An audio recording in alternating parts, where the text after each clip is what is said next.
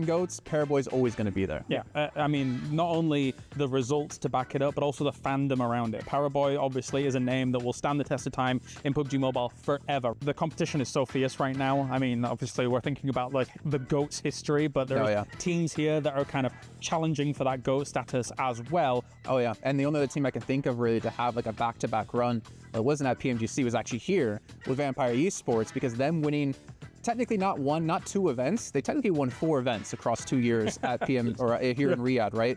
But for them to be able to pull it off now coming into the 3rd year, I think they have so much pressure on them, but they've shown in the past that they can win events like this. They're here again. It's going to be difficult, I think, to get 3 in a row. Yeah. But there is that magic. But for me, you know, when we talk about GOAT status teams, there's a couple of names there that might throw people off. Like, why would you put them in there? For me, Loops. Now, we know Brazil to be this team that, or this region that has so many really strong teams. Yeah. They were the first breakout team. They were a very aggressive team. They were like a shark who smells a drop of blood in the water. They set the foundation for the Brazilian, effectively, dominance of the Americas region. They are head and shoulders above the rest of the Americas when it comes to it. And Loops set that for Brazil. Coming into PMGC last year, coming into PMWI last year, I was like, when is Brazil taking a title? It should be now, I would say. We'll see. I mean, you mentioned, if you're going to mention that, you got to mention Alpha 7. Number 1 in the power rankings at the moment overall. But man, they're always the bridesmaid, never the bride. They have not won a big international event to date. But this team, it's a matter of when, not if, for them. So many seconds, a litany of second places. I think one of the question marks coming into this tournament, especially here for the PMWC, is Magrelin as their 4th player.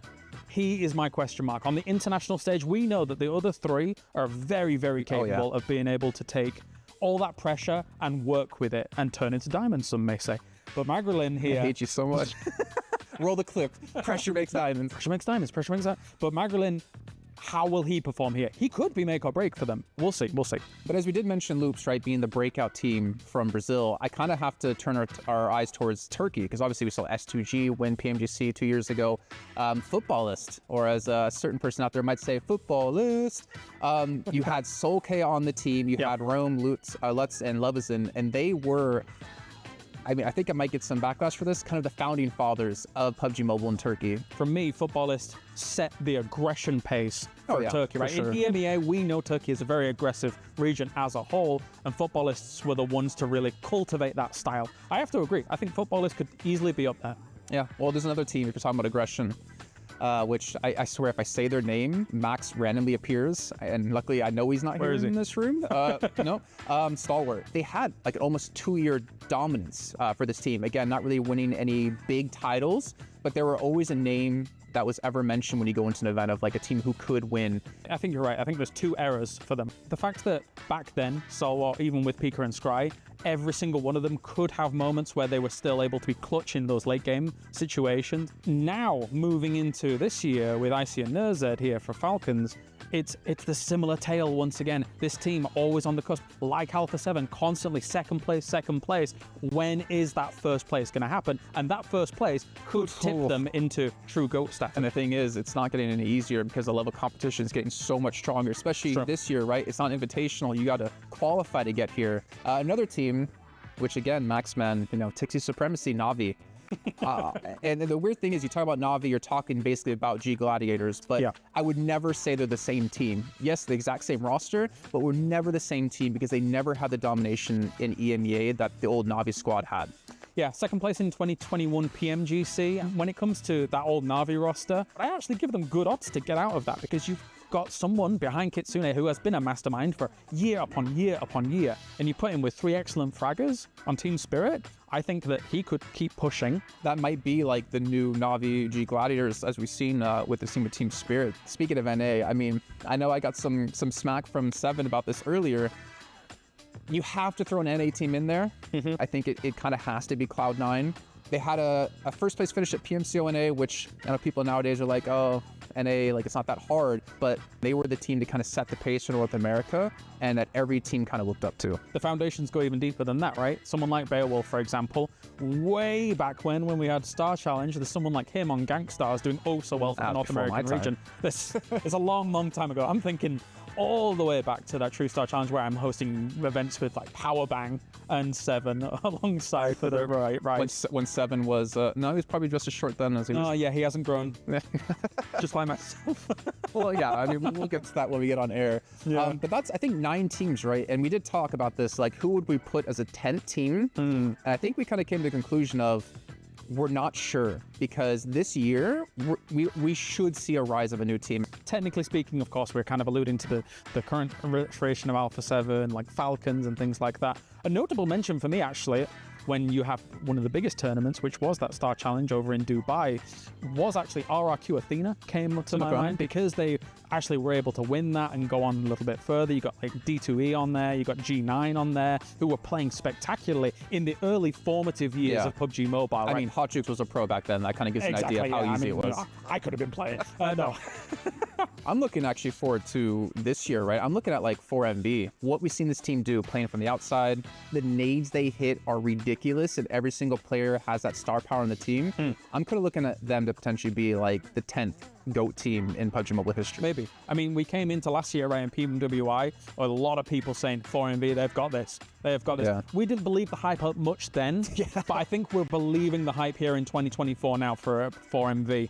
Looking at Doc, looking at how he was able to take the MVP spot, their utility usage compared to so many other teams is far and beyond what everybody else is doing, even in that region, which is a strong region, by the way. Insanely. You have the PMGC winners with IHC. Yes. You have Falcons there. You have so much depth of teams that it's hard to stand out, and they've been able to do that. They were standing out. 3 out of the 5 top players when it came to utility usage were all 4MV. This is early and mid-game usage, using it to great effectiveness. So, yeah, that's potentially an omen for the future. Well, I've got some news for you. I saw him at breakfast this morning. He was locked in. He was looting that breakfast like it was none other. He got everything on that plate so fast. I don't know. I'm ready to see what 4MV do, but I'm also curious what you guys at home have to say about who you think could potentially be a GOAT team, or who you think maybe we gave GOAT status to that you don't think they should deserve that. Well, let us know what you think, and we'll see you guys soon for some more PUBG Mobile action.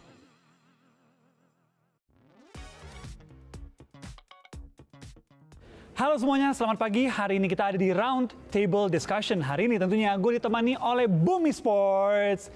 Halo. Halo. Hari ini gue ditemani sama, boleh perkenalan diri masing-masing dulu. Aku Yami. Halo, aku Frenzy. Dan aku Rezi. Oke, kita ditemani oleh Yami, Frenzy, dan juga Rezi. Kita hari ini bakal ngobrol-ngobrol bersama mereka, kita bakal diskusi-diskusi, dan yang pastinya kita bakal have fun ya teman-teman semua. Pertama-tama gimana perjalanan kalian semua bertiga dari Jakarta sampai ke Riyadh? Lancar semua? Lancar, alhamdulillah. Lancar semua ya, oke. Gimana pengalaman kali ini pertama kalinya untuk Yami dan juga Rezi ya? Iya. Dari Riyadh, untuk Frenzy kedua kali kan? Iya, yang 2 kali. Gimana mungkin dari Yami pengalamannya selama hari pertama di sini? Pengalamannya seru sih, bisa ketemu tim-tim lain ya, yang pasti tambah semangat lah. Pertama kali event global kan. Pertama kali ya? Iya. Yang sebelumnya ke-skip dulu ya? Iya. Untuk Frenzy gimana untuk kedua kalinya? Yang kedua kalinya pasti belajar banyak dari yang pertama. Pokoknya yang kedua kali ini lebih ready lah dibanding yang pertama. Oke, udah lebih ready dan lebih siap. Nanti kita lanjut lagi pertanyaannya ya. Oke. Untuk Rezi gimana untuk pengalaman pertama kali di Riyadh? Pengalamannya pasti bagus sih, cuma ya kayak harus adaptasi sama cuacanya karena panas banget kan. Sama harus jaga kesehatan. Oke, tadi dari Frenzy ada bilang lebih siap, udah lebih prepare juga untuk kedua kalinya. Apa aja nih yang udah di-prepare dari yang pertama kali dialamin sebelumnya? Kalau sekarang terbantu sama coaching staff juga, kayak lebih tahu dari habit apa tim yang sekarang ini, dari berapa ya, 24 tim ya, di grup stage ini. Kayak lebih ready aja dibanding yang dulu lah. Terus kayak dari segi mental juga lebih siap lah di kali ini, di PMWC. Perbedaan mentalnya gimana tuh dari pertama kali waktu itu join dan kali ini lebih siap di EWC juga? Kalau yang pertama kali karena ditunjuk pertama kali jadi GL, terus langsung turnamen internasional, jadi itu secara nggak langsung gugup sih waktu itu. Gugup? Apa nggak terlalu ngerti pressure-nya waktu itu? Bisa dua-duanya sih. Bisa dua-duanya ya? Iya. Ternyata pas dialamin pressure-nya gede banget langsung main di turnamen internasional. Iya, kayak gitu. Oke, dari Yami nih, kan ini pertama kali nih bakal tanding di turnamen internasional. Ya. Sebelumnya kan ke-skip sekali tuh. Adakah rasa yang mungkin gugup atau malah lebih excited untuk pertama kali tampil di kancah global? Lebih excited sih, nggak ada gugup sama sekali, makin semangat aja. Santai aja? Iya. Oke, lega ya Frenzy, teman-temannya Lega. lebih ready. Untuk Rezi gimana? Untuk kali ini tampil kembali nih di kancah global. Pasti lebih semangat lah. Kita ingin ngebuktikan kalau kita bisa perform banget. Untuk pertandingan kali ini kan ini bisa dibilang ada 24 tim yang berbeda juga. Untuk kalian sendiri ada waspadai tim khusus nggak dari Asia Tenggara atau mungkin di luar Asia Tenggara? Dari tim Mongol sih, for MP sih, lebih tepatnya for MP sih kalau. For MV. Kalau dari Frenzy, Paling kita waspadain sama tim-tim yang dekat sama drop zone kita aja sih. ada contoh mungkin dari beberapa Contoh tim? kayak mungkin di Rangel kita ada D+, Kia, DK, Oke. sama di Rumah Air ada Besiktas, BJK di Jakartanya. Dari Rezi mungkin ada tim-tim yang dari kamu sendiri udah perhatiin mungkin atau waspadain? Ada mungkin sama kayak Renji sih, tim-tim sekitar yang mungkin bisa mengganggu kita buat rotasi gitu-gitu. Oke. Untuk di mid game ya mungkin ada yang berpotensi gitu ngeganggu kalian di checkpoint awal atau kalian ikutin alur aja nih nanti seperti apa? Kayak semua tim pasti kita waspadain lah, kayak nggak bisa kita remehin. Oke. Dari Ami mungkin ada tim yang di luar awal-awal drop ini ada yang diwaspadain nggak untuk mungkin? Ya paling for MP sih, dari fight-nya kuat banget sih. Oke. Ada beberapa ini ya, mungkin bisa bilang pendapatan unik ya kan, banyak yang bilang 4MV ini kuat banget di turnamen-turnamen, tapi banyak yang bilang ketika dia di offline malah ngedrop banget nih Yami. Ada pendapat nggak dari lu ketika 4MV ini main offline apakah beneran ngedrop, apa emang mungkin dia awal-awal cuma gugup aja tuh pas pertama kali muncul? Lebih kuat online apa offline mereka? Online pasti. Online. Oke, nah tadi kan unik kan, bisa dibilang juga kalian harus adaptasi dengan smartphone ya. Gimana so far kalian adaptasi dengan mungkin suasana, dengan selain tim-tim ya, dengan gadget yang kalian juga diberikan, lancar atau mungkin minim banget persiapannya? Sih kita harus kayak pasti lancar juga sih, karena kita harus juga bisa cepet-cepet adaptasi kan, karena itu bukan alasan lah. Ketika kalian baru ganti device nih, kalian bakal ngikutin settingan gyro kalian semuanya sama persis dengan yang biasa kalian pakai, atau kalian mulai dari awal nih kayak wah ini gadget baru, gue harus setting dari polosan dulu nih biar ketemu nyamannya, atau ngikutin settingan lama dulu baru disesuaikan? Kalau HP-nya yang kan ada yang full screen banget tuh, Iya. nah itu kadang misklik gitu kadang, kayak di match-match awal. Oh, yang benar-benar flat banget gitu ya? Iya. Kita pakai change lama dulu, terus kayak nyoba, misalkan kekencangan atau keberatan baru kita kurangin gitu. Ada nggak tim yang menurut kalian tuh mainnya unik banget dan mungkin nggak terlalu diwaspadain, tapi bisa aja nih jadi lawan yang berbahaya dan juga mungkin potensi kuda hitam buat kalian? Mungkin dari Yami dulu. Money makers sih, paling money makers. Karena mereka kan mainnya lambat banget kan kalau yang kita lihat. Terus bisa jadi ada di belakang kita gitu. Bisa jadi ancaman juga lah buat kita. Paling Inco Gaming sih, karena dia drop di school, tapi dia mainnya late banget.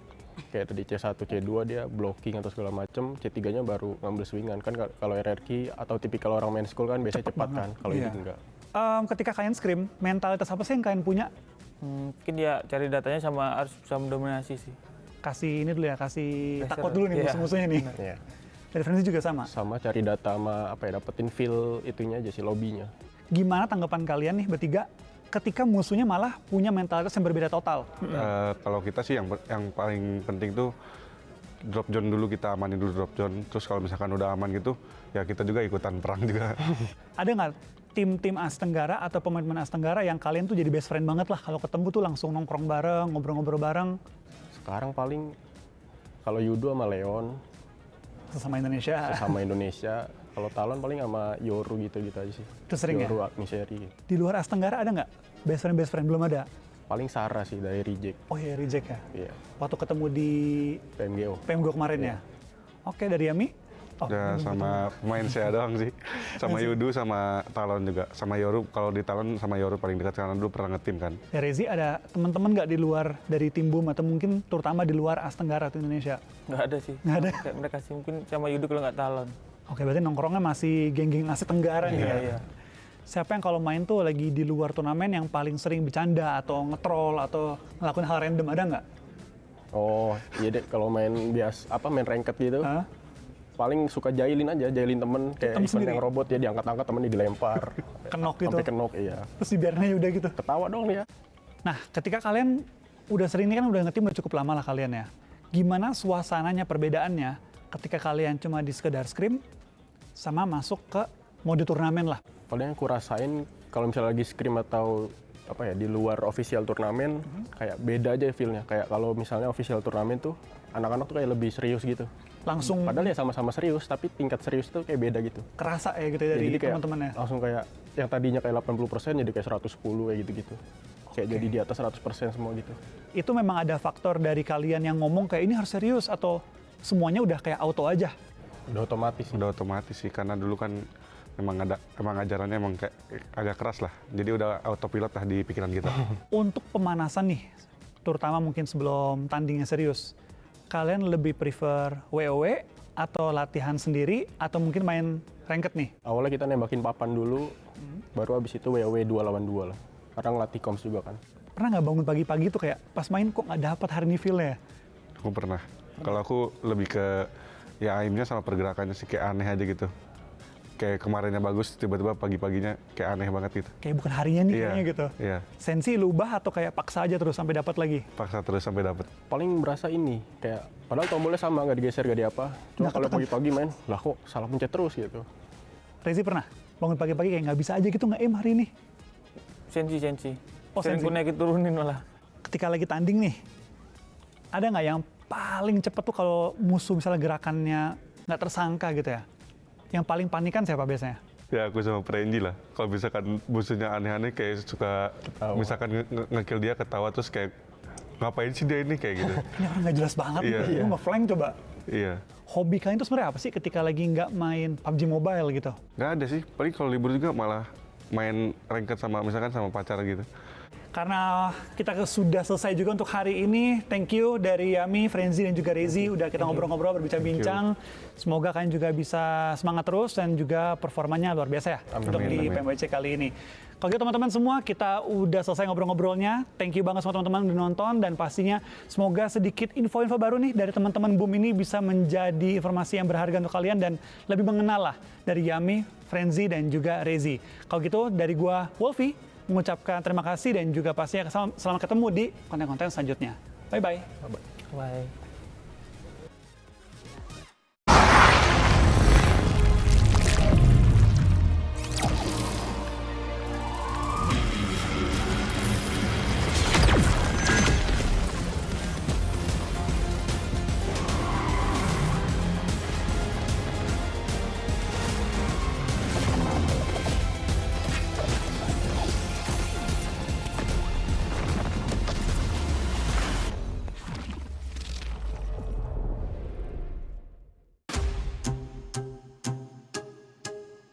The PUBG Mobile World Cup group stage erupted in excitement last weekend.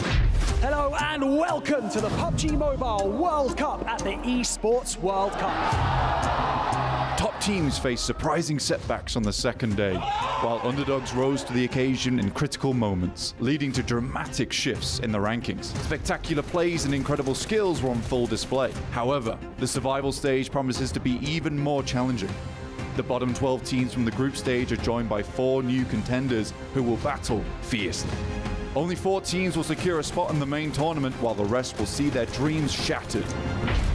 The survival of the fittest as the lions on the stage take the chicken dinner. Who will rise to the occasion? Who will show nerves? We're eager to find out.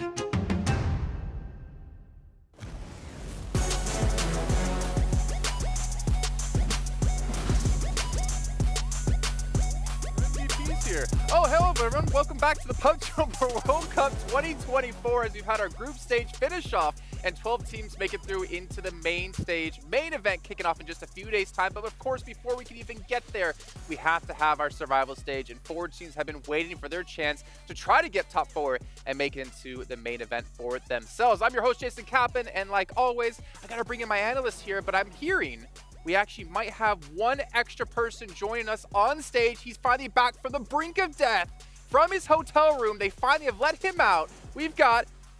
Oh, you're coming in now. I thought you were at the beginning. Okay, you were standing there as if you were coming in at the beginning. I thought that was my moment. And Okay. this is why we need rehearsals, because We're Maxman back. needs more than one take. We got Maxman joining us back finally. And of course, we have Several's game and Claris. And that shirt, Claris, is really showing off that progress. Look at that. He's Never going to end. Why is it? Yeah, Look at yeah. those shoulders, How's your too. progress going, Maxman? No progress. Oh, never mind. None, unfortunately, no, could not. I was bedridden, but I'm back with a very deep voice. Weirdly enough. I don't know how I feel about this voice, I don't know. gentlemen. I kind of like the high-pitched Max fan we used to have. Hey, it's me, Max. Yeah. That one. Whoa, Wait, Oh, he's actually back. I was hearing myself there for a That's second. crazy. It's a little bit weird, yeah. But Max, obviously, you have been watching the games in between your unconscious states that Don't you've say been it. having inside of the hotel. It wasn't in a coma. Don't talk to me about Falcons, Jason. Team Falcons. No. Your prediction. You have them predicted. We know about the Maxman curse. Yeah. Okay. Maxman curse. You couldn't control the Maxman curse, which is why he was stuck in his bedroom at the hotel because he was ill. My disappointment was immeasurable and my day was ruined, Jason, okay? I had so many nice messages like, oh, please get better soon. Oh, you're not going to curse my favorite team, Max. And I cursed Falcons, apparently. I don't know why I got blamed. I wasn't even on the show, but yeah, It wasn't hopefully me. they can come back. Yeah. You still picked them. Yeah. Sure, okay, whatever. That's fine. Don't worry. We'll move on past this, and we'll definitely circle around back to Falcons a little bit later on. But let's actually maybe talk about the format for you guys who are watching and how it's going to be going. The group stage all done and dusted, which means we're into our survival stage. We have 12 teams who have had 2 days of play now coming here to participate in this against 4 teams who haven't played a single match here on stage, which might be a little bit tough for them, to be honest, Seven. I think it is going to be tough. I got a chance to talk a little bit to Team Spirit and with Kitsune. He said that it wasn't going to be as tough, but his confidence wasn't quite there yet.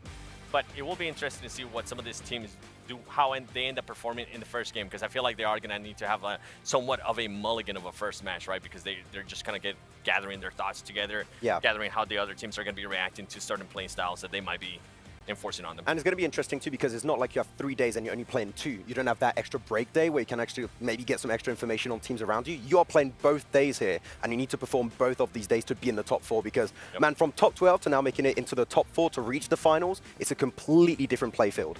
Different playing field. Oh yeah, that's true. Let's take a look at the prize money for them to earn here today. Of course, it is $1 million for the group stage, $380K here for survival, and of course that main tournament where you can win $400,000 in first place. It's going to be tough, but Claris, we're talking about the teams who might be coming in cold. What about the teams who did participate, have an underwhelming performance? Having that day off might have actually helped them to reset their mental. Yeah, there needs to be big changes. I mean, especially for some of the very hopeful teams, like, of course, I would say Mad Bulls and Falcons are 2 names that really spring to mind as they would have said, coming into this tournament, we need to be in the main tournament. Never mind the fact that we should be winning or being on podium at least. There needs to be big changes. Falcons, for example, need to be... where do I even begin?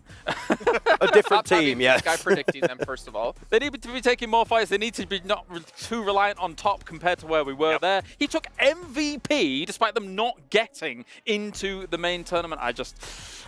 I would say this is the worst they've looked in like 3 years, right? I would agree. This is definitely Falcons that have fallen off. So like we need to see a big comeback here, because making it to top 12, that was the easy opportunity to reach the finals. Now it's hard mode. I want to see how Nurset's going to be actually performing this tournament, because he only ended up with 3 eliminations in 6 matches. Now he's going to have to play all those 12 matches. Be interesting to see if maybe whatever was happening between that team, it's now fixed for survival stage. You know, sometimes we have these awesome, exhilarating reactions. Sometimes we have the sad ones, which I kind of wish we had one in your room, seeing Falcons not qualify. Let's actually check out some of the best reactions we had from Day 3 in the group stage when we'll be back to kick off the survival stage.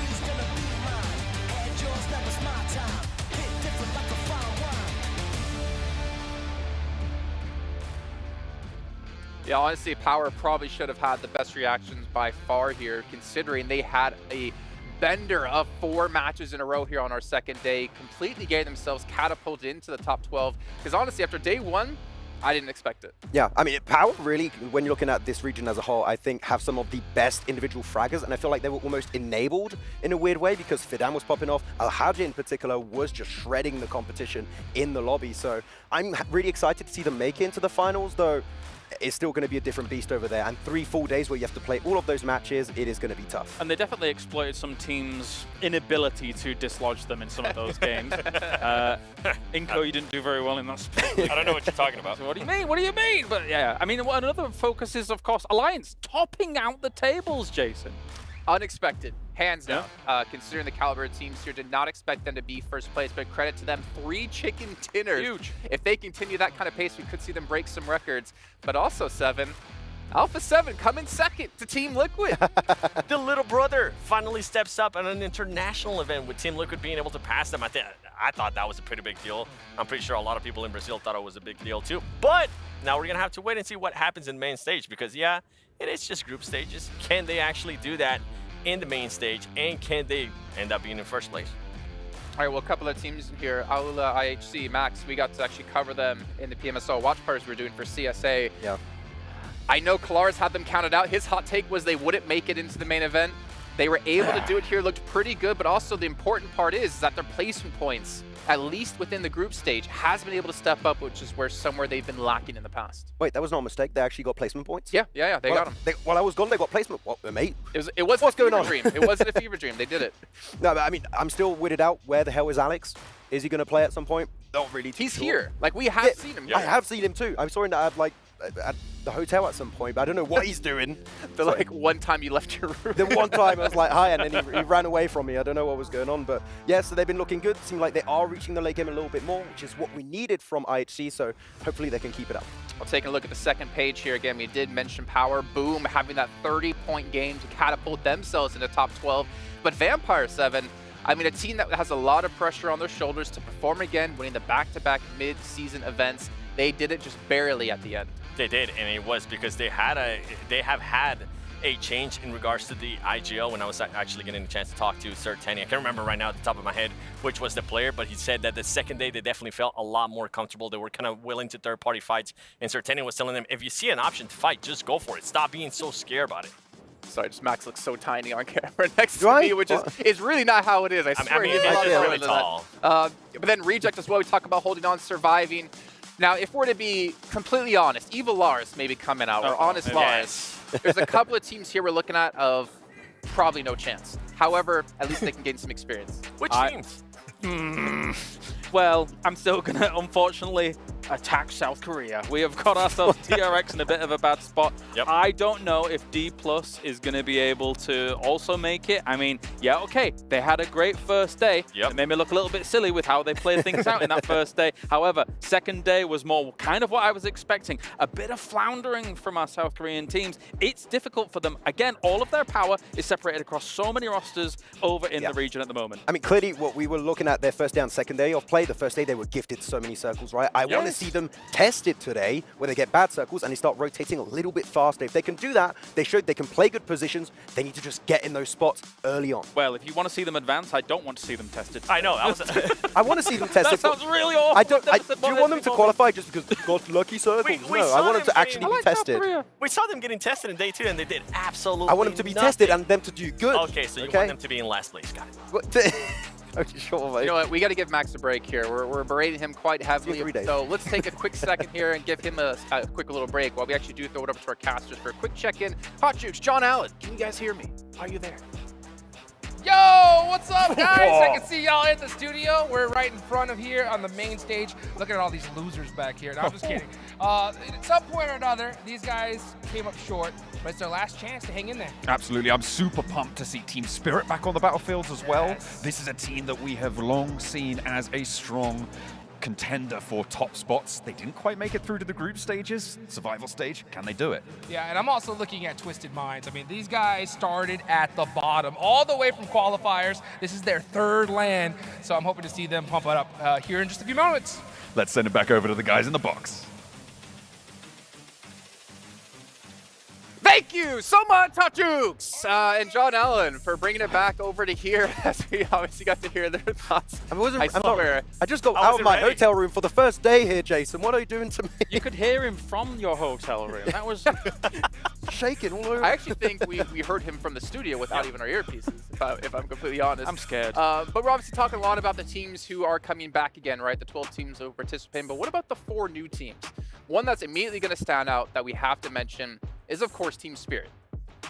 I don't know which one of you wants to take it. Maxman, since you weren't working the last 3 days, we'll put it on you. Okay, I'll take over. Yeah, Team Spirit, of course, when you're looking at the EMEA region, this is a super team, right? Looking at all the players they have on their side, they're all players that can frag out. Kitsune has been IGLing also at a great level for this team when he does not get eliminated in the first 5 minutes. It has happened a bit. But I feel like these 4 teams, when we're looking at them, Team Spirit is the team that everyone is expecting for them to make into top 4, but it's so competitive that even Team Spirit might not make the cut. You might have had Brute Force win EMEA, but I do think Team Spirit has the highest skill ceiling potential, at least. If you think about their run in EMEA as well, breaking things down, 7 podium finishes, and a lot of those were first places on Sanhok across the EMEA tournament. The 3 Sanhoks they played, first, second, and third on Sanhok. If they get a good start here, that could get the ball rolling for them very quickly, because we're playing Sanhok first. Maybe Spirit can do something there. That's last place on Wrangel. A team for Sanhok? Who are you? Okay, right. What? Oh, do good on Sanhok, Erangel. Meanwhile, I was thinking about their Miramars, because their Miramars were absolutely awful. I think they were averaging about 11th place finish, except for the last Miramar that ended up pretty much qualifying them. But yeah, they're Sanhok. Okay. So just Sanhok. Yeah. Well, one topic I want to bring up with them is Nomi. The fact and the caliber of play he's able to pull off doing those like 1v3s, or not 1v3s, like the 1-3 splits for his team, I don't know how effective that's going to be in a lobby like this. That's the issue. It kind of skirts the line between genius and insanity, right? If you do make it work and it looks good in that moment, then you look great. However, you've got to be absolutely on point to make it work. I bring that up because Alliance have been so strong in their splits and their spreads, and those have been 1-1-1-1s mostly. I don't know if the splits are going to work still for Alliance in the finals, though, so we'll have to see how that's going to go. But also we have to keep in mind when looking at Team Spirit, that they've had this team built up for the spring season. So I'm really wondering how it's going to go for this, because now they've built up that synergy. There's a lot more trust, so I do have a lot of hope for them as to how they might do in the survival stage. Hi, Max. Can you just go back, because these two weren't acting so weird when you weren't here. You guys at home, though, let us hear your predictions. You can head over to stcplay.gg. Honestly, I don't really want to make any predictions because it's going to be a tough day. But let's kick off our day and head down to the stage.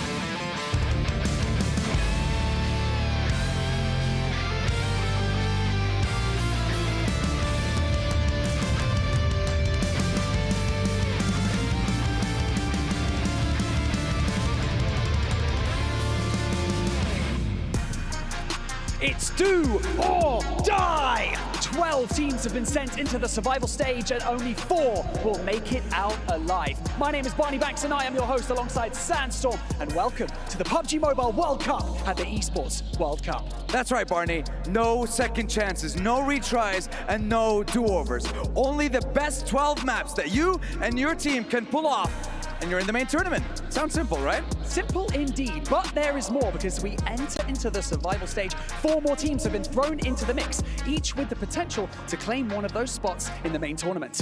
Bear in mind, this is the last chance our teams have to maintain their place here at the PUBG Mobile World Cup. The redemption story we all know and love. The underdogs that overcome the odds. So without further ado, let's welcome our teams, starting with Brute Force.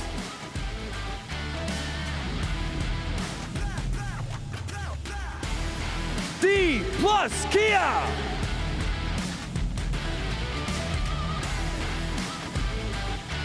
Istanbul Wildcats, next Ruya. CAG Osaka. Team Falcons. Inco Gaming. Mad Bulls. Harami Bro. Besiktas Black. DRX. DJB Esports. Money Makers.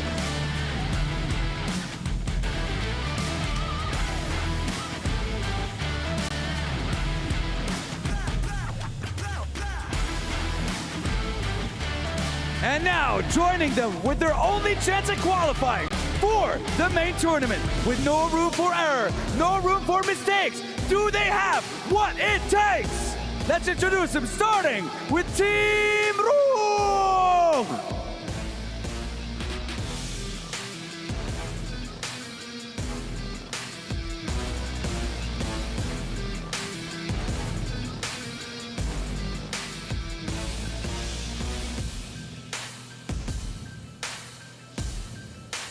Just scraping by in their region in 6th place. They'll need to do a heck of a lot more to prove themselves in this stage. Welcome, Team Pandem!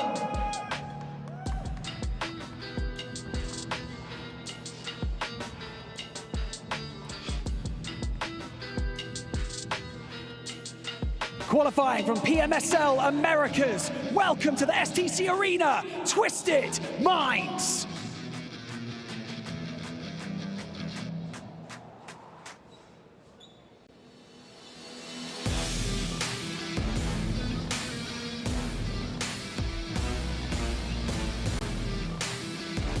And finally, entering the stage from PMSL EMEA, Team Spirit.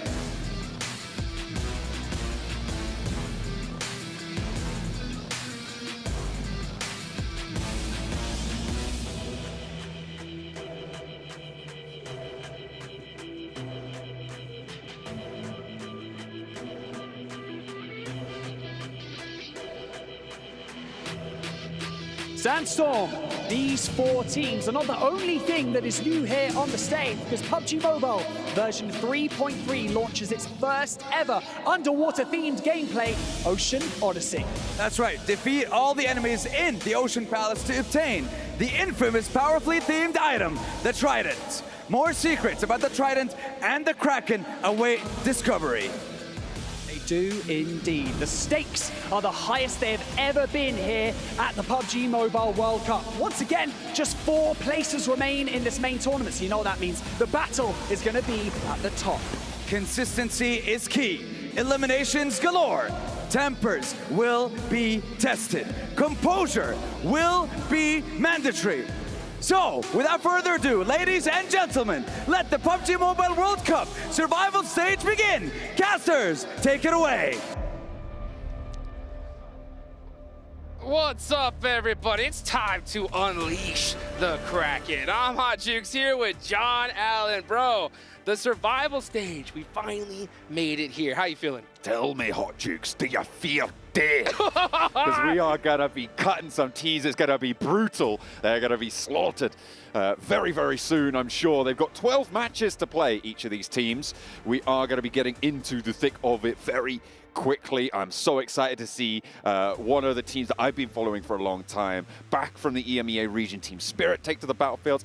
I spoke about them before. I'm going to speak about them again. You will hear more from me about them as well, because I really am rooting for this team to be able to make it through. I think one of those 4 top spots, I think they could do it. Oh, let's see. Hopefully we can talk about them in the finals, but that is it. 4 slots remaining here, and there are 16 teams that are going to be battling for them and literally just giving it all they got. As a matter of fact, before we started the show, I was backstage there with Ginny, and I got to look at some of these players walking in, and I could just see the nerves on their faces. And the reason why is because tomorrow, if they don't make it in top 4, not only are they going to go home, but they gotta watch their keys get destroyed right in front of their own beaks, John Allen. Obliterated before their very eyes. A soul-crushing feeling, I'm sure. And 12 of them are going to go down the drain very, very soon. Of course, only 4 of those keys are going to be kept intact. We've already sent 12 to those final stages in the last 3 days of games. If you didn't see those, go and check out some of the recaps, the HQ show as well. You'll get all the down low. But we are going to be focusing now on our new set of 16. It is going to be tense, and cooler heads need to prevail in order to see yourself into the top 4. It's do or die. It is do or die right now. And I'm shocked to see some names here. You know, for sure. D plus Kia had a monster day 1 in the group stage and then completely fell off the map in day number 2. And they're here for a reason. And another one, of course, Team Falcons. Oh, yeah. I cannot believe that. That is crazy. This team was lauded as a favorite to win coming into this tournament, right? They're up there with the likes of 4MV, with Alpha 7. That's right. And they just did not stand up. They need some more backup for Top because he was fragging out of his mind in that last day. The rest of the team, not so much. So today is their time to try and bring up that pace, to pick up those points, because it is going to be up to 4th place. 4th place back in the group stages sat at around 90 points, but there was a larger field, which means that likely we're going to be sitting somewhere in the high 80s for that 4th place finish for our teams here today and tomorrow as well, of course. So pushing up over that 90-point margin, that's what these teams are going to be looking to strive for. The target to beat 122 from Alliance in the group stage. All right, well, let's see if they can do it. I mean, during the group stage, your math was on point, so I think that is a target that these teams are definitely going to have their eyes on. Now, we're about to head into Sandhawk, all right? We're only going to see 2 of those so far in this survival stage. You can see these players, they got those drop locations. Oh, give me a copy of that. Yeah, I need a copy of that. That's for sure, you know, and at this time, where you have everything on the line, I think that that is a very soft agreement, if I say so myself. Yeah, I mean, it's going to be interesting to see if anyone is actually going to try and change things up, right? If there is going to be a wild hot drop, because on these short game sets, right, it is so impactful to have a big game. If you can sneak away 4 eliminations right off the bat of something that someone isn't expecting you to do, that's huge. That's a massive impact coming into these games. When you're looking at a 10-point per game average being really strong, getting 4 points on that just right off the mark is going to be big. So as we wait for our teams to enter the jungle, we are going to be paying attention very closely to what happens at the start of this next match. I was paying attention to that paper right there, and I saw 2 names dead center of that paper. Okay. I saw Team Falcons, and I saw Team Spirit. Ooh. Are we going to see a hot drop in boot camp off the rip? Well, Team Spirit were a team that were dropping around boot camp. They do sometimes do that trifecta split as well, so they can have that sort of position in the back pocket. But remember, Sandhawk being only 2 of our maps over the next 2 days is going to be a little bit different, right? It's going to change things up just that little bit. So maybe they're more willing to go for some risky drops on this map. Yeah, I mean, that's the way to do it. Honestly, I've said it so many times. If you're going into a tournament like this, especially a 2-day one where every single map is so critical, if you're a confident squad, you have that experience, you know, and Team Falcons should be one of those teams, right? Yeah. Playing extra aggressive off the rip usually pays off because so many of these players are going to have those nerves. I mean, these 4 teams that just came in here, right? We can look at that. One of them being Team Spirit. They didn't get that warm-up play that so many of these other squads did. So if you're going to try and take advantage of it, you better do it off the rip, right? Yeah, they don't have that hands-on experience with these teams, right, that so many of the others do. But looking at these 16 teams, I'm trying to pick out the 4 that I think are going to be the challengers coming into those grand finals, right? I think it's fairly clear. I'm back in Team Spirit all the way. Kitsune, a storied IGL with that cool, calm, collected stage experience on global stages. He absolutely can lead this team to victory, and they've got the talent to do so. I believe in them. Falcons as well, another team that I think we would both agree should be in those finals. For sure, for sure. I mean, I was straight up shocked to see them, you know, in the survival stage in the first place. So hopefully we could see them snag one of those slots. But at the end of the day, 2 days, it's anyone's game. Anybody I've taken can the do 2 easy picks there. Right, out of the that 4, is right? true. Do you want to throw anyone else's name in the hat on that one? Let's see. Honestly, I mean, D plus Kia showed us some good signs of life. I wouldn't mind seeing them there. Mad Bulls has kind of been like one of those little squads that honestly disappointed me yesterday, or the day before yesterday. Watching them play so passive when they could have got it done towards the end. I think that after that last match of their group stage, they had to go home and just say, you know what, we got to go back to the drawing board, because it's moments like that that either you go crazy afterwards or it's just dead silence. I'm looking at Inco, the lil bro of Brazil, right? There you go. This is a team that sat in the shadow of Alpha 7 and Team Liquid for quite a while now. Whenever you talk about Brazil, it is those two rosters, obviously previously with Loops in the mix. That was there as the presence that they had. But I feel like Inco, they were 13th place, right? By 3 points, they didn't qualify to the group stage. This is a top-performing team coming out of those group stages. They've got the most experience against the rest of this lobby. I think that they can do it. I think they've got the chops. We'll have to wait and see, though, because there are plenty of other teams taking that fight. And one of those teams, Team Liquid, in those finals already, they're going to be happy with that performance. Yeah, another team, if I were to pick one more, I think I got to go with Twisted Minds. And the reason why is just because that storyline, them starting all the way at the bottom, working their way up little by little, and now here in Saudi. As a matter of fact, I talked to their IGL. I talked to Igor, right? And I asked Igor, I was like, you ready for the survival stage, bro? And he said, oh, I'm ready. I was like, there's only 4 slots available. He looked back in my eye, and he said, nah, there's only 3 slots available, because we're getting one, you know? Whoa. So I was like, all right, I like that confidence. But, you know, at the end of the day, you either got to put up or shut up. Yeah, coming from the PMSL as well. We'll see if they're able to keep up that pace to make sure that they are getting everything done, because that trophy looks sweet. And it is going to be one hell of a task to lift it.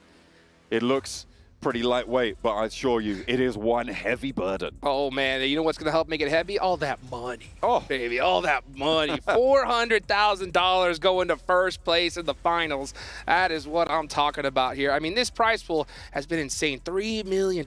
We already gave $1 million away just the other day, and now we got another $380,000 to give away in the next 2. But it's only 4 slots. Only 4 slots. Yeah, a good chunk of that money is great, but you need to make it to those finals. That's true. 4th place, the results, the reward for 4th place, $26K. 5th place, $25.5K. It's $500, but it is a whole lot of disappointment that's involved in that. And I say $500 like that isn't a lot of money as well, by the way, split between the players. That's a cool new pair of trainers, That's right. Each. But yeah, let's take a look at some more of our teams coming into this one.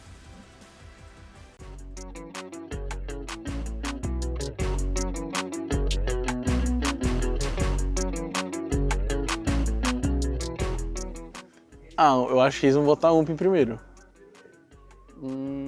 Eu acho que a WM. Em primeiro? É, eu acho que a WM é a mais famosa. Tá.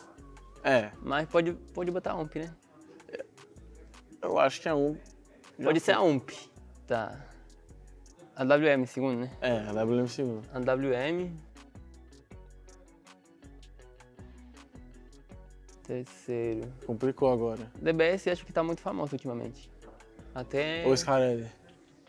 É que é o público, né? Não, mas acho que... DBS eu também acho, né? Dessas aí, a Scarelli tem que estar, né? É, são os que será que na frente da DBS? É, acho que sim, é. Na frente. É. Scarelli. Scarelli, terceiro. Daí depois sim, DBS. É, agora DBS. DBS em quarto. Agora tá... complicou. SWK, né? Pro público, será?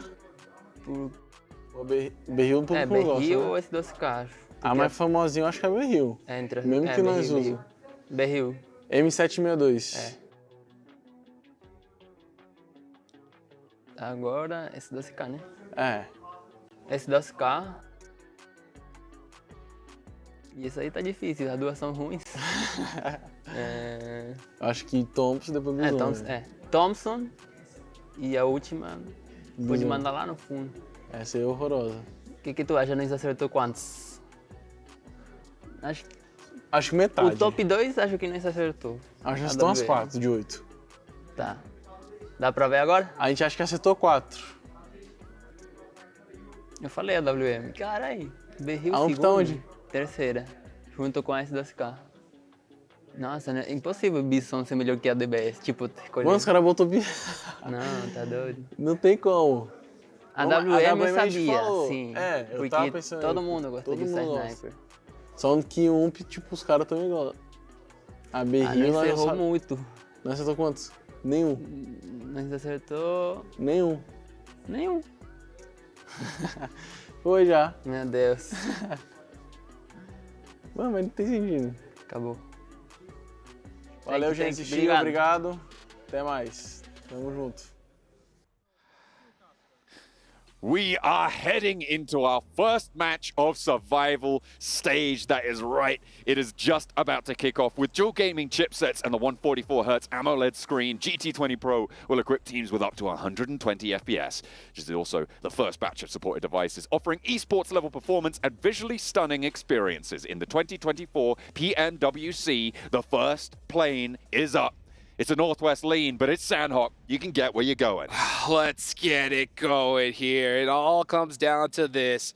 Only a few matches that we're going to be able to see here, and quite a few teams are going home. So those 4 slots, who is going to get them? Right now, my eyes are right dead center of the map. Are we going to get that boot camp hot drop? I am seeing 2 colors right close to each other. And yep, it is Team Spirit going up against the Falcons early. We've got another scrap as well, but we'll hop on board with this. Nurzed with the first knock over towards Team Spirit. But there's the trade. Nomi still down, not going to be res just yet. Can't really find it. Another knock over towards Team Spirit, and it's a 3 versus 2 on the early scrap for boot camp. Naomi trying to move around Kitsune, going for the rotate around the edge. They're looking to try and put pressure onto Naomi now. He needs to hold his nerve, and it's not there. Team Spirit immediately dispatched, and boot camp, a graveyard for this roster. Falcons able to take it home. What a crazy start. Are you kidding me? And a really risky move from Team Spirit. Unfortunately, not paying off at all. Team Falcons are going to get the 4 eliminations off the rip, and they have all 4 up, so it couldn't have gone better for them. What a way to kick things off. Falcons taking out one of their main rivals in Team Spirit for the first match. Still plenty to play, but that is not going to be good news for the roster. Brutal. They didn't even get 1 elimination out of that fight. It is no consolation. And boot camp might just go to the Falcons. I'm going to be interested to see what the Team Spirit team will do to adjust in the next Sandhawk. It's going to be a while before that. Let's look at this circle, right? We've got a southeast shift. We've got Quarry slap bang in the middle of it. IWNRX control a lot of the ground to the north side, but those compounds around that Quarry are going to be all important for rotational play. Oh my goodness, this is going to be terrible. I don't know how Team Spirit need to find a way to bounce back after that, because not only did they sit at a group stage, they only played, what, 2 minutes of this map? And they're going to have to wait a good 30 to 40 before they can start playing again. So, oh boy, that is one of their 12 matches they're going to be playing here. Gone just like that. That is out of there. Oof. I'm looking at the zone, so I always look at that northwestern island. We're going to see T-Pandem up there. They're the only squad that actually took that island. So they're going to have to find a way on in. And D plus Kia are actually in a really good position as well. They are all the way down, spreading out through Kampong and Docks. So they have that bottom right side of the map completely locked down. Falcons and Team Spirit was not the only hot drop that happened. Painan also got a little bit spicy, with Harame Bro taking now 3 casualties to the Moneymakers, who have been shunting them out to the south side. That is a really important, again, rotational pass point, right? In Painan, being able to control that ground, really important. But that hill to the northeast is always its Achilles heel, right? You've got that difficult overlook to deal with. If Seiji Osaka move into that position, they might be able to spot a moneymaker or 2 and pick up a point for their troubles. Rook coming up proper. Zedwolf just spraying them down. They've got a crossfire. Rook just disappeared. Gone in an instant. Just like that. I mean, we're seeing teams go out like crazy off the rip. And let's look at the replay here, though. Oh, my goodness. Icy coming out from the other angle, finding the M4. How fortunate. And just putting in some work. Team Spirit didn't have a chance. Look how many, you only had like, what, 14 rounds left? That's all you need. You only need 4 shots, right? That's right. I suppose if you can get one through with the appropriate caliber, you only need 3 even, or 2. What a way to start things off. Looks like some teams were kind of thinking alike, because aggression off the rip seems to be the way. And it has paid off for quite a few squads. You got IWNRX with 4, Falcon with 4, and Moneymakers with 3. Harami, bro, that last player is going to have to find a way to scavenge a couple placement points. Yeah, hopefully they'll be able to find something into this one. I'm not too hopeful for it, however. Sandhawk can be treacherous at the best of times. South side of Quarry, around the cave area, currently starting to get more and more occupied. TJB hold the areas around cave, around the top of that hill, and they should be able to exert a lot of control over the surrounding area. Besiktas currently split 2 and 2 either side of the crossing down to the south edge near Bantai on that side of the map. So potential for them to remain split for just a little bit longer. I don't think too many teams are actually going to be putting too much pressure on them, so we'll see what they're able to do from that south edge. Yeah, let's see what happens. Right now I'm looking at Team Falcons. Team Falcons are still in boot camp. Normally I think we see a lot of teams in a position like this leave pretty early and try to take that hill right above them. But I think since they have those 4 eliminations, oh, let's look at this. Oh, it was actually a knife battle to start things off. N16 coming on out, and you can just see him shaking his head. No, please, no. You're not going to be able to convince them with that. No, not in the survival stage, that's for sure. No, those points are gold dust right now. Inco currently still holding around the bridge. It looks like they want to try and catch someone moving from Camp Alpha, but that's not to be, because currently nobody now remains on the Northwestern Island. They're still vigilant. They still think something's going on, but they're going to have to get on their way fairly soon, because all the crossings are now going to be really treacherous ahead of them, trying to move out to the east. Yeah, this is what I like to see, though. I like to see teams scouted out, you know, just really trying to check every single angle before they start moving. I don't want to see any kind of crazy, you know, 3rd, 4th circle drive-ins to the middle of the map. That just doesn't work. And honestly, I was so shook. I was actually talking to Calaharis about this.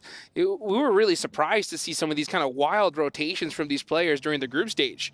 So I hope a lot of them took that day off, did their homework, you know, and realized it's a lot better going out with an M4 in your hand than just kind of just driving, you know, silly-willy all in the middle of nowhere. Yeah, absolutely. You know what I've just noticed? Is that the 2 teams have gone out. 2 of our new teams. Oh, that's right. Right? So maybe what you were talking about, Spirit. that freshness, that coming in without having had the grind of the previous 3 days of games, maybe that's coming back to bite them. We'll have to wait and see if they can pick up the pace. Obviously, kind of, it's the big Sandhawk asterisk that sits atop that result in this first match, but I feel like Team Spirit may be a little bit more excusable than what happened to Rook. They just rolled up to IWNRX with nothing. Got shredded just like that. Take a look here at Paradise Resort, now outside of the zone. Let's see where this next zone is going to go. Are we going to get another crazy shift, or will it center on up? You know all these teams that are right there. Oh, okay. This is actually a really good shift for Inco. Yeah, I was going to say, like, these guys have been holding this bridge still in the blue zone. I feel like now they've got to figure out, okay, guys, maybe there actually isn't anyone, but they've definitely cleared out their flank, which is going to be a big attribute to them. Yes, yeah. Now they know that their backs are going to be clear, because if someone was going through that bridge, they would have definitely, you know, passed it up by now. So now they're going to start heading their way in little by little. Only team they really got to look out for is Moneymakers, but we do see a little bit of a fight start to ring out. At least one of the Mad Bulls getting caught on rotation. Now we're seeing Team Falcons punishing another squad as well. The shots are definitely starting to ring out. Falcons on 5 eliminations. They've moved southeast from boot camp, holding down IWNRX, controlling the west side of this quarry. They're in a really powerful split right now, and not too much pressure being exerted on them. With the Mad Bulls trying to flee underneath them, try and get away from the position that they hold, it doesn't look too likely that they're going to go for this crash. Once they res up, they might try and fall back, but they've already got that outpost further south, and the regroup there far, far more likely. So IWNRX in a pretty safe spot right now. And IWNRX was one of those squads that you were looking at hard during the group stage and just came up short. I mean, just from your experience, why do you think that was? It just felt like Zedwolf wasn't able to be enabled in the same way that he was during EMEA. The guy was insane. He still is insane at the game. For sure. Coming into this one, though, just wasn't set up, wasn't enabled. It felt like there was just no synergy amongst this roster. There wasn't any sort of initiative being taken, and I don't know really what to chalk it up to be honest. It's so many reasons. It's just a real tough lobby, I guess. That's kind of that's a fact where it sits for these guys. And yeah, I was disappointed with them. They had that really strong final match, right? But it just wasn't enough. Was that a double knock? That was a double knock right there from the final player of Harami Bro. Unfortunately, yeah, he's all by his lonesome. He's going to try to be able to throw another one here. Maybe get a confirmation. Actually throws it into that door. Oh, he's bringing out with the DBS. He's in trouble. And he Moss, got to get it done. Oh, he's down to like half an HP, and he's done for. That is going to be our first team from the group stages getting eliminated in 14th place. Harami Bro 0 points, but Team Pandem were not too far away from the chopping block either on that engagement either. So we'll have to wait and see how much further they can go with the 2 players they've got. Inco have made their move. They're trying to sweep through, and who's in their way? It's the Falcons. They're going to be looking to pick up even more points now. 5 eliminations already. Is Inco going to be able to change things? Solid rotation for the Falcons. They came here from boot camp, and they catch Inco off guard here, and they are punishing him. That's 2 knocks, and then Nenebete up top being knocked. That completely eliminates that angle. Gary going down as well. It's all up to action. It's trying to move forwards. Putting that Molotov in. Vitali trying to hold down the off angle, but the smoke is there, and there's an off angle of their own for Falcons. Icy able to cool things down now. There's action heating it up in return. Nenebete turns tail. Inco cannot punch through the Falcons' hold. Yeah, wait, Falcons are on the south coast. They've crossed the river. Oh, yeah. Yes, they did. Yeah, they moved on over.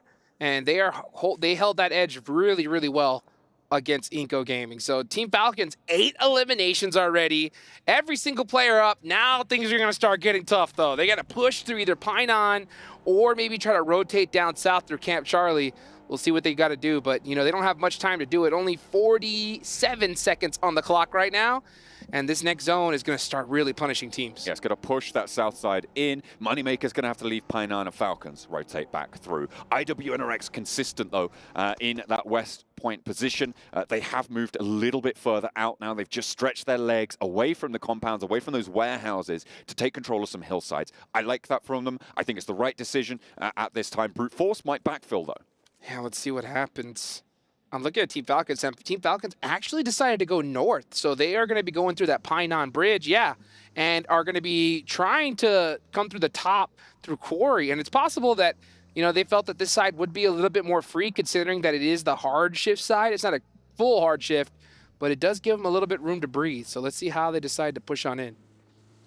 They are still marauding around. I believe that's the direction that they rotated from that north shore, because remember they started in boot camp and then went to that south island. I believe that north bridge was where they rotated from, so it was the clearest that they knew to scout and return. But Brute Force now might be a little caltrop on the tracks, but with the shots ringing out now, I think Falcons are going to know. They dip into the blue, actually, to just get even further around this one. They're playing on the east side of Quarry. Might even crash into D+ if they go much further. They're playing it very, very safe right now, but they got to be careful because this is all unknown territory. They have no idea where these other teams are, but let's see how they decide to sneak in. So instead, they fully send it on down into the Quarry, and that is going to be semi-safe for now. Brute Force is going to have some good eyes on them. Oh, they're burning up bad. I'm surprised that they continue to send it on over here, but they do survive. Okay, they managed to get to some cover. The vehicles, though, gonna have to be ditched. Playing into Quarry, I mean, it's risky. It's really risky, because especially when you got Brute Force who know where you are, with D+ who now know where you are. D+ Kia got to start to put the punishment down towards action. He's got a nade. He's got to pull the pin up towards that watchtower. That could be good. If it gets through the window, I don't think it quite tagged on in, so it's not going to have the impact that we're looking for. Brute Force took a knock in the meantime. That was such a risky rotation from the Falcons. I mean, they could have just pushed in little by little and used their weapons, but instead, just crazy bold. They're so lucky that UAS even flipped over right on time, and they were able to make it into this next circle. The only thing is that they're completely trapped here. Like, if the zone goes anywhere away from this, they have no means to get there other than their 2 feet right below them. Yeah, those GAMs going to need to start to hoof it, plonk their way forwards. It's going to be a tough march, though. Moneymakers onto the hillside. They've left from Painan now, and they're pushing up towards CAG Osaka. Both teams on 4 players alive. 4 eliminations already on the hot drop. And D+ Kia going to find action from Falcons in the meantime in the Quarry. The fight on the hilltop now for Moneymakers and CAG Osaka going to rage on as the nades go back and forth, and Koa goes down first. Nades coming back, and Garnet wants to put another one right on the money, but it's not quite going to do the damage to get the flush. Nox not going to be coming through thick and fast. There was a re-knock, by the way, on the Falcons versus D+ Kia fight as the circle shifts out far to the east. That's going to be interesting for them. The nade for Moneymakers, a second knock, and in goes the US. They spray forwards, but there's an answer. Icy Boss at the back will be able to take the first approach down, but it's all up to him. A nade, a smoke, a Molotov's going to push him out wide. The blue zone's going to take him down, and that is all she wrote for the Moneymakers. 4 points on the match, and that's all they'll find. 5 elims, they did get 1 in response. Now let's go ahead and move on over to this fight, TJB versus Mad Bulls. And it looks like one of their players is out of position. Yeah, he's going to get eliminated, so that's down to just 2 remaining squads. And this fight is really going to ring out because this is center of this next circle. GK first, actually, they can wait. They shouldn't mind having to share this compound. But if they're going to make this push, they have to do it right now, because third parties are going to be coming like crazy in just a few seconds. It's a really important compound for TJB to try and hold Twisted Mind's position right now. I'm a big fan of, once Besiktas regroup as well, this south side, I think, is going to be a stronghold in these next phases. The difficulty, of course, is there's a little bit more crunch to that south side. That cave top hill can also be pretty dangerous if a team tries to approach, which is why Besiktas are trying to keep such a wide split right now. They need more control to hold that top spot. I didn't even want to say it, John. I have been begging for a Sandhawk cave circle since like the beginning of time. So I want it so bad. Come on, Zone. Go down south. I want to see a cave finish. One of the best finishes I've ever seen. It wasn't very loud. In fact, it was a 0 elimination chicken dinner that came through. It was De Muerte at the time, and they hid down in the cave, and everybody else couldn't out-heal the blue. They just had more meds with the last player for De Muerte, and they were able to get 0 eliminations and win it out by hiding in cave. Oh, let's see if we can see that. Meanwhile, the Falcons are going to be trying to make it happen here on the north side where Quarry is. D+ Kia throwing some nades, trying to make the rotation even more difficult. Icy is starting to find some angles, though. He is able to make it up the hill. D+ Kia need to start watching their backs here soon. 9 eliminations now for Falcons. They are angry that they did not make it into those group stages. Oh, that nade. Positions, a nade up top nearly finds top K. Going to be taken down a little bit lower. There's a spray from an off angle. Another nade put up towards him, but no knocks found just yet. Top still is alive and kicking, but he needs to get some healing done to avoid another nade. And K, same story for him. The shift out to the west forces them to play around the edge of this quarry even further. RIP K finish.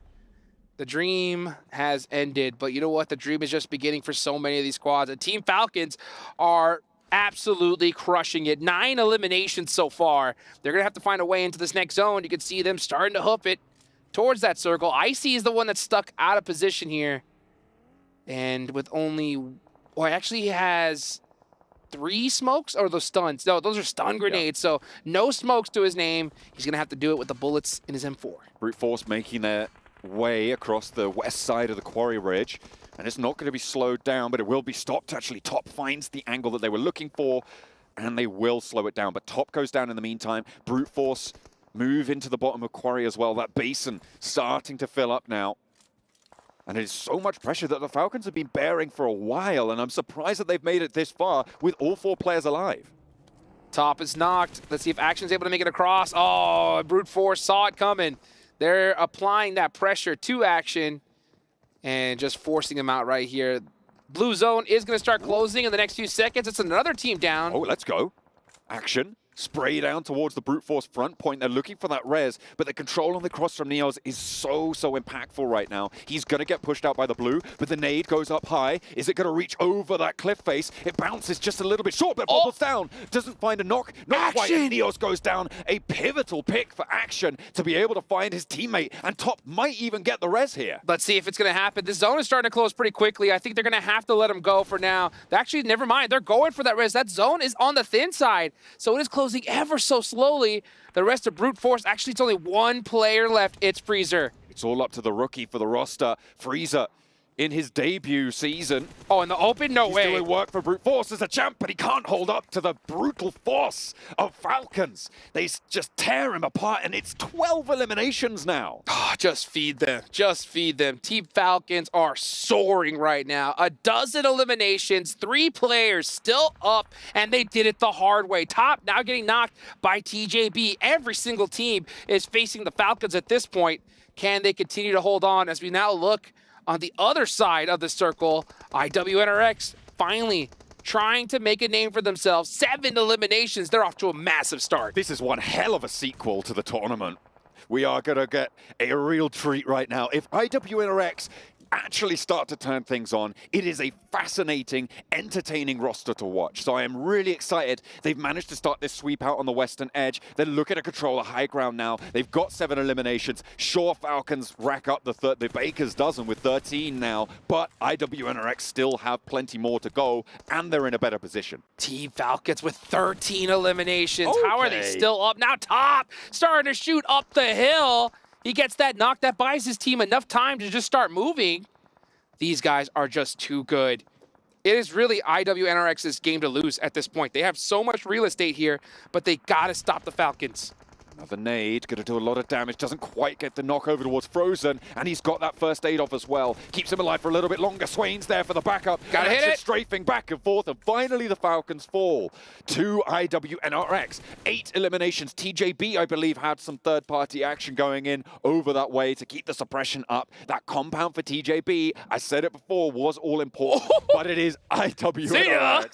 I mean, do you need any more of an indication as to who's going to win this one? You can't predict anybody but IWNRX on this. Hey, you know what? IWNRX just got this game on a silver platter. They should win this 100% of the time. If they lose, it is 100% on them. So let's see what ends up happening. Last few stragglers trying to soak up some points. Good to see Mad Bulls making it here towards the end. But with that blue zone coming, that is all she wrote. TJB holding the north side, the cross attempt from Twisted Minds. They are trying to make it work, but Ratto Boy cannot make his way across. Wasn't able to scurry his way on through, and now TJB have to leave. IWNRX have a shooting gallery, all of those ducks trying to hop out the barrel, and it's just not going to work, Hot Jukes. They better hop out quick because GK first. Oh, we're trying to get a critical knock to make something happen for his squad, but IWNRX, they got that barrel locked down. It is not an easy time. Only longs for TJB, and IWNRX, they channel the force that they were able to exert in their final match of the group stages. They play with a gifted circle towards the end, and that is how you want to close it down. A big statement made for IWNRX, a statement made for Falcons as well, as they open the bidding with a big Sandhog. That is what we've been waiting to see from these squads. IWNRX, they did not let off the gas, right? They didn't go and just sit back and relax and say, you know what, yeah, we got this game. We'll just see whatever happens. No, they took the initiative. They got those double-digit eliminations because they know they can't count on the rest of the maps to make something happen. So they got that opportunity. Very fortunate for them, but they really, really drove it home. I'm really now going to be keeping my eyes on this roster, right? I kind of discounted them. Honestly, I wasn't really considering them for a top spot, but if this is the sort of quality of gameplay they're going to bring, it's going to be good news. But of course, you have to mention that the Circle was a 5th player for you. Yeah, I mean, but that's the way it goes. That's the way this game goes. When you get those zones, you got to take full advantage of it. When you don't get the circles, you still need to put up some points regardless. And one team that did that was the Falcons, right? Absolutely. They were not gifted zones by any means necessary, but they just pushed through every single squad with a just relentless dedication, and they were just taking out team after team after team. They should have been out like 2 zones before that, but they got it done. They took some bold decisions. They went west, they went back east, they made some rotations in order to put themselves in those squad fight situations. They dropped with Team Spirit. I'm pretty sure both of these rosters knew that that was going to happen, right? There's no way that you come into this tournament oblivious. We saw it on some of the prep. That's right. Coming on in. Teams knew that that was going to happen, so they wanted that fight. Team Spirit did not know what hit them. They were not ready for it. I mean, it was just gone just like that. So I don't know what they're going to do. Team Spirit need to find a way to bounce back because they didn't have the warm-up that Team Falcons did against most of these squads, and they got taken out within just 2 minutes. So they were just cooling off this entire time. Hopefully we can see them heat up here in a bit. Absolutely. Team Spirit, I'm waiting for them to switch it on for this next match. But before we go to that, we're going to go to a quick break. Do not go anywhere because the survival stage will continue in a few. For thousands of years, my wrath has burned in the waters of the deep. Its power awakens me. The kingdom will fall once more. The sea will consume all yet again.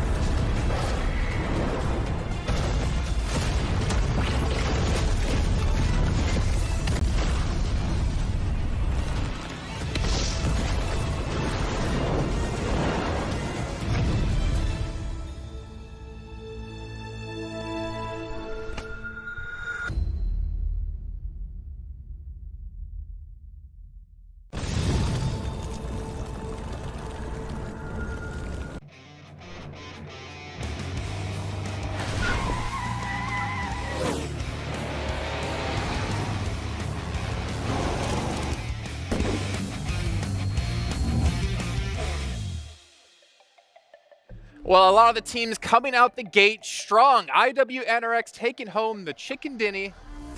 I know how much you love me saying that. But also Team Falcons putting out some good eliminations. Yes. Against teams that really, they should not even get eliminations up against from the get-go here, Jason. What the hell was that hot drop, okay, Mr. Talking about Team Spirit, okay? I'm surprised someone didn't rib me straight away for, you remember that time you said Spirit was really good on Sandhog? Why? Look, we assumed maybe that hot drop scenario would have just been resolved. Apparently not. I don't know why you would go and challenge Falcons at the beginning of the game, but there you go. That is going to really stunt some growth here, I think, for these 2 days. It's not even the only one, right? You had Moneymakers versus Harame Bro. So you had 2 hot drops happening also in Painan, so those need to be resolved. Of course, it is only Sandhog. If it happens on a wrangle, it is pretty bad, but you know, hopefully they can fix it for the second day. Kalaris, did you notice something there on the leaderboard? No. You I did was looking at you. Oh, well, I can understand. What was DRX, 8 points. Hooray! That's better than I thought it was going to be. Actually, that's more points than they got in that first day. It is. And that kind of gets them into top 4.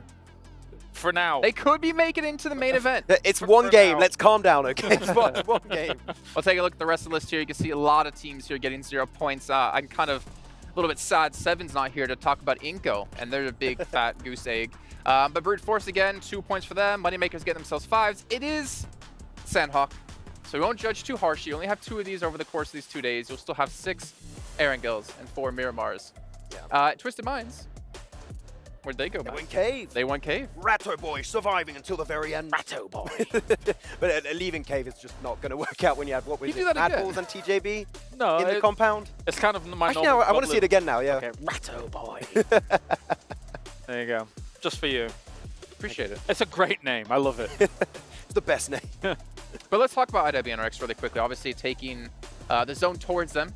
Yeah. But they were insanely quiet, I would say. I'm going to go to you on this one. Insanely quiet during the group stage. And this is a team that I feel like we maybe had better expectations of, because in PMSL EMEA, Z-Wolf was just the MVP. Like, he was hands down easily the MVP, but he was so silent the first 2 days. And technically, this roster as a whole, there's a lot of lineage behind this roster when it comes to the Turkish region, how they're going to perform. For this game specifically, obviously, it felt like they had a bit of a delivery towards them, and then all they had to do was really sit towards the middle to be able to greet teams coming towards them. But they did a great job of doing it up on the high ground here, and if the circle's going to come your way, what better way than to just sit back, sit pretty. Yeah, I mean, they had Rook, because they didn't loot too much in this game. They went very quickly to the warehouse, and after that, I just talk with my hands, Jason. Do a lot of this. I do that, a lot of that. But Rook were instantly going for the rotation, and they just got extra loot of 4 players for pretty much free, so they could just stand in that position for the entirety of the match. And the moment the circle moves away, guess what? You go for the high ground position, start obliterating all the teams around you, and get what I would call a pretty free chicken dinner here to kick off the day. What about good old TJB? We criticized them heavily about they were similar to D+ in terms of when playing in compounds, playing with more of a center zone. They did fairly well. They really struggled on their second day. Sure. A good start for them, at least. Well, it was very similar, though, right? Like, they had that compound south towards Cave's position, as we take a look at some of the highlights here from the games. And it seemed very similar to a previous Sandhawk that they were able to do well on, right? Just have the hot compound, hold it down, force teams around you to make some uncomfortable decisions. And you saw us, for example, Twisted Minds having to come out of Cave alongside this. There's not much wiggle room for the teams around them. I kind of liked what TJB were doing too, because they were in the same compound as Mad Balls, but they weren't actively fighting each other. Like, okay, a lot of teams are going to be trying to leave Cave or rotate around Cave. Yeah. Let's work together in a symbiotic relationship and get as many points as possible, then try and leave, which against IWNRX's position is nigh impossible, but you at least survive into the late game and get a few eliminations here and there. And I get it, because there's too many compounds on Sandhawk where you cannot hold them yourself without taking casualties. On the roads especially, yeah. Yeah, so you need to make sure that you're making mature decisions and just backing off from some of those fights to then live later into the game alongside your newfound friends who are in the Ratto Boy? Not Ratto Boy. He wasn't. Anyway. There is a specific player that I didn't even notice he was actually played until this match. And to be fair, it was his first match, actually. Old Boy. He's in. I thought it was just going to be perma-sub for the team, but he's actually playing today when he didn't get any matches in during the group stage. I don't know what to expect of that, though, because I have not seen him play at this level in a... How long has it been since he's played in, like, these types Well, how much hair did you have when last time you saw him playing? No. full afro. It was crazy. It was 2020, back in the days where I had a hairline. But the thing is, he has experience playing at a high level. However, the high level back then is much different than the high level now. Yeah, and it was way different back then because you would have like 1, 2 fraggers. Now every player on your team needs to frag out. Old Boy could do that, but like it's a completely different caliber of play now. So we'll see. Of course, it's just a Sandhawk. I want to see on the Wrangle on Miramar how that's going to work out, but it is a big addition that can be impactful if he's able to play at the peak of what he can bring to the table. All right, well, we do actually have a special video for you guys at home that you wanted to show here. And can we actually just throw this up for you guys so you can take a in-depth look into Sandhawk? Let's pull it up. Not make the cut. You might have had Brute Force win EMEA, but I do think Team Spirit has the highest skill ceiling potential, at least. If you think about their run in EMEA as well, breaking things down, 7 podium finishes, and a lot of those were first places on Sandhawk across the EMEA tournament. The 3 Sandhawks they played, first, second, and third on Sandhawk. If they get a good start here, that could get the ball rolling for them very quickly, because we're playing Sandhawk first. Can we get our match rankings up really quick on the second page, just real fast here, just to go off the back of what he was saying about Team Spirit doing so well on Sandhawk. Yeah, go on, go so down I don't see them on the front page here, Max. Yeah, where are they? They're not. Where? Hey, Is that 16th position right there? Where's that little Leonardo DiCaprio? Whoop, whoop, right there. That was, you know what? All right, sometimes there's failures occurring. It's most of the time Max's fault. but this time around, I guess I have to take the brunt of it. No, to be completely honest, right? You would look at a team as experienced as Team Spirit and Falcons. You wouldn't expect it to happen, right? Like, you're really angry. I'm mad. The best part was Max quickly jumped on ship on that one because he knows how much we rib on him, and he's like, oh, they're finally not doing it to me. I'm ready. All right, well, it's time to kick off for second match of the day. So let's go back over to John on and Hot Jukes to get us into Erangel. I'm pretty sure gravity departed because the sanity certainly was not there for that desk either towards the end of it. They, rightly to be fair, criticizing Team Spirit, maybe less right to criticize KLRS because I'm on his side, man. I feel like this is definitely a roster that is good at Sandhawk, just not when they're dead. Scrooge McHale making some points. That's making some good points here. And that is correct because I think that if you do go out first, it's not good. It's difficult to make many points. Make many points? Get many points. Or any points. Yeah, have any points at all if you die. Generally, an adverse strategy when it comes to good results. But I tell you what's not an adverse strategy. What's that? Right? It is getting yourself an Infinix GT20 Pro. With dual gaming chipsets and a 144Hz AMOLED screen, the GT20 Pro will equip teams with up to 120 FPS, which is also the first batch of supported devices, offering esports level performance and visually stunning experiences in the 2024 PMWC. Well, let's get it going, guys. Our first Erangel of the day, of this survival stage. And we can already see the rankings, man. We got some teams soaking up some points up there. IWNRX taking full advantage of that circle they got. Team Falcons, even though they didn't get the zone, they just straight up dominated, getting 14 total points. And looking on down, 6th place, Twisted Minds, right? Out of the 4 new teams that hopped on in here, they ended up with the most points, 6 in total.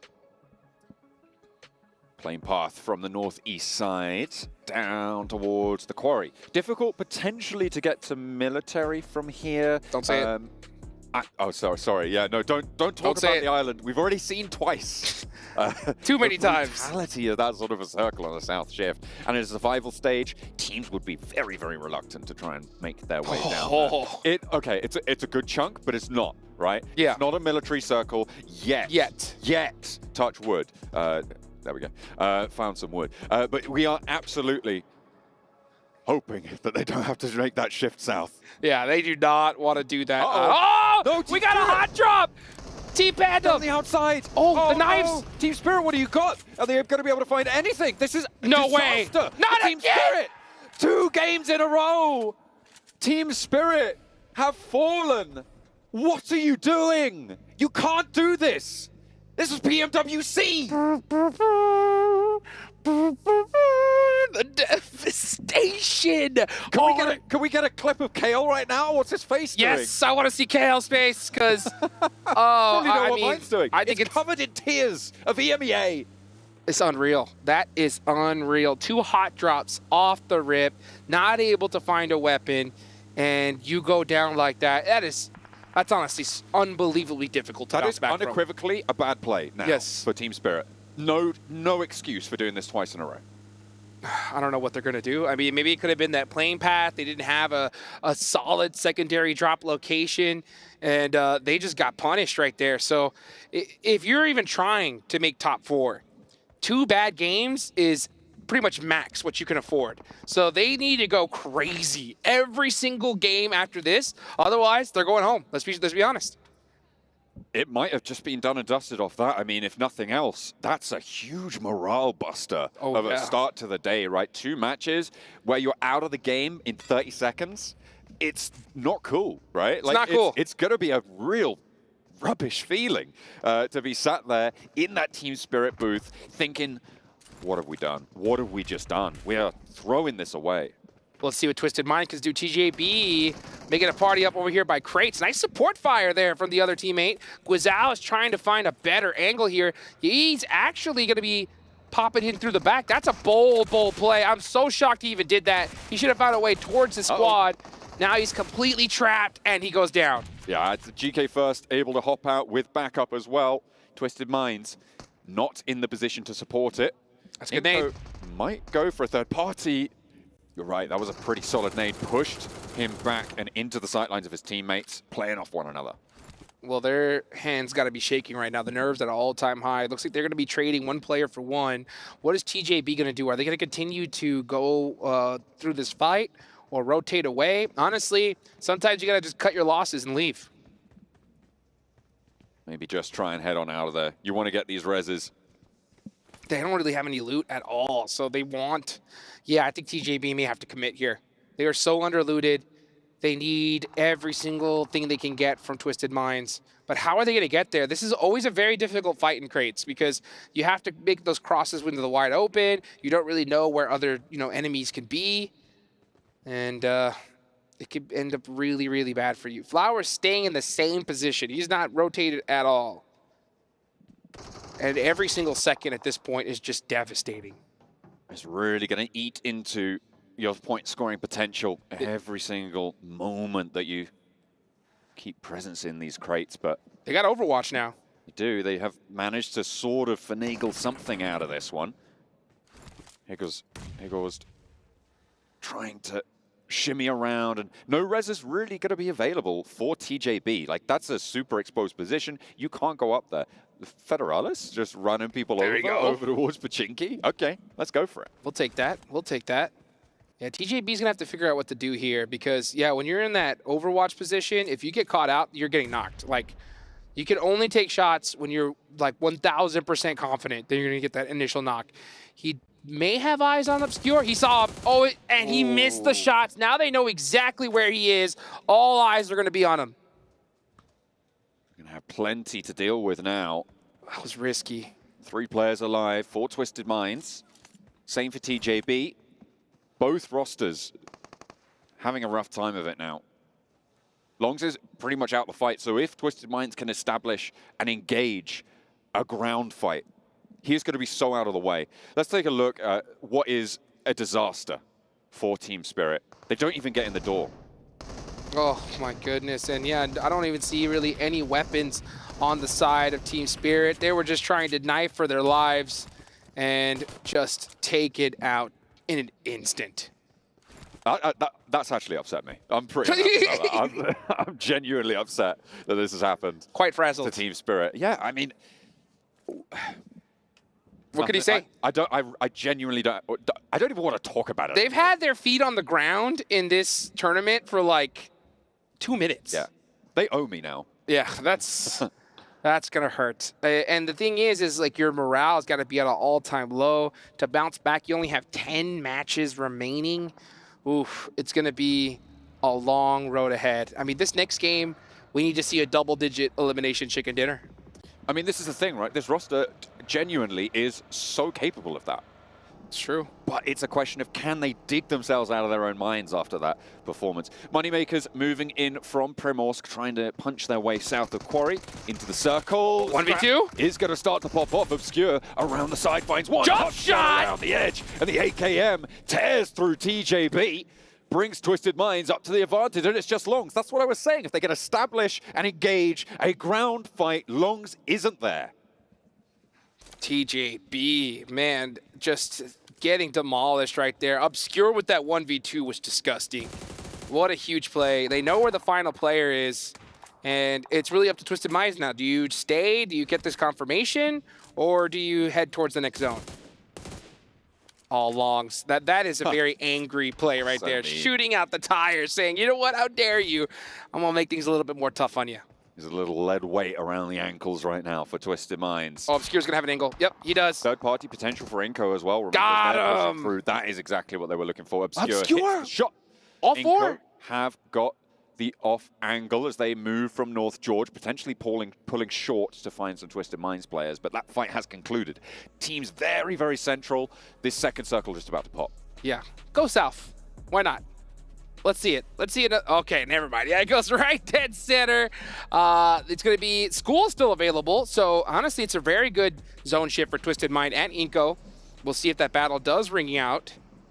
It's going to be a tough one for both these teams. Now, one team in particular, Team Pandem, they're all the way down south in the military base. They're going to have to hit a bridge here in the next few moments. That Potato Hill on the east side of Pachinki, a major feature, as it always is on this sort of a circle. It'll be interesting to see who's going to hold that terrain right now. Mad Bull's right on the north edge of it. You've got Rook marauding around on the east side, potentially clashing with COG Osaka as well. There's a couple of other teams trying to push their way in. Besiktas getting close towards the top there. I think having some runs across the Pachinki fields as well to bring up the rear as things start to get messy around the middle. Inco do finally find 1-2 from Twisted Minds, and they're looking for that flush as well. They will extract the value. Twisted Minds down to just one player alive.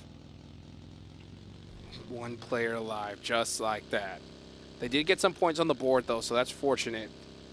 But at the same time, it's going to hurt pretty bad. You could see Inco, they were waiting for this. They heard those shots ring out, and that's why teams really need to try to avoid any engagement early on. It's because, yeah, you get those 4 points, great, but it's very, very rare at this level of competition you leave unscathed, right? You either have a couple players go down in that fight, or you have a team completely gatekeep you. Now we're going to watch the two top squads so far in the lobby, IWNRX and Team Falcons, start to poke some shots at each other. This is where I think IWNRX are going to have to prove themselves a little bit more. They're on that south side of the circle in general. They're not given a center circle position.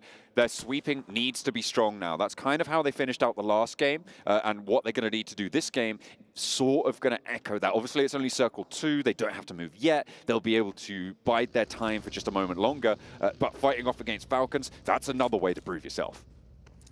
Team Falcons. Action is knocked. They should be able to get the res onto him. Actually, no. He's really low. Getting picked apart. He should have cover now. Let's see if they are going to be able to pick him up. Top, it's really up to him to just apply some shots, some pressure to be able to get their teammate up. Let's really look at this replay here. Obscure with this 1v2. Beautiful pre-fire shot. Have to win this against a DBS. AK, bop, headshot. That's all it takes. That is exactly what you need from Obscure, so Twisted Minds happy. That was a 1v4. On the roster, there's the shots that sealed the deal against TJB. Did he manage to get the first knock as well? Oh, yes, he did. And now look at that. This is what happens, though, right? You got that beautiful 1v4 from Obscure, and then Inco just sat there waiting for the easy eliminations and easy loot as well. Now it's just Ratto Boy, one of my favorite names in the tournament. Going to be remaining for Twisted Minds. Over in Pachinki, circle out to the east side of things, again over towards Potato Hill. I'm looking at Mad Bulls right now, thinking how much of that can they hold on to on their fairly wide split as it stands. Team Falcon starting to pop some shots onto IWNRX. They're going to go ahead and leave for a more central position here. These buildings are not too bad. You definitely pop some shots at vehicles heading towards you, but if you do get crashed on, it can be quite difficult to hold. So let's see if that ends up paying off for them. Very, very southern position. They're actually going to have to move north because that is actually that zone, that complex is outside of the circle. Looking further in though, yeah, Mad Bulls are at a really, really good spot here. D plus Kia are not at a bad one as well. And meanwhile, you got Moneymakers and Team Falcons starting to get mighty close to each other. Yeah, the Moneymakers rolled up to the Falcons' position. They did turn around with their initial 2, but now they've regrouped and they're playing as 4. Falcons a little bit more split right now, but no one's really in contact at this stage. Action, trying to drop those smokes, give themselves cover. Old Boy repositioning on an off angle. 3-1 attempt at this play. Got him! But Old Boy goes down, and this is an age-old problem for Old Boy. He goes off on some wild angle and just doesn't get any value, goes down, gets flushed, and they aren't going to reap any rewards for it. In fact, it's only going to slow them down. It's only going to mean that they just have to disengage, and Falcons don't want to let that happen. They're going to continue to take these shots. Havlik has to hop in and hop away. They should. They know it's a 4v3 situation, and we're going to see some pop shots out the vehicle, out the buggy. Not able to get it done, though. So Moneymakers run away. But are they going to be able to run away for long? Because Team Falcons know they're in a 4v3 situation. They want more eliminations. They only have 1 so far. But, oh, look at that. A tire gets popped. And a second. Hits it into reverse. Tries to jump into his teammate's vehicle. Not able to do so. He's wide out in the open. Hits the lay down. Ooh. No way he survives this. Oh, okay. But he get in the second time. Top still looking for the spray. He's up, he's down. And finally, Icy's knocked. And that will be a flush. Moneymakers down to 2 players. I'm surprised the Falcons let it get that far. Let's see what they decide to do down. Maybe they should start prioritizing zone at this point, though. Meanwhile, yeah, Moneymakers are going to go ahead and into that blue zone, just try to make the ultra-safe rotation with their last remaining 2 players. But a good start for the Falcons once again. Couple eliminations, every single player up. This is what I was talking about though, right? That extra aggression on these teams that are so nervous, it's just paying off big time. It is striking fear in the hearts of the opponents right now. Circle just about to close. Look at Brute Force on the north side. Currently kind of enveloping around Inco on that northeast edge. Trying to play through. Chudo on the inside against 3, bearing down upon him. Needs to be on the swivel, but there's no way you can hold off against the open door, against that back as well. And Chudo goes down for Brute Force, which will leave them a little bit wanting, but they are now locked into that garage. So maybe a little bit of a trap set over towards Inco. They're pulled on in. They think, ooh, we've got a point, we've got a point. And now we're going down because Brute Force established the crossfire. I don't know if that was a set play. It looked like they just had one of their players out of position in a bad split. But Brute Force does have a chance here to get their revenge. The blue zone is starting to punish them. This is stage 4. It's actually going to be chunking quite a bit. So yeah, Inco did commit everybody on that outside player. But now Brute Force are in a great position to gatekeep them. Besiktas trying to move up towards DRX. This is a solo player for DRX, by the way, playing all the way down the bottom. He's still got teammates alive, but they're not quite near enough. 2 knocks sent back over towards Besiktas, and a third as well. That is huge. D+ Kia chiming on into the fight, and they're looking for everybody on this hillside. Moneymakers, DRX, Besiktas who have already gone down. Finally, Osal falls, but that should be Rezable, and they can continue their push on in from the southwest. Great plays for DRX here. Solo plays, at least. Not really working as a team, but getting it done by themselves. This nade should do it. Yep, and that'll do it. Money makers out of there. So, and that's 3 eliminations that DRX desperately needed. Definitely want to try and convert off that first match. 8 points, not massive, but very important. That's enough to put you up in 4th place right now as it stands. So 3 points, adding onto the tally, a great conversion, even if they can't get too much further. But on the southwest side, they're looking okay. They've got D+ Kia and Rook kind of in the wings right now, but I'm looking at Harame, bro, and looking at this roll-up. Falcons need another hold. Let's see if they can hold it down here. Range got some really good angles here, but Team Falcons return. Now here comes Top with that DBS pre-firing through the smoke, and they are connecting. Harame Bros in big trouble, and they're out of trouble because they're gone just like that. There's no way you can beat trouble when you're eliminated. Falcons will be able to hold their high ground, get these reses. Mad Bulls moving in underneath. D+ Kia as well, moving up a little bit further north. But with the fight concluded, nobody's going to go for this third party. What has happened, though, is that gap has closed. Falcons no longer have a position to move into the east side. They are going to have to try and push through a little bit more resistance. Mad Bulls do actually regroup further north, as I say that, and that is going to mean that they're going to hold back just that little bit more, wait for that gap to stay open, to establish itself, and push through now towards Ratto Boy, the Lone Ranger for Twisted Mind. Yeah, they should do it sooner than later, but they don't know, right? They don't know that there's only Ratto Boy holding that one little dip right there, but I don't think they're going to have time to even look in that direction because right now they're completely focused on Mad Bulls. Mad Bulls are mighty close, and it looks like they are going to have to press them here soon with some shots. Actually, very, very good holdback from the team. Icy now up close and personal. Mad Bulls say, you know what, forget it. We are out of here. Don't want any piece of that pie. They are just going to be sending it back.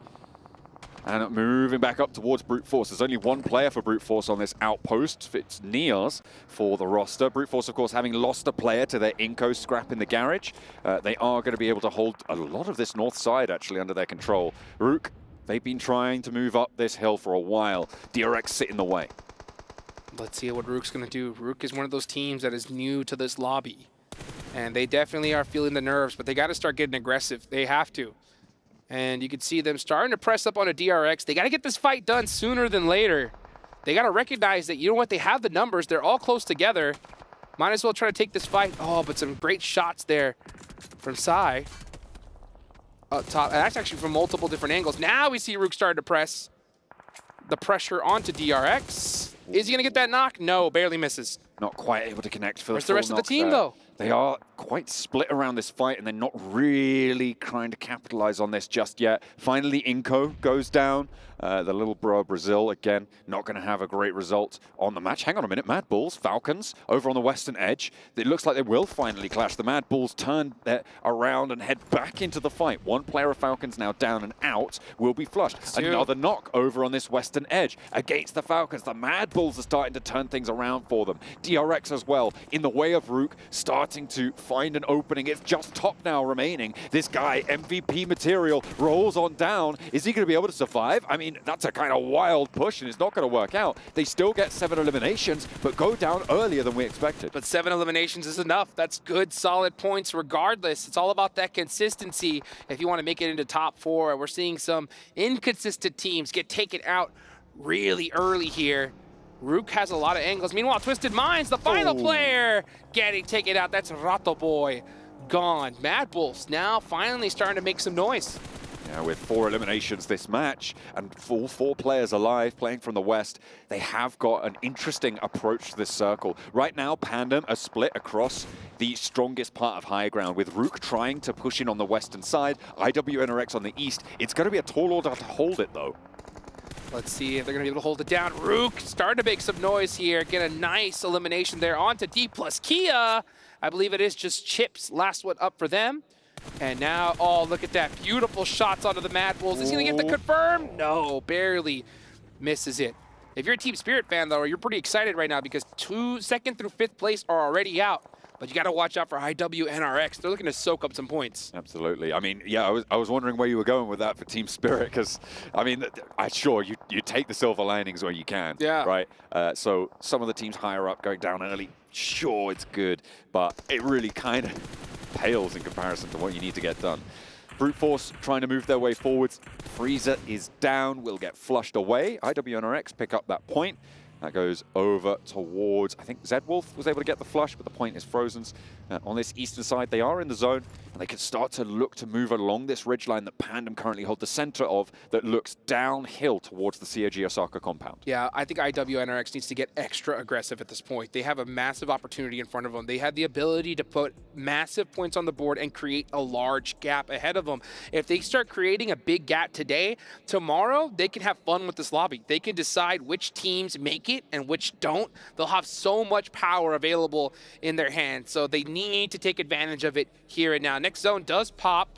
CAG Osaka are going to be in a good position here, but now you can see the Mad Bulls completely spread out. Starting to get punished here by Rook. Rook are doing bits right now over on the western side, but again, they're going to have to move forwards. It is 3 players now alive, with Zerich going down for the Mad Bulls. But Rook are taking damage, and that is Pandem. This is the strong high ground I was talking about. They are looking out to that west. It's a little bit higher ground over there, but there's this saddle that sits in the middle, and you need to push past it. That's what Rook are going to look to do now. Pandem need to hold, but they've lost Pond on that outpost. Down the hill they go, and they're exposing themselves to some pretty disastrous angles here. One player falling, and it looks like they might just find some more hold on that western edge. Yeah, I think Team Rook is doing too much here. They're focusing on too many separate fights. They need to just group up together, focus on one team at a time. Right now, your eyes have to be on Mad Bulls. You want to be able to secure this location and then move up little by little after that. Let's see what they end up deciding to do. Looks like they did finally group up, and they could look to pass up the Mad Bulls. That's a very, very risky play, and might just take it to CAG Osaka. Nope, instead they do send it on the Mad Bulls, and they are on the run. They're going to get that flush. They're going to turn around, make sure they secure the point. A 9th elimination on the cards for Rook. They are on the war path, and all 4 of their players are alive, pushing into the circle. Still not easy, but with Pandem on 3, it's a little bit easier. CAG Osaka flexing out now and actually rotating south to put pressure on. Yes, they are. CAG Osaka have been pretty quiet, though. Only 1 elimination so far. Well, let's see what they do. Actually, no, I'm sorry, no eliminations just yet. So they have not been able to pull 1, and they really need to start doing it because they did have a so-so game number 1. They want to be able to put themselves in a position for top 4 because that is the goal, folks. 4 slots remaining for the finals. Pushing in from that north side. They were trying to third party on the west edge, and they have now folded back towards their compound. Getting across the open ground that sits ahead of them is not going to be easy once these fights on the south conclude. CAG Osaka They need to find something, and that's what they were looking for, to try and sweep that west edge so that they can then foothold and springboard into this circle, right? Because right now, once there is an established presence on the hill to their south, there's like no way you get out of that compound. That's right. Let's see what they decide to do here, because they had that compound and it's been so safe. They got pretty circle blessed, and eventually they do need to leave it. But this is a tough point when you're in the survival stage. Sometimes you err on the side of safety, right? You're like, okay, we have coverage. Let's just hold it here for longer. But at a certain point, you got to realize we got the numbers. Yeah. Let's get to the edge and start taking some of these fights, because we're seeing teams really soak up eliminations. One of them being Rook, 9 so far. IWNRX not being super loud on this eastern side, but they're going to have to push in a little bit closer. The next circle's just about to pop. They're finding knocks, they're finding openings. They're staying as a ball right now, and they need to get rolling. Rook further uphill, but they are again with their backs to the zone. A nade over towards the remaining duo for Brute Force, just to keep things spicy. Zedwolf with the Mini 14, trying to land the shots, not quite there, but Kane has the angle to pick up another point. CAG Osaka get blessed with the circle. Wow. They are dead center. They have so much real estate, but when are they going to start getting angry? When are they going to stand up and start taking some shots? That's going to be the big question. They end up smoking themselves out. That's a really bad decision right there, because it eliminates their sight lines and allows teams to push up onto them. But the IWNRX, they're going to be pushing most likely under Brute Force here in the next few moments. It's going to be absolute chaos in the next 10 seconds. CAG Osaka, I think they smoked up to get the res on one of their players who was on the forward position. But it will remove a little bit of wind from their sails. However, they now should be dissipating fairly soon. Rook mounting up. They're playing it so passive. They're playing it so passive. They're just laying down right now. And that's going to allow teams to make some moves. Nice shots there from IWNRX. Frozen, going to try to get a nade. Most likely onto Brute Force. Yes, 3 of them. Never mind, here comes the drive up. Oh no, 1, 2. Great shots from Brute Force, shutting them down. That is so nasty. You try and roll down, you knew there was players there. It's just a Hail Mary last-ditch attempt, and IWNRX go down with 1 elim in 6th place. That is not good for them on the southeast side. They couldn't get past Brute Force. Brute Force now has suffered a knock, and Team Pandem trying to move over the hillside. This is the team that's been on this wide spread for a long time, keeping Rook out to that west, but it looks like Rook might finally have gotten ahead of the curve. If they can use these smokes to keep Pandem out, they might have secured themselves the game. Let's see what happens, though, because Team Pandem do have some really nice angles here. Are they able to get it? They do. Ooh. That nice nade. That is from CAG Osaka. Now they're starting to make some noise here. They have all the real estate in the world. They got to start getting extra aggressive. Don't let Rook push up on you for free. You cannot let this one happen. CAG Osaka, it's a good nade. Ordnance coming. Get a knock, get a flush, get more points as well. That's what you need to add to your tallies. 1 knock sent to their backlines. That is going to be a bit of a rescue mission if they want to keep this one in. I wouldn't be too surprised to see a player go for it, though, because they've slowed down all of the teams around them. CAG Osaka, look, we're starting to see that confidence from them. We're starting to see them realize, hey, this is our game to win. Let's make it happen here with as many eliminations as possible. Because every second you wait, those numbers just get dwindled more and more. Nice nade there. Only 1 player up left, and that is Slonk there. Is he going to be able to get that res? Oh, that nade, does he get the bounce? Ooh. Oh, that one hurt. Ticked a little bit of damage. There's a shot. AWM? Where's he pulled that from? That's naughty. Going to be looking for the shots as well. Looking for toes. Oh, I don't think he just quite noticed the toes there, unfortunately. But you step out, your block is going off. I tell you that much. Let me see a quick snipe. Let's see it. Go on. Let's see it. You know you want to. Slonk, better be careful. Don't peek. Don't you even move a muscle. Just go out to blue zone. You look out, you are gone. I'm surprised that there's not a nade coming through from Pandem. Yep. He's just eating some blue zone. He knows what time it is. He denies the points to CAG Osaka. 2 knocks onto them. Was that Brute Force? It was. Pre-pod started to make some noise. That is huge pickup for Brute Force. On the eastern side, they now have an excellent crossfire to push across this open slope to play against CAG Osaka. That's completely changed the cadence of this circle. With Neos going down, though, it is all up to Prepod. He can't push down this hill. He cannot get this res. With the AWM in hand as well. He's challenging it? You kidding? He's going to have heard that one. That should back him off. Let's see what happens. Pandem, sneaky, sneaky, sneaky. Starting to snake their way on in. Let's see if they were to get sightlines. Oh, Apollo actually gets beat up quite a bit there. I'm not sure if he wants to peek that one again. But now they know where he is, so let's see if this nade is able to connect. I think this is his last one. Yep, that was the last nade he had. And it is gone, not able to connect. It is anyone's game here. Team Pandem, been so quiet, just picking up every elimination they can. Neo's making that death crawl right now, trying to get back to Prepod to get the res. This is the 9th circle, folks. It's about to go to nothing, and that is that player from Brute Force gone. Only one remaining player, and it's the IGL. Prepod, what can you do? I mean, he already had that impact, taking half of CAG Osaka down. He sees him. He sees him. He's going to step up. Looks for the spray. That's one. Going down. Will look for the flush, but he's dropping out wide and into the sidelines of CAG Osaka. A 1 versus 2. I don't think it's there. The orb isn't even necessary, as that's going to go through to Apollo with the DBS. Hang on a minute. Who's got the sniper? Someone check him. It's going to be Pandem now in a 1 versus 2. As Naoto is going to try and hold it down. They have the inside track, and the nade is enough. Apollo burns Bray. And CAG Osaka hold it down. It got dicey there with half of their players going out, but they keep it under control. Cool Cop collected from the North Compound. Ooh, that was way too close for comfort right there. But you know what? They got it done, and they got some great eliminations as well. That should rocket launch them up the leaderboards. Very fortunate for the rest of the lobby that IWNRX went out relatively early, even though they had a good position. The rest of the top half of the leaderboards went out as well. So now we're going to see some shakeups here pretty early. Yeah, Falcons were able to get 7 eliminations that match. Even though we haven't seen them for ages, they did just get some scraps on board, but they're now about level with where IWNRX were, given that IWNRX didn't get too many points on that match. So it's going to be an interesting, very close top of the tables. See the snipe right here. Bah! Right underneath the vehicle. You love to see that AWN. I want to see some more snipes, baby. I'm sniping here. Come on, come on. As we look at Prepod, that was a really good play from him, and one that Brute Force desperately needed. Definitely.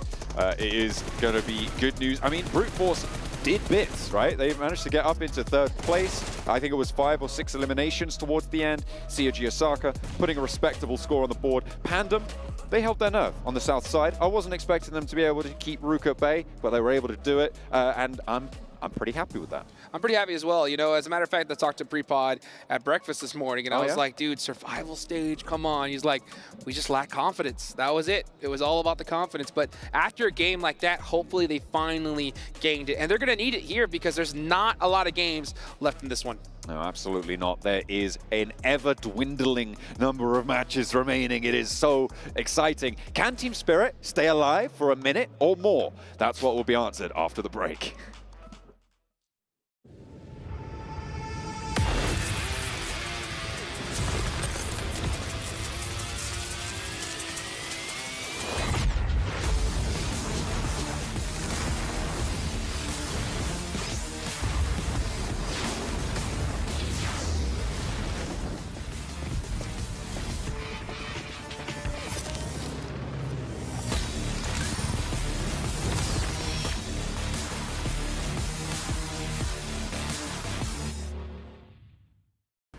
لحظات البداية عاشت معنا.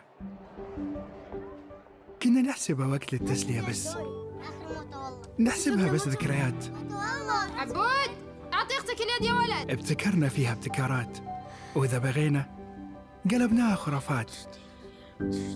كنا نحسبها بس لمة وصحبة وسهرات.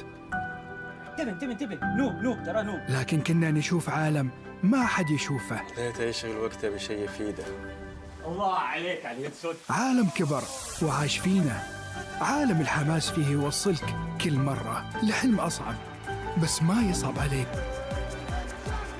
بارد معك وين ما تروح.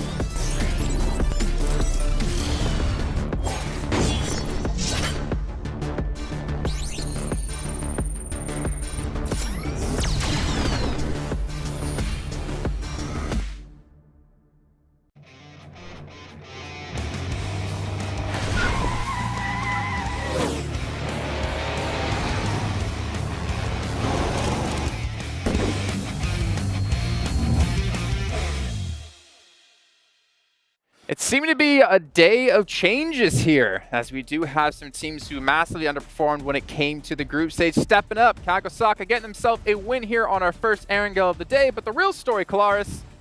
I'm just sad. What's happened? I don't know anymore. But the worst building too. You're gonna get eliminated over that. Come on. Well, you know, Seven Worlds Gaming did say, you know, you get a mulligan game here. But what about second mulligan? Oh, lovely. Yeah. What about third? Do it again. Do it for the memes at this think point. If I don't it know. happens a third time, Clarus's head is going to just burst, or his biceps will burst. I don't know, either one. You guys at home are watching, though, you have noticed that the players are participating with the PMWC Violet Thunder set, which you guys can pick up for yourself. Max, man, I remember seeing a screenshot of someone that I might know who got one himself. And you know what? I got super lucky. I got it super quickly too. And I'm really digging it. So I'm look good in game. I'm still going to get eliminated by bots, but I look cool in the process. That's not true. Come on. You know, I'm the one that gets eliminated by bots, or I get eliminated by Neptura letting me die right in front of her because she doesn't decide to res Happens me. a lot, yeah. I know you're out there watching Neptura. Stop that. Did I ever tell that story about the time I was clutching out and he was looting still? Oh yeah, I remember. I needed my cheek pad, Kalaris. I needed my cheek pad. He didn't need it. I need my cheek. It's ridiculous. I don't think I even had a sniper. Didn't you? What? You had to have had. I don't think I did. Anyway. Anyways, what we need to focus on, though, is kind of what's going on in these matches. Kagosaka, let's just go. You know what? Evolaris, go ahead. I know you were talking about this during the game. You were kind of disappointed with position they had and how it still was a very tough victory for them. Well, I mean, they won. Great, that's brilliant. All right, now I'll be serious for But it wasn't the caliber of a top 4 team. So, well, so they had this compound for a long time in this game. Fantastic. They get the win here under their belt. 18 points go their way. I actually assumed maybe they would get less Olymp points off the back of this win, considering they were very apprehensive about leaving the compound. That obviously kind of caused them some wounding positions. I think the 3-1 split that they were initially going for, that makes sense, because Matton can just be in that off angle, kind of holding things out. You sometimes think that, maybe you're going to sacrifice him anyway, but he limits the maneuverability of the other teams for your 3 to then sweep and then do something about it. But going back to try and save him, or even having the 2-2, was a little bit scary. It did work out in the end, though. They were just scrambling about. They were not sure what they wanted to do and how they wanted to execute that late game scenario, though. Well, there you go. We see Team Spirit again, 0 points this time around. But yeah, it was a very silent game for CAG Osaka. And I really wanted to see them eliminate Brute Force, but they just allowed them to make the cross away from OP Div. Yeah. I feel like if you eliminate that, that game becomes infinitely easier for them to win. But Brute Force get away, and actually, I feel like get away with absolute murder and win, and almost get to game-winning position by waiting on the east of the circle. Brute Force got away with a lot. I mean, technically, you know, you see Osaka's position, you see technically what would have been INRX's position, IWNRX's position, and they should have been eventually sandwiched, because you can't really cover yourself from both angles at the same time, but NRX was a little bit scared about maybe even peeking on over to the full extent that they could have done. And actually, talking about some of the plays that were happening there with IWNRX, I want to take the conversation over to Pandem. How the hell did they survive that long? They were surrounded by Mad Bulls, there was Rook, there was IWNRX, there was also CAG, I think, taking some shots from the compound down below. And they just lose a single player? Like, sorry, they need to get punished in those scenarios. He's been saving this up. He's so keen. Listen to him. But I agree with you, right? Like, the split that they had, obviously on 2 sides, doing the drive scouting is very important to know exactly what's going on.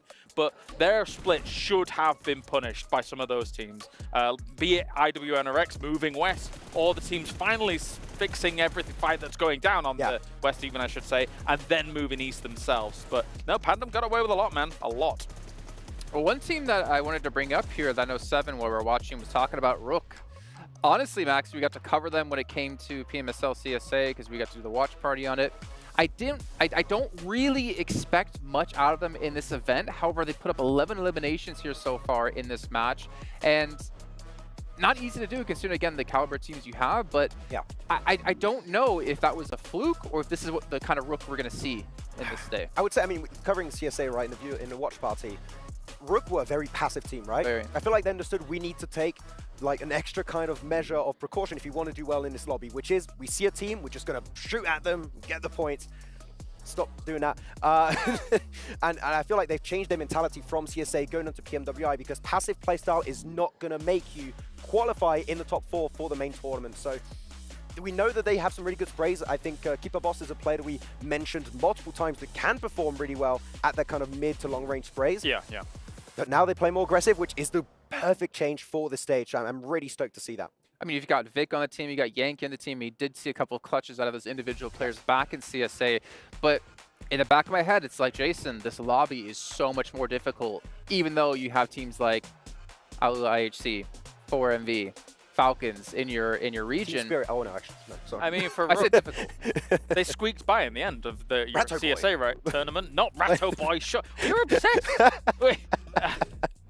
Where was I even? Brooke, I mean, they squeaked by in the region that you were covering for a watch party, right? It took the last game, similar to Alula AHC, to being able to... They squeaked by. This is ridiculous. This is 7. What are you doing here? Oh, yeah. No, yeah, squeaked by, but obviously we've seen a couple teams do that. Team Spirit, I want to not be too harsh on them, but I know we did say all of us said, be harsh. You weren't here for this, that Brute Force, in our eyes, is not the best team from EA necessarily. But they're looking better than Team Spirit so far. Let's be real. These last 2 games, absolute catastrophe. Yeah. Absolute catastrophe. I was hoping that they would start the ball rolling fast and maybe try and get something done. But losing 2 games like this, it's not only a bit of a crushing blow to what I would say is morale, it's also the fact that when you go out early in a game, especially 2 games in a row, you have to sit there for 20, 25 minutes, 30 minutes before you even get into the next game. That period of time where you're just cold, everybody's still warm, going through the games, going through the motions, is also yet another burden you have to take into the next games. Something wild has to happen going into the next ones. Yeah, I'm sure they've been playing more TDM than the actual games of this tournament, right? So yeah. I don't know what's going on, because when you're dropping for that singular building too, you know players are dropping around you. You can instantly change, go to yellows if you want, southern side of Pachinki. It's not great, but you're not fighting with a singular gun for 1 car. That's just egregious, yeah. All right, well, we are getting things ready to go for our next match. I'm hearing we do have an interview with Barney down on the stage, so let's go check it out. Welcome back to the main stage, where we are joined by Kane from Istanbul Wildcats next Ruya. Thank you for joining us on stage. Just a quick first question. Let's cast your mind back to the group stage. It was difficult. You guys didn't really find your feet. What went wrong? Grup aşamalarında, grup karşılaşmalarında her şey tam istediğiniz gibi gitmemiş olabilir. Ne ters gitti? Sorun neydi? Ya sorunlar, uçak çok kötü geçiyordu. Mainlerimize tam atlayamıyorduk. Prime spotlarımızı alamıyorduk. O bayağı sıkıntı oldu. Şu an prime spotlarımızı alabiliyoruz rahatça. Rahatça alabildiğimiz sürece istediğimiz oyunu ortaya koyacağız. Usually it wasn't possible for us to get our main spots that easily. Now it's possible. That's why it's getting much better. Okay, so that's the reason. That was my next question. Survival stage kicked off really well. You've managed to secure the first winner chicken dinner. Is that kind of what you're going to continue to do, or what are you working on right now? Tam da onu soracaktım ben. Bu grup karşılaşmalarında, o aşamalarda bunların ters gittiğini anlayınca neyi değiştirmeye karar verdiniz? Chicken dinner'da aldınız. Bir sonraki aşamada yapmak istediğiniz şey ne ve neyi değiştirirsiniz? Aslında çalıştığımız şey de eğer prime spotlarımızı alamazsak nasıl oynayabileceğiz, nasıl oyunumuza devam ettireceğiz. Daha çok bunların üzerine çalıştık. Bu hatalarımızı kapatmaya çalıştık. Biraz olsun da kapattığımızı düşünüyorum. Bence bu grup aşaması bizim için iyi geçecek. Öyle. So we usually decided thinking and focusing on more on what to do to cover up the loss that we may ever have in the group stages, like we did in the group stages. So, and I believe that we will just capture the same momentum and it will be much better. Okay, finally, I have to ask you, Kane, what happened in map 2, man? On Erangel, what happened? What was that push? Who called it? What went wrong? Sormam lazım bu soruyu. Erangel'de ne oldu? Hani kimin fikriydi? Niye girdiniz oraya? Nasıl oldu o olanlar? Ya aslında biraz sıkışmıştık. Sağ altımızı vurursak win hamlesi olduğunu biliyorduk. Gittik vuramadık. NT. Eğer vursaydık win alırdık yani. Yapacak bir şey yok. NT diyelim geçelim. Actually, we knew that it's going to be a big hit home rid, and I would say it would have been an NT, but it didn't work like that. But still, I would say NT at the end. Well, you know what? You miss 100% of the chances you don't take. So I'm glad you guys are actually taking those chances. Best of luck with the rest of day 1 of the survival stage. But for now, we're going to head back to the studio to continue day 1. we have got more matches yet to come. That is right. We are going to once again see how long Team Spirit can survive. Let's go! I'm going to keep talking smack about them until they do something good. Let's see if they can hit a record here in this game. A record? I want to see a record. Phase 2? Phase 2? You kidding? That would be a double of what they've done so far. Actually, probably more than double. That's so true. Yeah, it's crazy to watch. I can't believe it. I really can't. But you know what?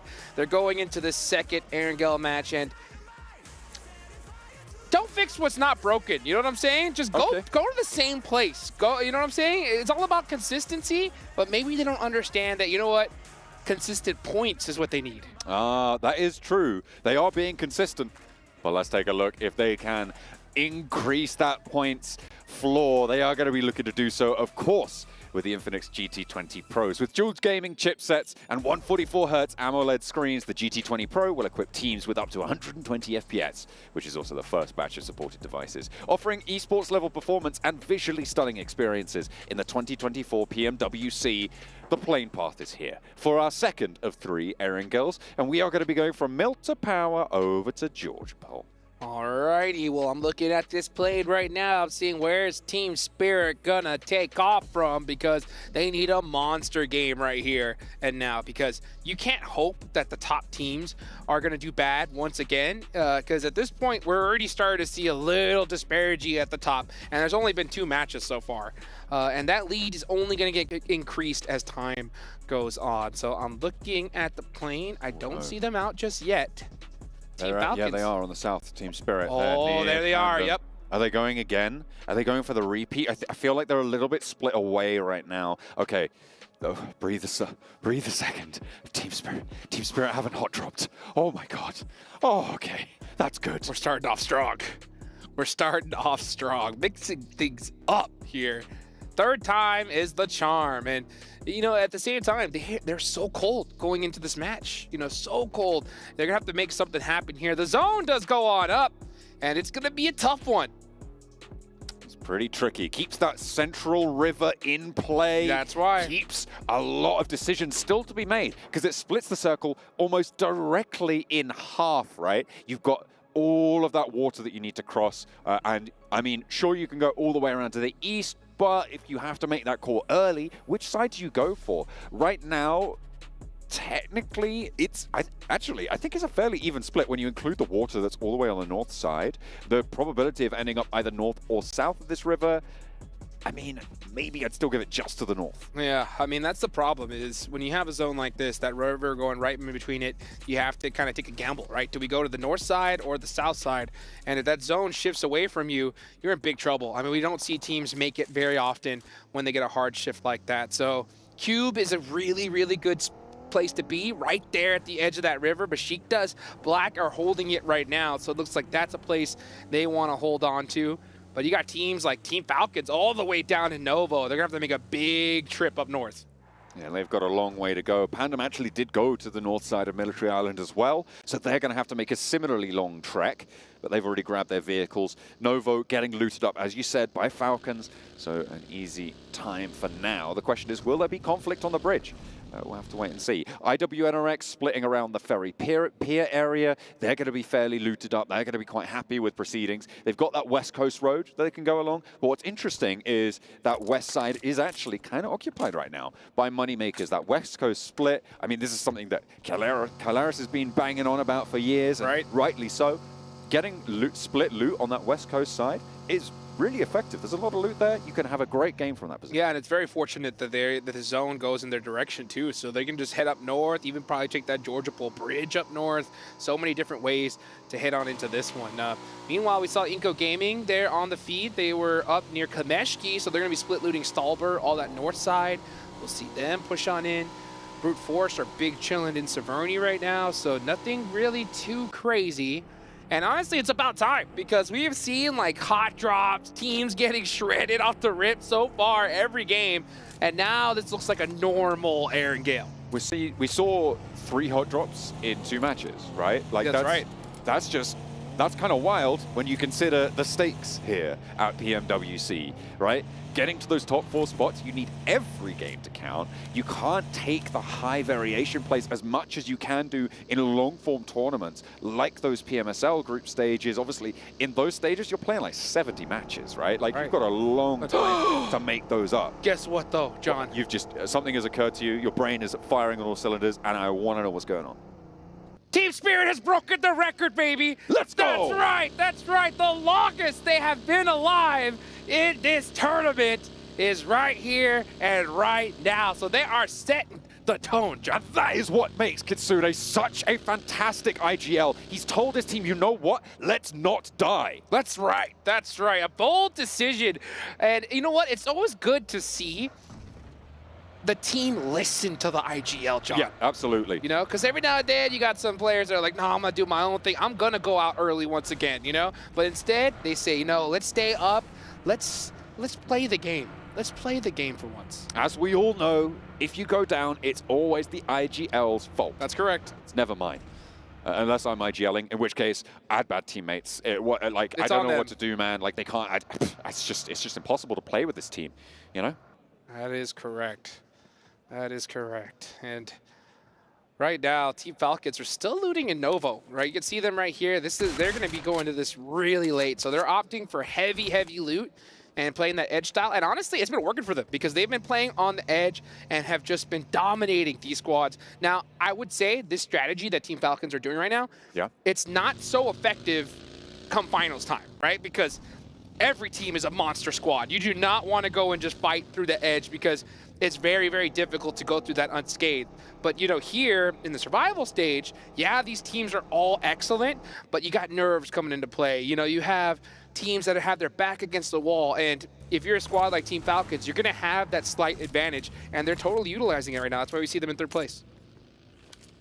Still, on 3 matches, you want to be pushing up to 30 points if you want a chance at those top spots. IWNRX, Seiji Osaka, both within 5-point striking distance, a fairly, well, not trivial, but certainly achievable task for both of these 2 rosters. If Seiji Osaka going to hold on the south of Severny, they're doing pretty well right now for position. IWNRX a little bit further away right now on the south edge. Falcons, he said they might not want to be sweeping through in the finals, but right now they have a long sweep to go from Novo, still on that military island. Still playing neighbors with Pandem, who are currently in that military base itself. Mad Balls might be crashing into Rook here.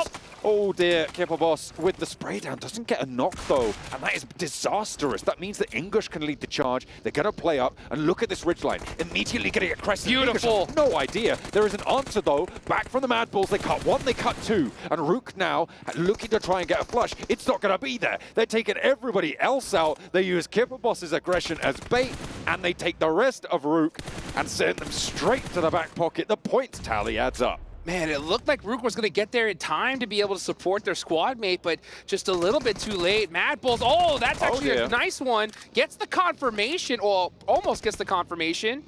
Kill Boss, gonna have to figure something out though, because yeah, Mad Bulls are gonna make it for this res. He peeks that door, he's gone. He has to know it. Yep. Yeah. He went for it. They're in the perfect position immediately with that high ground, with the position around the buggy. You're just not getting it. There was information being fed back over to him by Solnik, his teammate, who was downed across the way. He said, they're going for the res, they're sticking it. And there really is only one thing you can do, because if that res goes through, you're facing 4 Mad Balls and you're going down, right? There's basically just no 2 ways about it.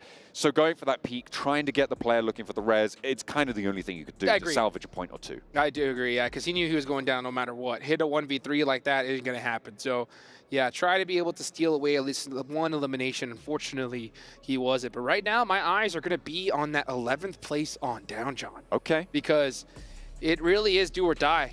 After this, oh, never mind about what I'm about to say.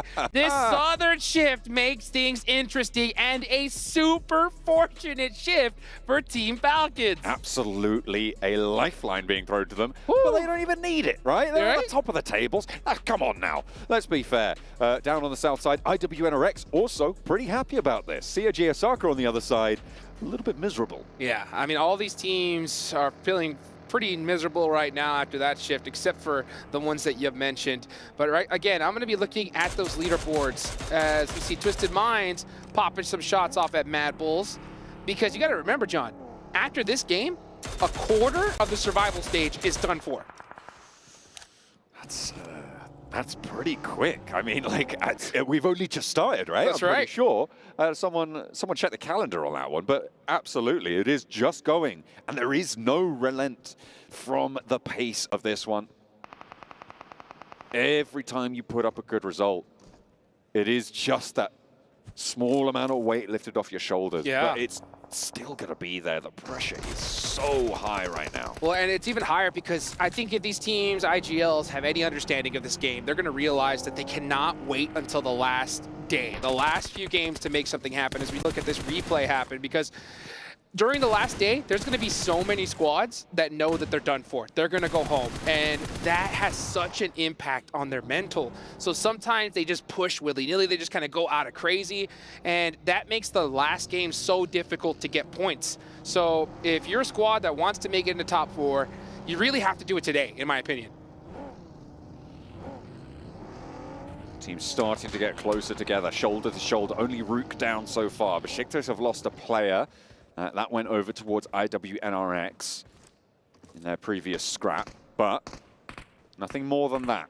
And as things start to get condensed with, let's say, 10-15% of the circle being cut off by the river on the north side, it's going to make it a little bit closer fought by these teams. The hills are starting to fill up. The areas around Pachinki as well are going to start to pack out. I'm not too sure how long it's going to take, but I think fairly soon those bullets are going to fly. Yeah, I mean, no one's going into the north at this point because they know this circle is going to go south, most likely. So, yeah, it does essentially cut this zone into, like, circle number 4 when it's still very, very early on. So teams need to try to prioritize finding those locations. We're only in stage 2, but because of that river cutting off most of this map, it really makes things more difficult. You can see it right there. It looks like Brute Force are going to go north. That is a really, really tough bet right there. They're still sort of milling about, though. I mean, they've got control of a crossing, so they wait for this shift and then commit. I mean, sure. And this is great now because they can flow down on that western side, move in towards ruins, because the high ground around that area still available. And if they've been scouting that with Chudo, they should know that they can make this rotation. The teams out to the east, they're going to have to fight off against one another. They could bide their time on the west for Brute Force and could have a pretty successful game here. Well, it's going to be a party in Watertown, that's for sure. Yeah, you saw Brute Force trying to hedge their bets just in the off chance it did go north, but it did not. So it's going to be a party down near ruins. Pachinki, School, Edge of Roz is still going to be in play. You see Mad Bulls taking Rozhawk Hill right now. Inko are going to have to find their way in, and it's going to be a tough one because every spot in the middle of this circle is already taken. CAG Osaka, they've moved down from the north side, but they have a team to worry about. Now, it's Team Spirit, who, frankly, at this stage, completely untested in these finals, right? Given that they've just been wiped out on hot drops, it's kind of not really indicative of what they're going to be bringing on a macro scale, right? They're just getting L's handed to them time and time again. I was about to say. And not really able to do anything other than just try and win the gunfight when you're put in that situation. I was about to say, they've been tested. They failed the first 2 matches. Oh, that's for sure. Yeah, okay, but you know what? Now they're in the game. They're in the game. Let's see what can happen. But Twisted Minds are starting to press IWNRX. IWNRX currently on top of the leaderboards. They need to win this fight here. They want to put a big gap on the rest of this lobby. Twisted Minds going down. The beautiful shots there from Z-Wolf across the way, threading the needle through the window, and now giving them a big advantage. A second knock as well on the south point of Sunken is not going to do wonders at all. It's going to be scrappy. It's going to be brutal. But IWNRX are not giving an inch. Look at their health bars. They're so healthy. Swain took, what's that, like a tickle of damage, like 20 damage there. It's going to be nice and tidy for IWNRX on that south point Sunken. What a play. To be able to take that fight and finish it so quickly as well, because that was a dominant position. The chances of getting third party were so high, and they got it done. That is 5 eliminations already. IWNRX are trying to punch their ticket to the finals nice and early. Meanwhile, CAG Osaka, we saw them have a really awesome game in the last one. Let's see what they could do here on this rotation. Meanwhile, Inko, yeah, just trying to pop some shots, trying to find some room in this next circle. This is a really difficult circle, right? Because slap bang in the middle of it, I mean, we can see the map feed right now, but slap bang in the middle of it, there is this donut hole, a dearth of just open ground that sits there. It is deadly to move into this open terrain. We call it headshot hills. You call it, people call it whatever they want to call it. I like to call it headshot hills, right? Because you poke your head up, you're losing it. That's right. Very quickly. It's just such open ground. You can play it later on, but with all of these teams that surround the ground, you're losing so much of the terrain, and that is another nasty shift up towards Rozhok. The zone going even further north. All these teams on the south got to get moving. I'm looking at you, Team Spirit. They're going to have to cross through the Falcons of all squads here. Things are about to get spicy, and there's very little real estate. We got a little glimpse of it right there, and you can see it's almost like a golf course down there. Very few angles that are available. A couple little dips, couple bowls. You can see CAG Osaka trying to prioritize one here, but they're going to have to defend it with their lives. This is a pretty big challenge now. Inko trying to move up towards the Mad Bulls is going to be potentially a very pivotal location in this next circle. Mad Bulls could get pushed on from the west in the meantime and get third parties on this engagement, but Inko yet to fully commit to it. Vitali, though, is moving up into position with that buggy, moving on through. The nades getting cooked. They want to slow this down. A lot of damage done to Gary, and Inko keep pushing. They have a little bit of time with this fight, but we could see some teams third party. Team Spirit could be coming around the edge any second now, so they do got to get this fight done sooner rather than later. But Mad Bulls just trying to open it up with utility. Every single one of these players is looking to get that initial critical knock, but Team Spirit is on the way. They are making their merry way from the south edge. They're looking for an opening. They have fallen a little bit short. They're not going fully in for this one just yet. They are just going to wait, bide their time, wait for that fight to pop off. IWNRX still scrapping. That's over with Besiktas. IWNRX, I believe, may have taken a knock there. No, Besiktas, sorry, are taking knocks over in Sunken as Inko do finally lose one of their players. And then Ebete on the back lines. Yeah, Mad Bulls are going to continue to hold this hill with everything they got. Getting a nice knock there onto Gary, but they got to watch out that they don't get circumvented here. There is some spots that are still available on the other side of the hill, and look at this, Inko getting knocked, but you see Team Spirit. Team Spirit is on the way. 2 points now for Team Spirit. They are off the starting line. They're playing with 2 matches less than everyone else, and they have the eastern side. They're looking for the contest. Inko got pushed away, swept aside on this one. TJB could potentially backfill onto this. They're a little way off right now near Rozhok, but the same rotation available to them as was available to Team Spirit. So Team Spirit, are they going to make the same mistakes as Inko? Let's see. Let's see. Effects going up there, trying to get a little bit of sight lines. He does know that Mad Bulls is there, but it looks like they're just trying to hold this edge for now. And honestly, that's not a bad idea, because this next zone could shift away from this fight, and they may have to prioritize another spot. So I think they're just trying to buy some time for now. And there we go, TJB, they are just moving into the pack. Naomi gets spotted from the high ground. 2 players from Team Spirit down, and it is not looking good for them. TJB do exactly what was happened to Inko, to Team Spirit. Effect tries to get away. It's history repeating itself. Yeah, Team Spirit just maybe took too much time in that spot. They have to make a commitment eventually, but that's what happens whenever you don't play the first 2 matches. You can easily make some mistakes. Let's see if they could try to make something happen, though, as Effect does have an angle, but it is going to be a close one. Oh, that nade looks too good. How does it not get the knock? How about that second one? Just a little bit off the mark. As we watch Old Boy going for the rest, gets it at the last second. Oh, never mind, they're run over! Oh, Neo's over the top in the UAZ, out to the blue zone. Old Boy with the spray, not connecting. A sweep around there for Neos, goes back with the smoke cover, hits the hop out, and Koa goes down. Neos going wild right now on the open terrain.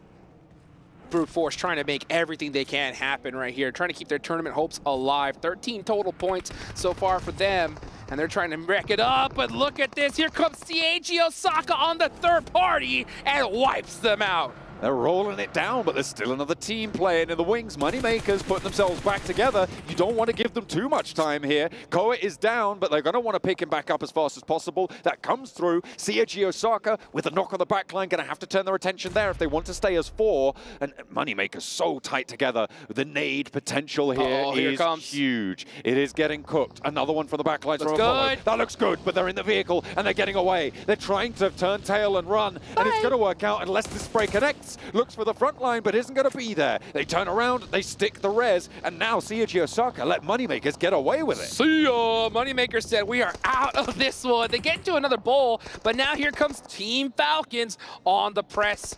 2 minutes are remaining here. This zone is starting to close. Oh, what a knock. Top goes down. That's going to hurt. MVP himself is going to fall first. Icy. Second to go. And the rest of the Falcons not ready for the re-engage. DRX are on the third-party potential from the eastern side on this engagement, and they're going to surround all of this. Pandem trapped inside the house, but I don't think you want to step too close. Ooh, don't, because they just got punished twice in a row. Now here comes CAG Osaka looking to finish off the Moneymakers. They get the run over, and I believe it's only one player up left. Yep, it is good old Icy Boss, and he's in a really tough spot. He's a little bit further removed from the rest of the scraps, but he's got some terrain to play around. Getting over to it is going to be hard once that south fight concludes. There are sightlines over this direction, but for now, Icy Boss is a little bit safer. Meanwhile, over on the eastern side, you've got Harame Bro and D+ Kia going hell for leather into a scrap to find any sort of cover over there. Hold out for DRX potential, as it is just shotgun shells flying back and forth. A lot of damage being done, nearly finding something miraculous there, but the 1v3 not going to happen. Team Pandem are making it happen right now as we watch Team Falcons go out. 7 eliminations for them, so they have woken up. They were currently in 4th place prior to this match, looking to top the leaderboards. This is a great start for them, but IWNRX have 6 eliminations. CAG Osaka have 4, and even the Mad Bulls are starting to get into it with their last 2 players. The Mad Bulls had a strong position for a long, long time. Remember, they were playing that Roshog Hill. They had, I think it was 3 teams try and push them from the same direction, though. So they just concentrated that cone of fire, and in doing so, they've managed to decimate so many of the teams near them. Unfortunately, TJB, that last wave, a little bit too much for those towers to defend.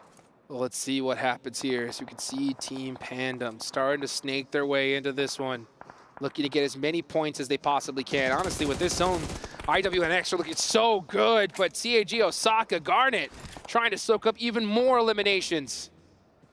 And that's Team Spirit gone. That is another bad performance chalked up. A beautiful nade placement there. Sees Pandem's demise come into effect. And this circle just again goes to Sunken. IWNRX gonna be helped out another time. Remember Sandhawk? It's happening again. And when it happens twice like this, you gotta be just putting your hands together looking like a fly. You know what I'm saying? Because they are ready to just take this beautiful meal that's right in front of them. There are so many players that are stuck out in the open. It's gonna be difficult to make it on in. Look at old Jeff Goldblum and stuff like that. That's an old school reference right there. But they are certainly going to be happy to play on this South Point Sunken, where they were able to hold out effectively. 4 players alive. They've got a lot to do, though. Besiktas behind them could be pretty tricky to dispatch if the circle shifts out to the west on this. Look at this, Robbie Pro are wide in the open. There's only this little hill of coverage. They're going to have to drive. Right? Yeah, you can see them. They got their vehicles ready. They didn't throw out any smokes at all. Actually, no, yeah, they did throw one, and now they are on the move. But CAG Osaka is going to have a wide open shot at them. Not able to take him out of a vehicle just yet. He goes for the quick reload. Is he going to be able to catch this last straggler? He does. Beautiful spray down to get the back line and immediately goes for the flush. 8 eliminations for CAG Osaka. That's good. A potential surprise entry at the top of the tables right now. I don't think too many people would have put them there in their top 4. On the southeast side, though, they've still got to push in a little bit further, and Harame Bro managed to get 3 through.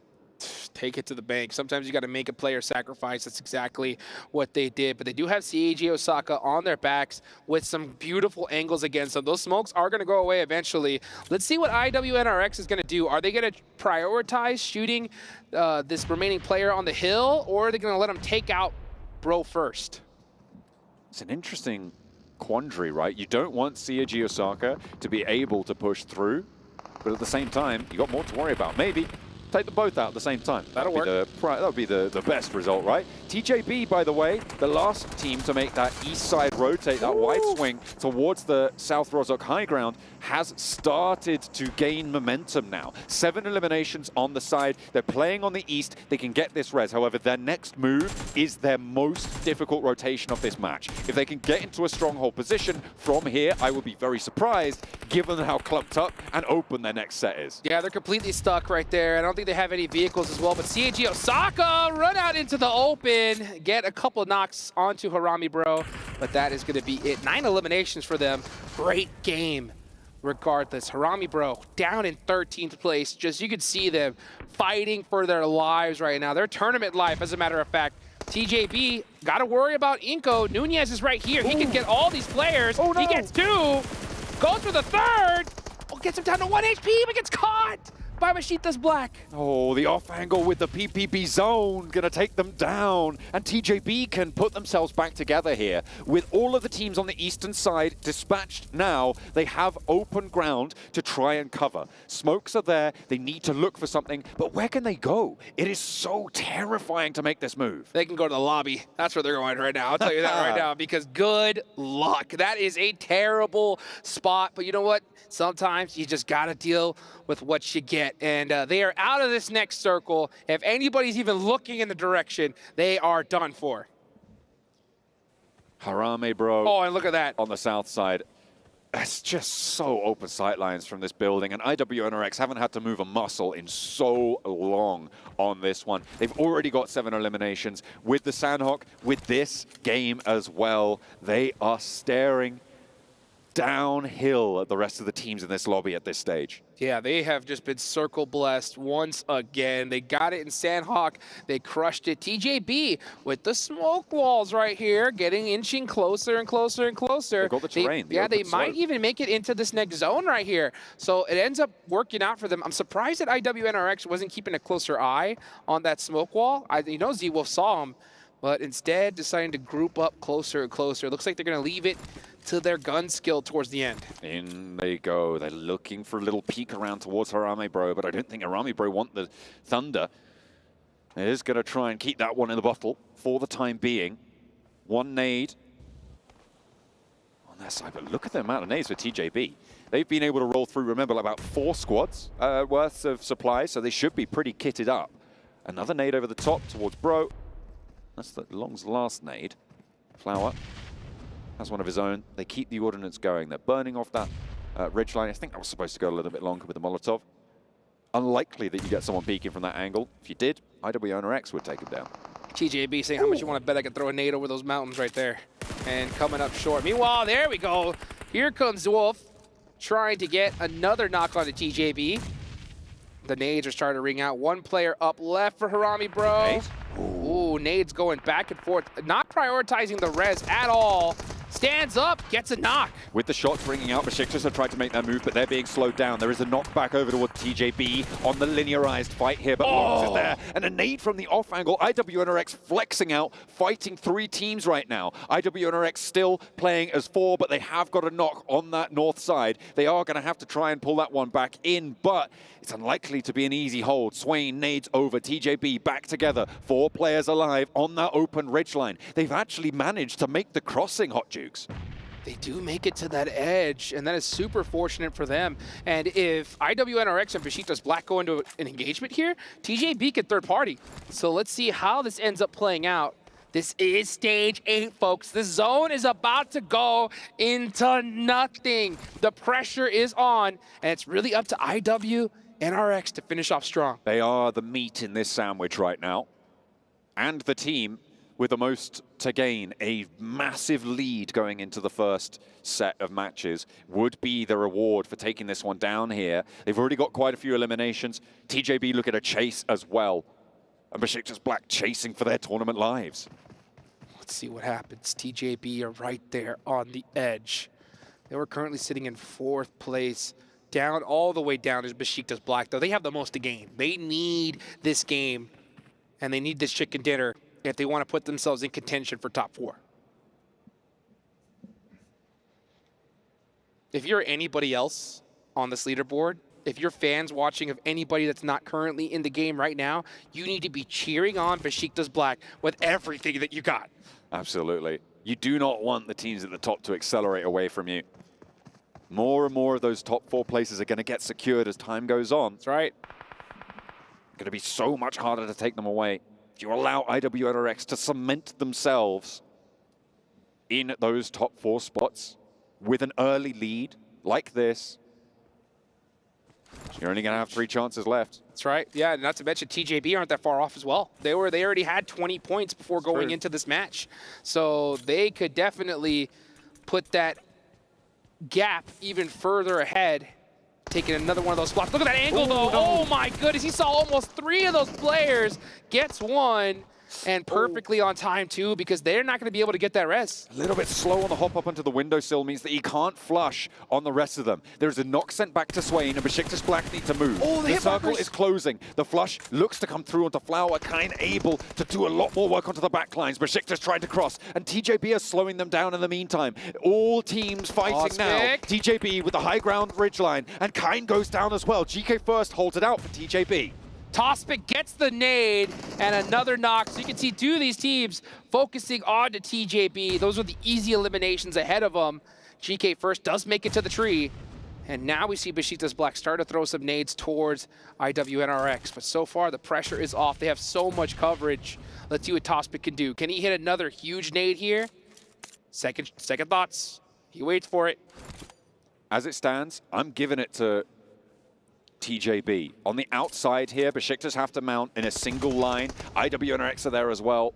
The ridgeline is there. The blue zone's going to push these buildings out, and you have to jump into dangerous positions. A forward break for them, and GK first nearly goes down. He doesn't have any first aids, but Swain has to leave this roof soon. Toshpik stands up, doesn't get the spray down. TJB just need to hold out for just moments longer, and they'll have it. Kine up to the wall. GK first goes down, and Swain still in the building, able to do so much damage to them on the backlines. It's all up to Longs, but Besiktas have a shout as well. Zekros pushes in. IWNRX trying to move on through, find a second chicken dinner on the day, and turn their fate around in the survival stage. Tospic holding on for dear life downhill, but it's only going to burn hotter and hotter as IWRX send out wide. 2 players on the sidelines though, and they're lining them up. 1 more player to go, and Closer's there. TJB all the while holding out for just a moment longer. Swain now with an all to do, and IWNRX put a second match on the board.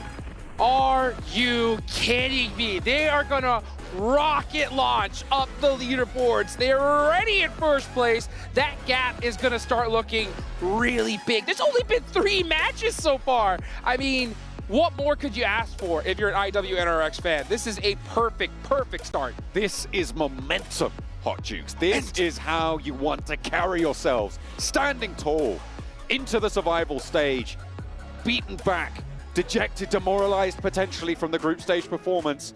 They have risen, and nothing makes you shine quite as bright as those shadows behind you. Oh boy, and you know what? That shadow is starting to grow even bigger right here, because that was a heck of a game for IWNRX. You talk about momentum. I know Jason Kaplan there in the studio. I can't wait to see what his momentum meter looks like, because for IWNRX, it's got to be breaking the charts. Absolutely brilliant way to kick things off. I was saying top 4 gonna be sat towards the high 80s, around that 90-point mark. So far, they have put a massive dent in that. They have got, I think, up to around 40 or more points so far in the first half of today. Given their 2 chicken dinners, given their elimination count, I thought TJB were going to have it. But then Swain from the top floor of that building took down the entire ridgeline. Swain was so smart. Huge. Swain was so smart because he could have taken that roof. I think a lot of players would have, but he knew that, you know what, nades are going to be ringing out onto this position. I can't afford it, even though the sightlines are great. Let's look at the reactions here. Oh, so excited.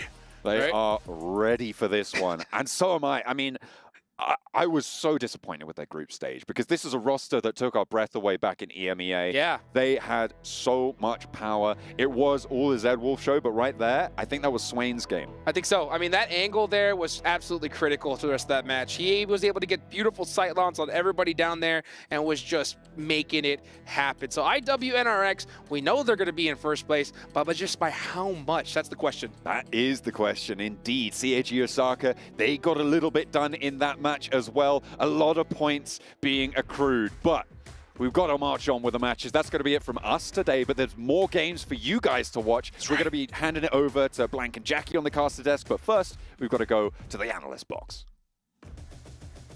Welcome back to the PUBG Mobile World Cup at the ESPORTS World Cup. My name is the 7WG, and I'm joined by Kitsune from Team Spirit.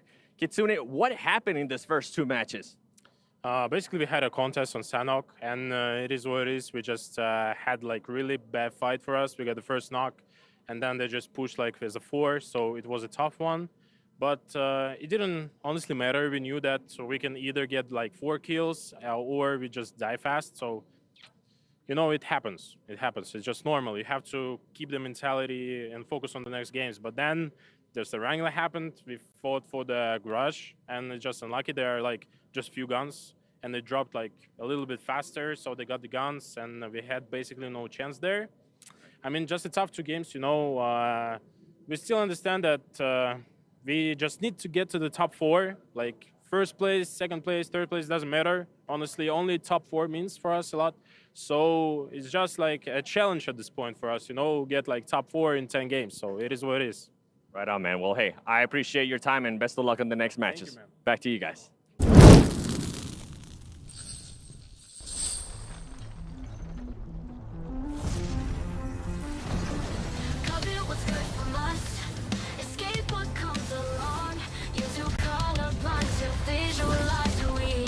What they wanna live for.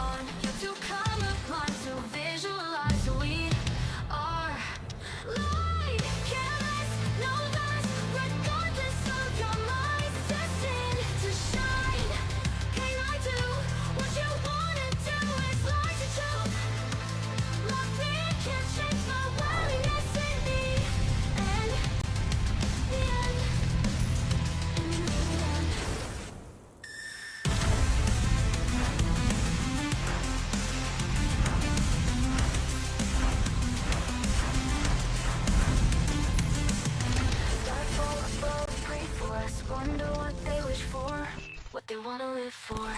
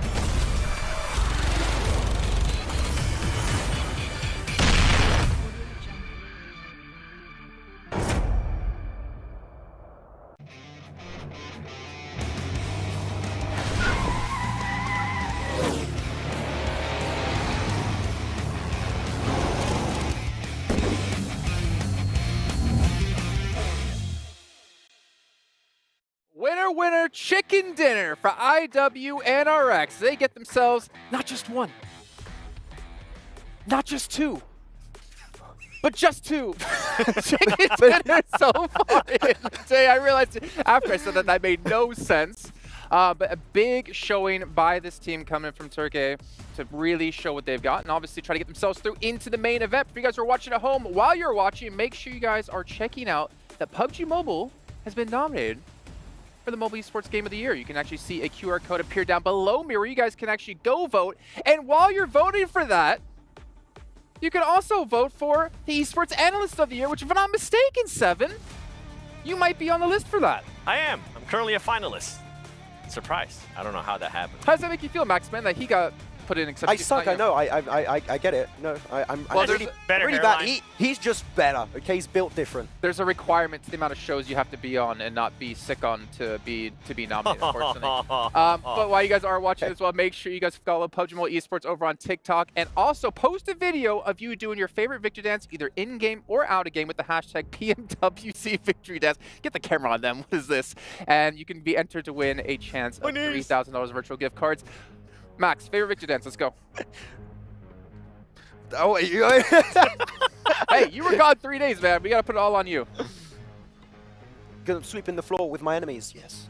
Okay. All right. I can get behind that. But Gem and IWNRX, man, two chicken dinners on the first day here of our survival stage. And this is a team that's showing they want to survive. They want to make it to the main event. They want to play for that $1.5 million.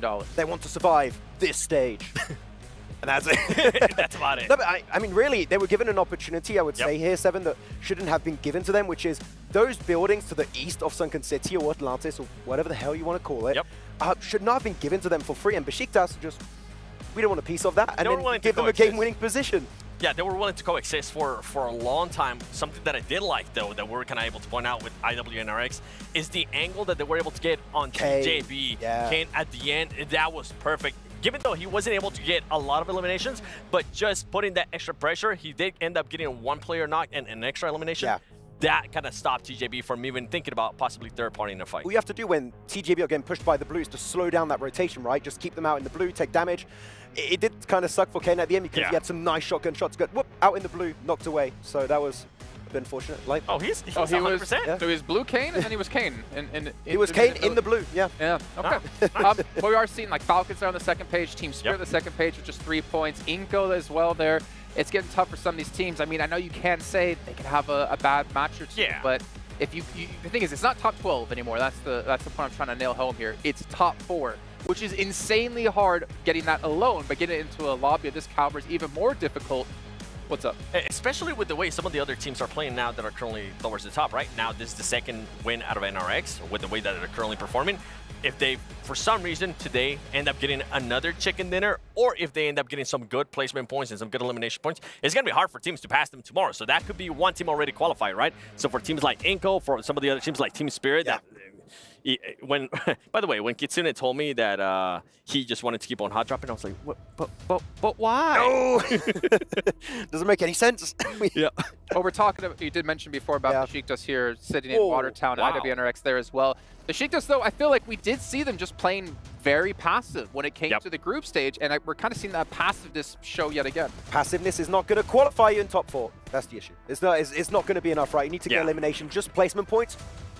No, it's not going to cut it at all. You need to get any strong positions like where IWNRX were. And you like Kane, as you mentioned, his angle was so oppressive. You want to see them get involved in the fights, get every single one of these opportunities, because otherwise you're just not going to make it to the finals here. So we need to see a big change of pace for them, because teams that are opportunistic like IWNRX, you do one mistake, they're going to snatch that position away. A team that was quite a surprise for me, especially with the way that they have performed so far in this survival stage, is, and I can't believe I'm currently going to say their name, Kago Osaka. I mean, the way this team has been able to play, especially this last match, they were able to kind of wait for the right time, find a location straight down the middle of the circle, and actually defend it against some of the other teams. Yeah, it was a big surprise, because this team, if you would have told me that Kago Osaka was going to be doing that after what I saw at group stages, I would have been like, no, you're crazy. But for some reason, it's a completely different Kagosaka. But you could say the exact same thing about IWNRX too, right? Yep.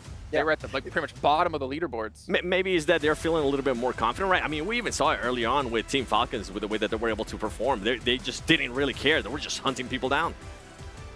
Get out of here. I'm trying to make room for our lovely commentators. We got Jackie, we got Blank, looking fantastic today, gentlemen. What's your take on the first half of your survival stage? Oh, Jason, it's been spicy, man. We were sat there looking on the phone in the shuttle, getting to the green room, eyes honed into the screen. It's been non-stop. And honestly, the fact that we get the last 3 games, I can't wait, Blank. Look, our backs are straight here, posture's good, but honestly, it's IWNRX who's flying straight at the moment. They are going straight for gold right now in first place. I'm happy to see it. I'm really happy to see it, but they're a bully team. Oh, yeah. And they're bullying. Well, they keep bullying.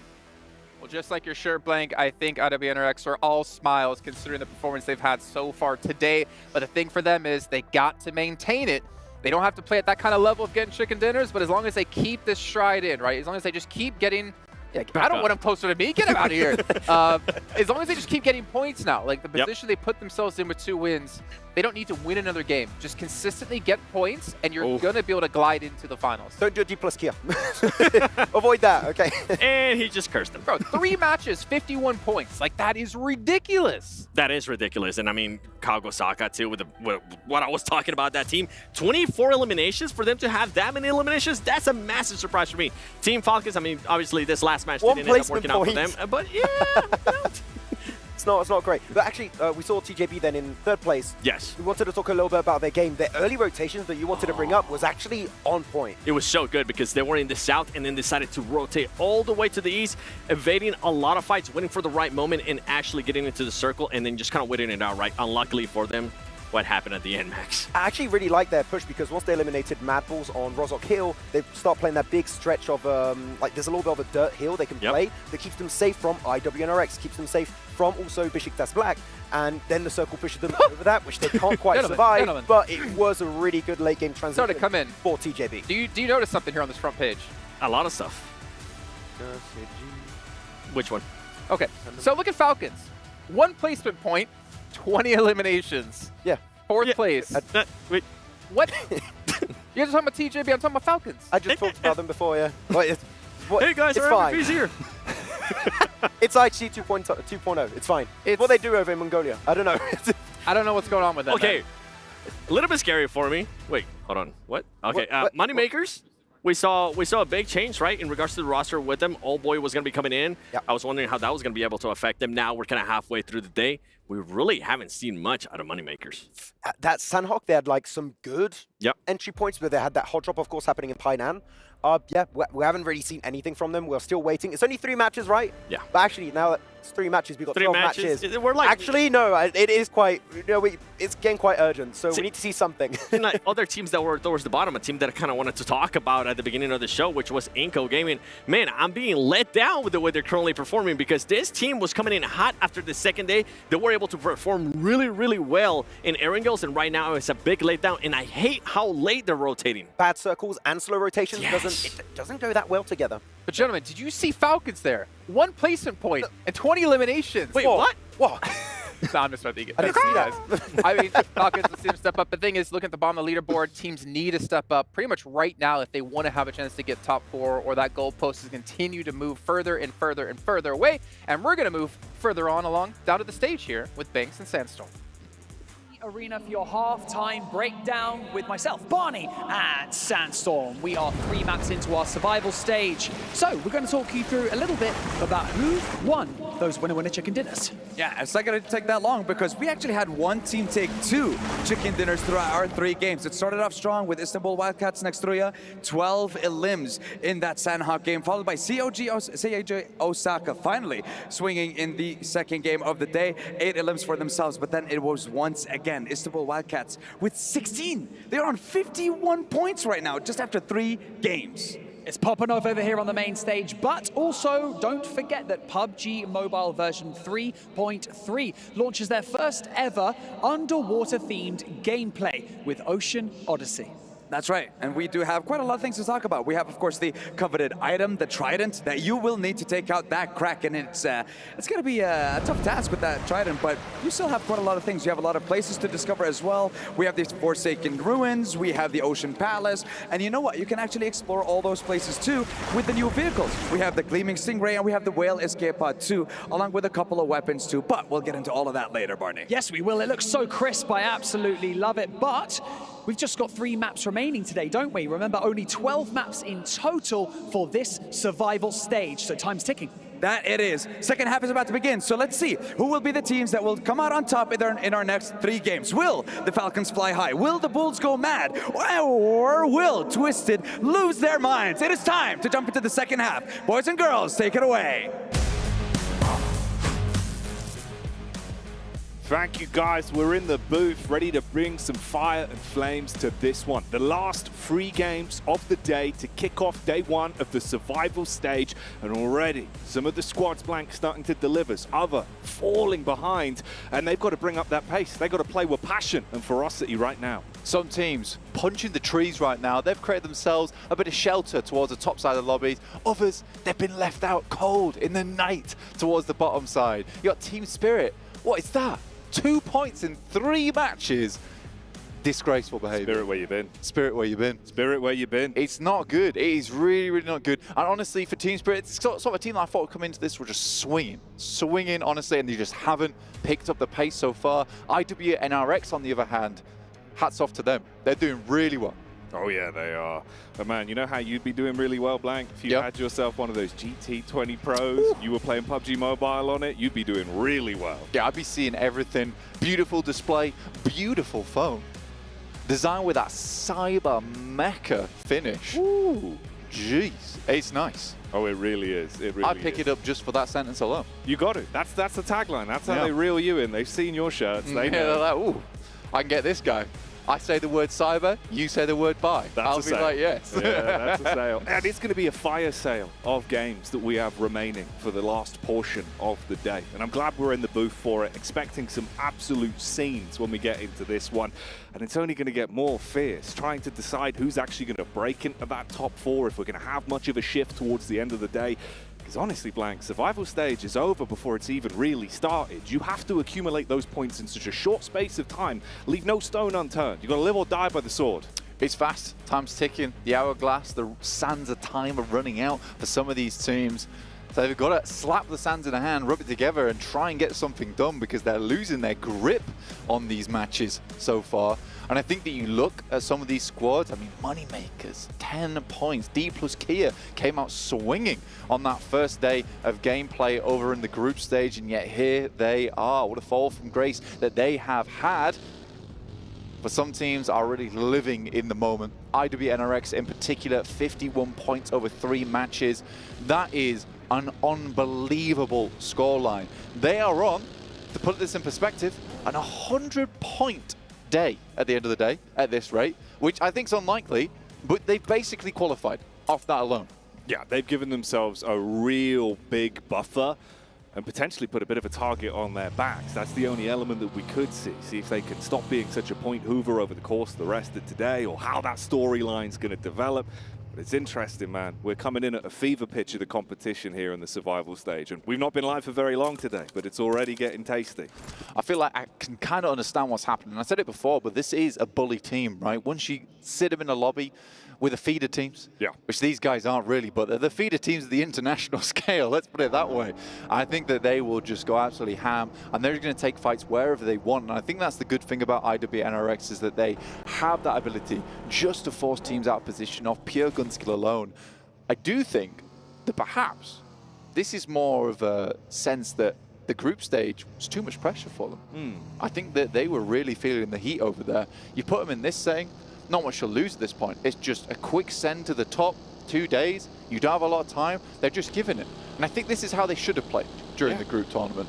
But it's happened that it came a little bit too late, but also just in time. Oh, yeah, exactly. And I think, again, as well, you get a little bit more time to acclimate to the grand stage. You know, it's huge down there. I mean, even in real life, outside of camera, like, you see just how intense that stage is. Everyone stacked on top of one another, all the eyes on you, the crowd that's in the STC arena as well. Like, there is quite a lot of energy. So trying to fix those mistakes as the day's going on, where you don't have much time in between days, it's rough for you, bud. But at least that one-day break, open the bag a little bit, reset mentally, come in here and try and put your best foot forward. They're doing that. Yeah, I've seen IWNRX. I've been chilling. And I think that more than anything, these guys have been raring to go. I think they would have rather played yesterday because they realized they had that full reset in their hands. But this is the team that I don't think wants to go quietly into that night. They would love to get themselves into the main tournament, show their fans what they can do, because they can certainly hit some big numbers, some big shots. DRX currently on our screens. Bit of a change of pace for them today. They were looking a little bit better towards the start of things and then once again have fallen off. It has been a rough tournament so far for DRX. Coming off the back of, you know, quite some decent games over in their own region into this, it's just pretty bad. Yeah. We can leave it there at pretty bad. And we've moved on to Harami Bro, who were equally suffering in that group tournament. I don't think there was too many teams that were suffering that badly, but between DRX and Harami Bro, things were just not working, and it looks like the car is still broke for both these teams. Meanwhile, Team Spirit on your screens as well. Their average survival time today hasn't been great for them. They've been struggling in the open moments. About 30 seconds. Yeah, bro, like a few seconds at least. I mean, maybe they've glimpsed it up a bit, but it's going to be really hard for them, man. It feels quite sad. You know, you've come in, been already deflated over the course of the first three. How'd you get that steam back? Yeah, possibly even defeated at this point in time, because I don't know how you get that steam back rolling. They're going to have to be over by the engine, shoveling the coal in, because that's all they can really do at this point in time, and just try and hype each other up at this midpoint of the day. You've got 9 more games. IWNRX has sort of just sent it, right? Which effectively, if IWNRX doesn't continue to do silly things, right, throughout the rest of the day, there is 3 spots available. We'll put it that way. Already one of them almost feeling like it's guaranteed with how the games have gone so far. There's the confidence, dude. Yeah, it's kind of crazy, right? You take the elevated angle, you instantly spot out Nomi, separated from the rest of the Spirit squadron. You put bullets onto him, he barely gets out. Got to retreat, recoil, try and reset with the rest of the gang. But Wolf laser focus, those eyes are hooked in. He knows. Anyone comes through this jungle, they're a target. The funny thing is that, you know, Zed Wolf, pretty beefy guy, right? You know, never wears the glasses though on broadcast. Today, the glasses have come out. Long range shots you going to be looking tell good. He's locked in. He's locked in for survival stage. You know what? I've got to bring out the rims. It's required. It's required here in this prestigious tournament. There goes the top side there. We've got Brute Force, Chudo, taking shots over towards Pandem. Moneymakers, very similar to Brute Force, I would say, but not for this tournament. They have really changed things up. And although Moneymakers aren't doing great right now, I really want to compliment them during their group stage, because I think that they've had a massive shift in playstyle from EMEA into the World Cup. And I think for PMWC, this is a very, very tough tournament. And to shift your playstyle around that much in such a short order, very, very impressive. So although Moneymakers, they might not make it into that top 4, I think that they could be very proud of themselves, what they've been able to achieve here. And I think that when they go back through to EMEA for the next Super League, they'll be doing very well off the back of it. It was nice bumping into Old Boy as well yesterday. He was asking how Maxman was doing, saying he hopes to see him back on the broadcast, and he's finally got his wish. Max has returned, and maybe that will give them the extra stock they need there. Yeah. A little bit of Maxman energy, get everyone playing better. You don't want to disappoint Max, Blank. You do not, because he will curse you. He'll let you know. He'll let you know. Get out his little cauldron, start brewing some potions. You'll feel a little pinch in the night, you know it's all over. I've been maxed. I've been maxed. Yeah. I've been maxed upon. And I think that realistically, Max does also bring a blessing. You know, as much as he curses teams, there's also blessings there as well. Next circle, though, all the way down to Primorsk. A lot of water in this one, but we're shoving teams down towards that south side. Slight slope that heads down towards that south side, but it is Primorsk, which is the main feature here, as well as those beachheads, which teams might have to circumvent around the side of. A tough rotation for a lot of squads, but on top of that, there is the swamps, there's some compounds around here, but it is these rotations inwards that are getting dangerous. Team Spirit find themselves a flush and a knock early on here. Happy with that one. Weakening Rook as they pass through and looking for some more. It's just been Nomi. He's happy to roam further ahead of the pack, take that anchor role and start off those engagements when he sees isolated fights. And it's a clean one to take. You instantly take that one elim point, slow down Rook a little bit and force them to get on moving. Problem is there could be a backstab as the rest of Spirit are taking heavy casualty now. Panda taking shots over towards Effect.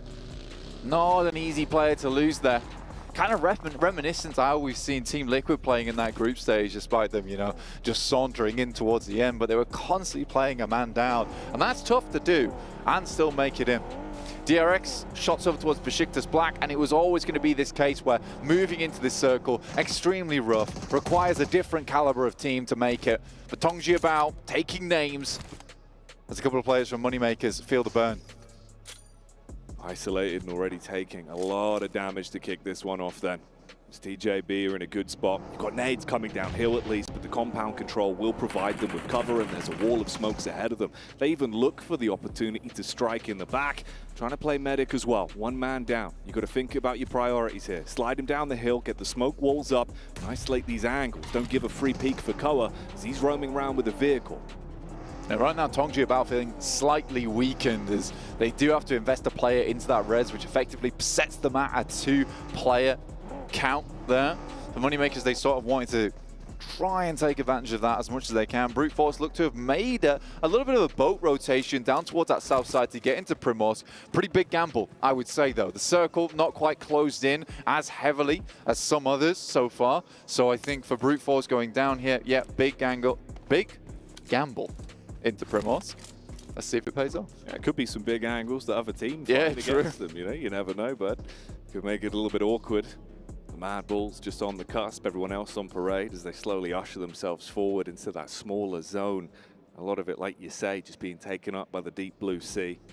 No Poseidon action here though, Blank. No tridents to try to help you out controlling these bumpy waters. That's for sure, but talking to tridents, you got Team Spirit currently on their trio on that eastern side, desperately trying to stay relevant in this tournament. A team that came second place, first place, second place in their group stage, only now to fall short in their finals, and looks like they're falling short now here in the survival stage. It is a team that I think a lot of people had high hopes for coming into the PMWC, at least the survival stage, but they are not delivering. But there is so many eyes on their back here, Jackie. Everyone wanting to target them, realizing they're already so far down a slippery slope to start off today. So if they make mistakes, it could get very bumpy for them quite early. B+ Kia spotting out the rotate from Pandem as well as they come down the wayside. Got to kick it into second gear here. Try and get out of the angle. Avoid being tagged up by those bullets. A little bit of chip damage onto a few of them. One takes a heavy hit in the back as well. Yeah, it's a tough rotation for a lot of teams here, Jackie, honestly. I think that right now, I would say Moneymakers have actually played this quite cleanly despite losing a player, which is difficult, but getting down this coast on the western side has a decent ridgeline to play off the back of. The difficulty is going to be now, Jackie, is playing up towards that northern edge where you've got 3 teams sat and waiting with CAG, Osaka, Tongji Bao, as well as Inko, who have been really wanting some points here. Inko. And they build something up for us the longer this one goes on. DRX with the nades, casting those out one after another. You see the opportunity to seize this engagement versus Pandem. A well-placed nade could be the difference maker. Shots round the side of the tree as well. Carving the DRX logo into the bark, but it's the nade that has more bite. Pandem will just try and hold on here. Your players down towards that south side. With the cheeky peek there as much as he can, but it's DRX who is just blowing them out the water right now. They're stuck in this ditch. Not much they can do about it. But this is a very central position, at least for DRX. They're alongside with the final player, I believe, now from Team Spirit. What a horrendous run it has been for them. Yeah, it hasn't gotten any easier over the course of the day. Feels like you've been hit with the unlucky stick, and each and every game we're seeing that spin cycle occur to them. Pandem as well, only down to the solo. Off of that engagement they were locked into with DRX, going to make it harder for you to rack up more points, keep the safety net in 4th place. I love this rotation from the Moneymakers, heading directly down to the south now. They hear a lot of the shots on that northern side. They're like, this is not for us. Let's head further south here. On our screens, D plus Kia trying to fend off versus squad in front. Nades cast in, clearing out the close angles. Harame Bro trying to split their mind between 2 decisions here. Do they play for the offense in case D plus Kia go in aggro? The DBS pulled out on the close angle. Weren't ready for that one as the chips are down. And the man's going to grab himself a royal flush. DBS comes out, and when the chips are down, the chips come up here for D plus Kia, it seems. Very nice. The DBS, a hellish weapon to go against up in the warehouse where there's so many angles you can play off the back of. Kakali here, Vitali, sorry, for Minko, holding off versus CAG Osaka, who seem to have some kind of a lifeline injected into them. And with a sudden shift on the circle, that gamble for brute force has now just elevated in value a ton. That's a plus EV play. Their stock's going to go up on that one. You can try and build yourself in the later the game goes on. Inko as well, still taking shots back down. COG Osaka, they're trying to move out, see if they can reposition from that rough spot they were left in with limited cover to work on. Rook also taking bullets towards the back as the fights are breaking out all over the shop. Scary thing though, Jackie, IWNRX, 4 players still up on that eastern side. The Hoover, it's not done yet. This is industrial hoovering that's going on during these games. Sucking up all the points that they can in these matches. And they've set themselves up for great success on the outside. Now, you can see, well, you will soon, I hope. Over on the western side, I'll break it down for you in the meantime. There is so many teams that have sat themselves up, posted in Primorsk. Right now, IWNRX is one of the only teams outside the circle that is not in Primorsk. So if this shifts over towards the east, Jackie, then you have a case where IWNRX just controls so much zone. Twisted Minds, though, looking to take them back. Oh, mate, the nade is what saves them. Twisted Minds. It looked like they were going to get a bullet through where their thoughts get processed before they could even clean up on the play they committed to. Zed Wolf was able to trace and track, and the nade is dashed back in. Near miss on that one. Very close, dude. Another one pops over the top. He's jumping into it. Just about gets out the way, but the vehicle is sent down the hill. He's got to tuck in, play medic now, reset himself. It was looking good for the initial engagement, but the longer it's gone on, Twisted Minds, it really started to slip through their fingertips, and they're so fragmented in terms of the setup. IWNRX, they've got range to play with, and they're going to start getting ushered in as well. It's not looking good for them. Yeah, for IWNRX, they're playing a really strong position. I think Hygo understands he needs to get some more information on. This is a bold move from him. Ball immediately gets shut down, and I think it was too bold, in fact. Oh yeah, there's an underline on that one. The font's 24 points deep, and it's not going to go well. You're really fragmenting your squad, losing so much manpower, and down to a horrific position to try and recover from. You've got to call for the backup, the cavalry coming in inside of the vehicle. But IWNRX, they've been handling these fights. If they can catch them on the getaway as well, some bullets in the back, it could really ruin their time here. Yeah, they've got to switch this into italics now, Jackie, because Obscure's only got Ratto Boy to lean on now. As they head themselves into Primorsk, which seems to be the general idea for most teams in the lobby. Falcons up towards that north side, another team that a lot of people thought would just head straight through to the group, the main tournament.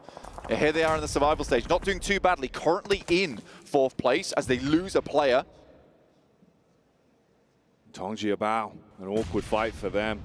Constant nades barraging in, no easy getaway. You have to sit there and take the splash damage, and the shrapnel ruins their chances. So they're gone, removed from the equation. Here we go though, Falcons up on the hill. We've been talking about if they can spread their wings and start to cause some issues in a matchup like this. They got nades for it. Downhill battle, you should be in a good spot. Low HP as well, just got to get him on target, and Chips is going to buckle on that one. Not as clean as it was previously for him. D plus Kia, they've whittled themselves down to just one man, a solo that's forced to try and think about the bigger picture. You know the fight's gone. Falcons do look to be spreading the wings and flapping them. Enveloping D plus Kieran and Gale from upside the hill here. And they will be sent back via that tornado.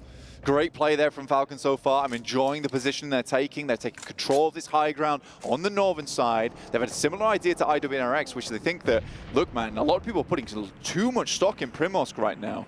So many players are going to have to try and escape this one as the circle heads further towards our north side.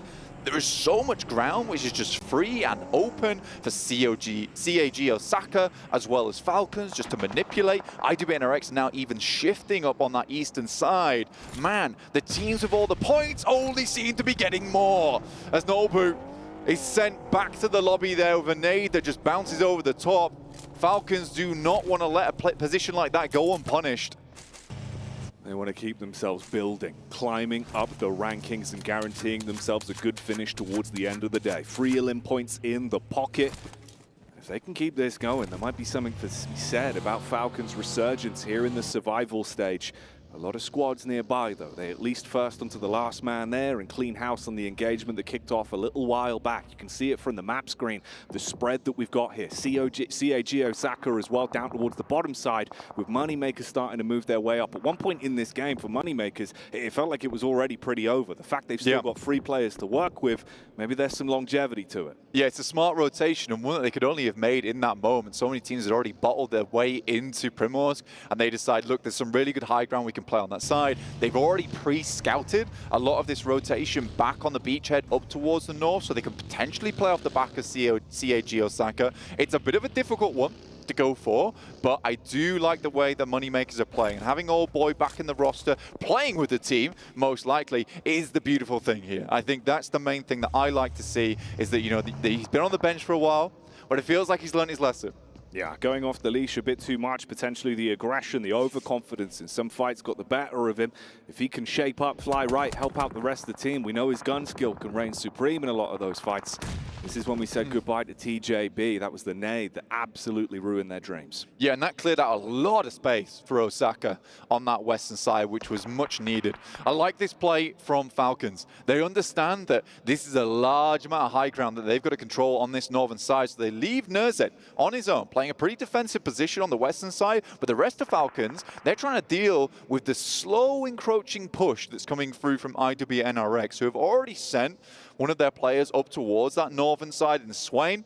He's just getting some scouting done, but I like that from Falcons. They're understanding they need to control both of these sides here. They cannot let players get up to that compound on the east. This is very well done. The circle, however, centers up.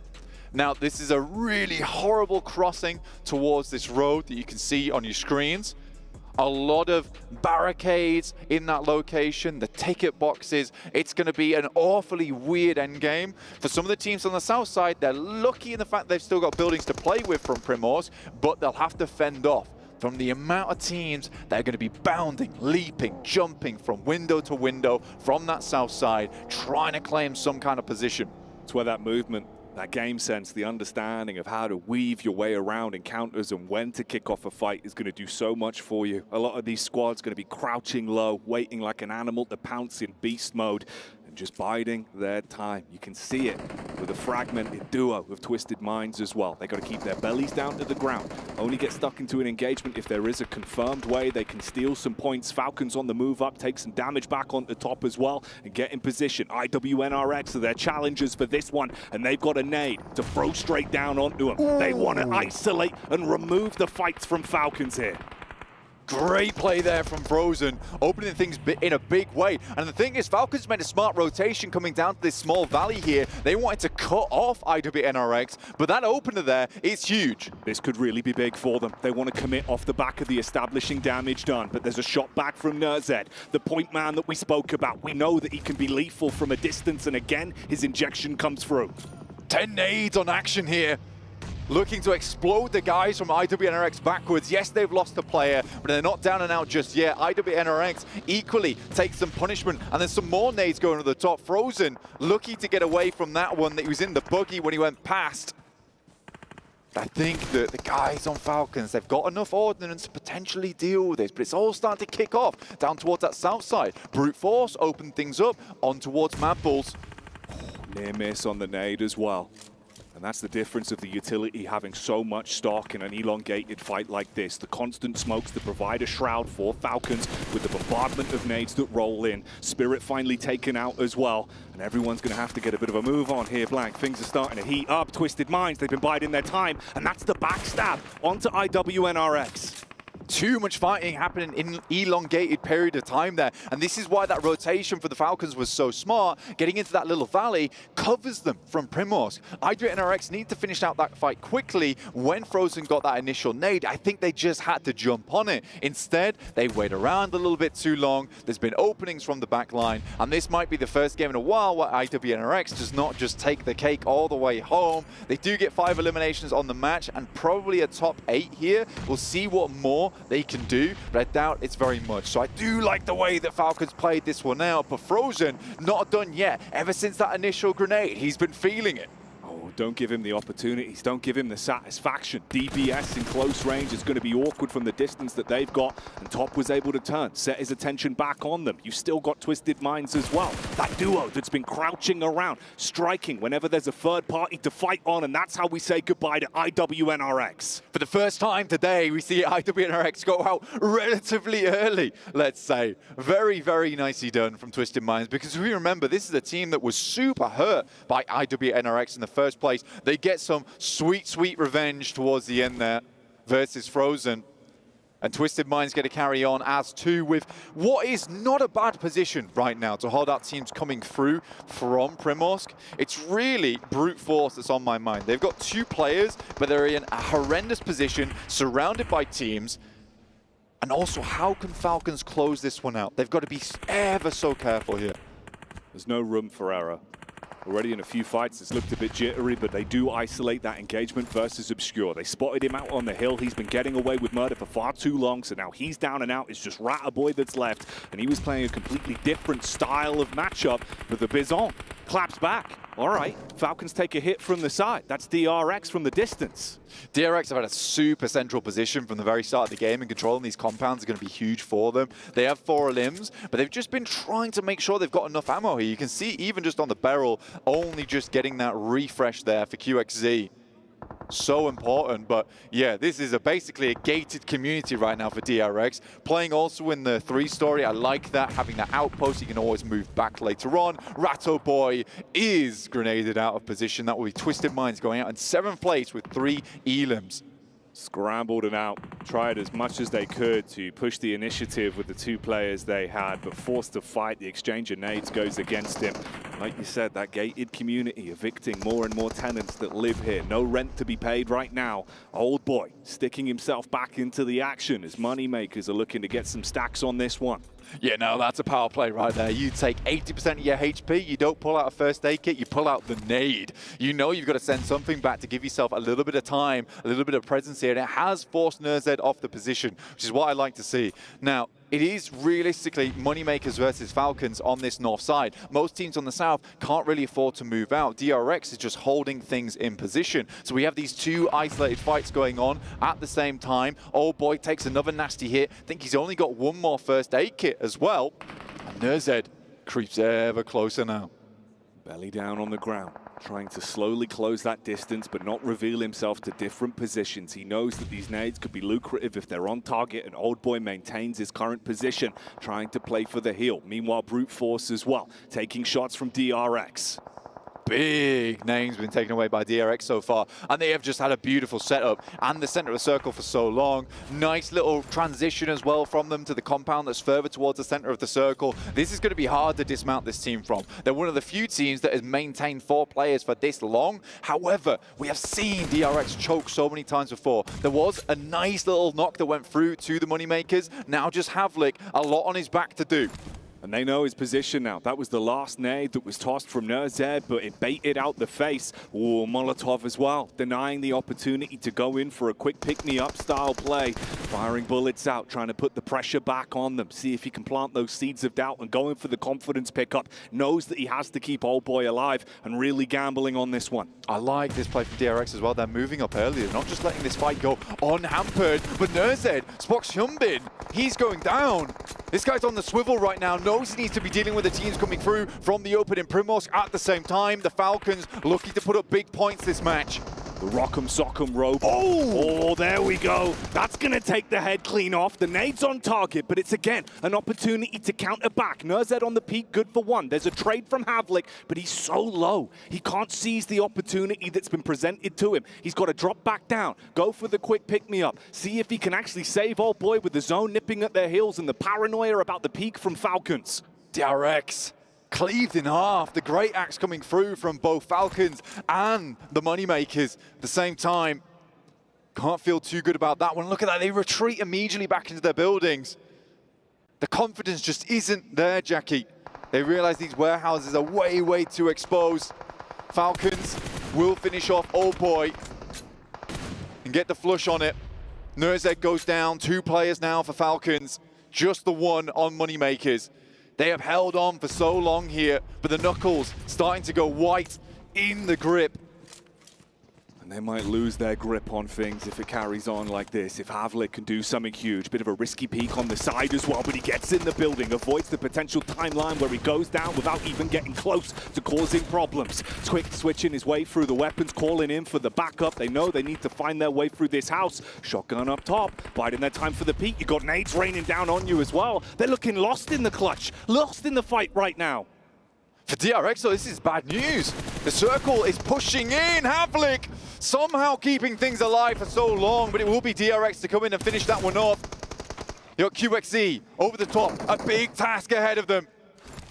This is what it all goes down to then. Can one man make a difference? Can it all be on him for Falcons to clutch it out? Or will DRX complete their legacy and take the win on this one? Grab themselves not only the elims, but the points for the chicken dinner as they find it and shut down the Falcons in second place. A chicken dinner for DRX. A really huge game there for DRX as well, because they were far down the rankings. Things started off fairly decently at the start of the day, and then they just weakened. But that game, test the strength for them, still felt a little bit shaky towards the end there with back and forth where they pretty much were the only team that didn't really take casualties. They had a strong position to play in.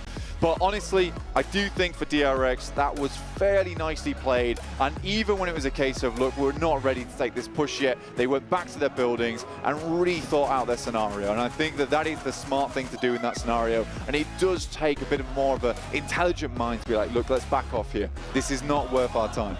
Playing the disciplined PUBG Mobile, playing for the percentage moves rather than getting overly headstrong, too confident with the position they were given and some of the fights that were presenting themselves. It's a fair play to them. It's a big point to take a chicken dinner under the belt as well. 4th matchup of the day. Only 2 games remaining for the opening day of survival stage, and they come out swinging. Totally different type of Falcons that we're seeing though in the survival stage. Very much more what we're used to from this team. Intelligent maneuvers. I think Havlik just kind of outplays them at the end there. Really, really strong gun skill, mechanics in that location where he's holding on for dear life for so long and the Falcons just cannot deal with it. I think that was very, very well played. Again, Moneymakers make a very good rotation. Falcons make a very good rotation. I think DRX gets the win off a good position early game. Yeah, they had the smarter setup, and in the end it does go their way. But yeah, that fight between Falcons and Moneymakers, man, there's always a timeline for me. When I'm watching Old Boy be able to survive and keep himself topped up, I'm thinking maybe things get crazy. And maybe the rest of the day will get crazy as well. When we come back after the break, lock yourself in for more PUBG Mobile. The most important thing what we do is we kill Harami on contest. So tomorrow maybe they're not gonna jump. By the way, better than 0, huh?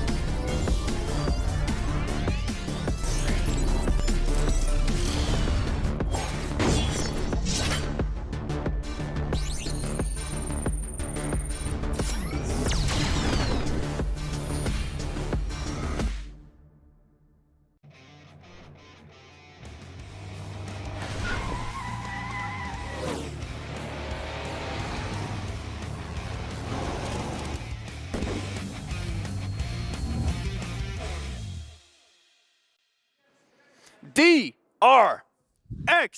Wait, Max didn't even move. Max, you're just supposed to stood go there. to the arms. Oh, okay. Welcome everyone back to the desk here as we break down that last match. I don't need any of these cards because things aren't just going to work out. Doesn't matter how I try to set things up. DRX, though, what a fantastic win out of them. Obviously sitting over towards Primorsk. I think most of the action was more towards the north side, though, with Falcons and IWNRX. But for a team who finished dead last in our group stage to get a victory here, it might have been able to bump them up potentially into top 4. Flip the script right now. Is what's happening in the survival stage. D+? Was that D+ day 1? Reverse D+. No, but it's a really good game from them. Of course, it was a very laid-back win, right, for DRX. All of the teams are being focused in their kind of vicinity, and they just got themselves all of those eliminations and all of that extra position pretty much for free. Good fight versus Falcons too, right? Transitioning across the road and getting the win and all those elips are like good for DRX, I guess. Yeah, that was good. Yeah. Yep. Yeah. I agree with I don't know why even know what I was saying, to be honest. DRX was given that win. That's what we're saying. Yeah, there you go. Yeah.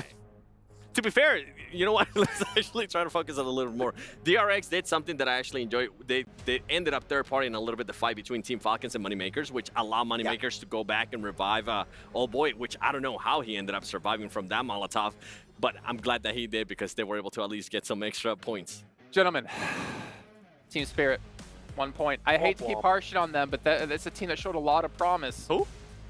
Yeah. Team Ghost. Because that's what they've been doing this term. They've been ghosting it quite hard. It's unfortunate, but let's talk about, again, the positives, right? Yep. Moneymakers, Old Boy playing with the team. Yep. We see an okay game out of them. I mean, the thing is I think Claris was saying when we were sitting down that just one decent win, and I actually think it was you, not him. I think about it. I give it for no reason. He's always Claris saying He's not even here. Is one win, like decent win, right? Yep. Just say 10 eliminations, chicken dinners, 20 points. You can go from the bottom of the table to like almost 4th place. So it is still extremely condensed at the moment because IWNRX has been able to soak so many points towards the top. So really anything can happen. However, the possibility of one of those big plays of happening, like our Boom, right, getting 30 points and getting themselves in the top 12 seems very unlikely. Yeah, and also I think it's going to be a fight for 3 slots into the finals, right? Like catching up to IWNRX, they just need to have a semi-decent end of today and tomorrow. Like it's only 3 spots that are going to be remaining, so it is going to be a tough one. So the reason I wanted to see Falcons up against IWNRX is because those two teams had about 50% coverage of that zone. Basically, north of the road of Primorsk, it was completely controlled by these two teams. And it almost seemed like a battle between these two teams would determine who would potentially win the game. Go ahead, Seven. It seems like some of these teams, Team Falcons, IWNRX, it seems like they were just taking points of what Alliance was doing during the group stages, because we're starting to see more of those wide, pretty much splits between some of these teams.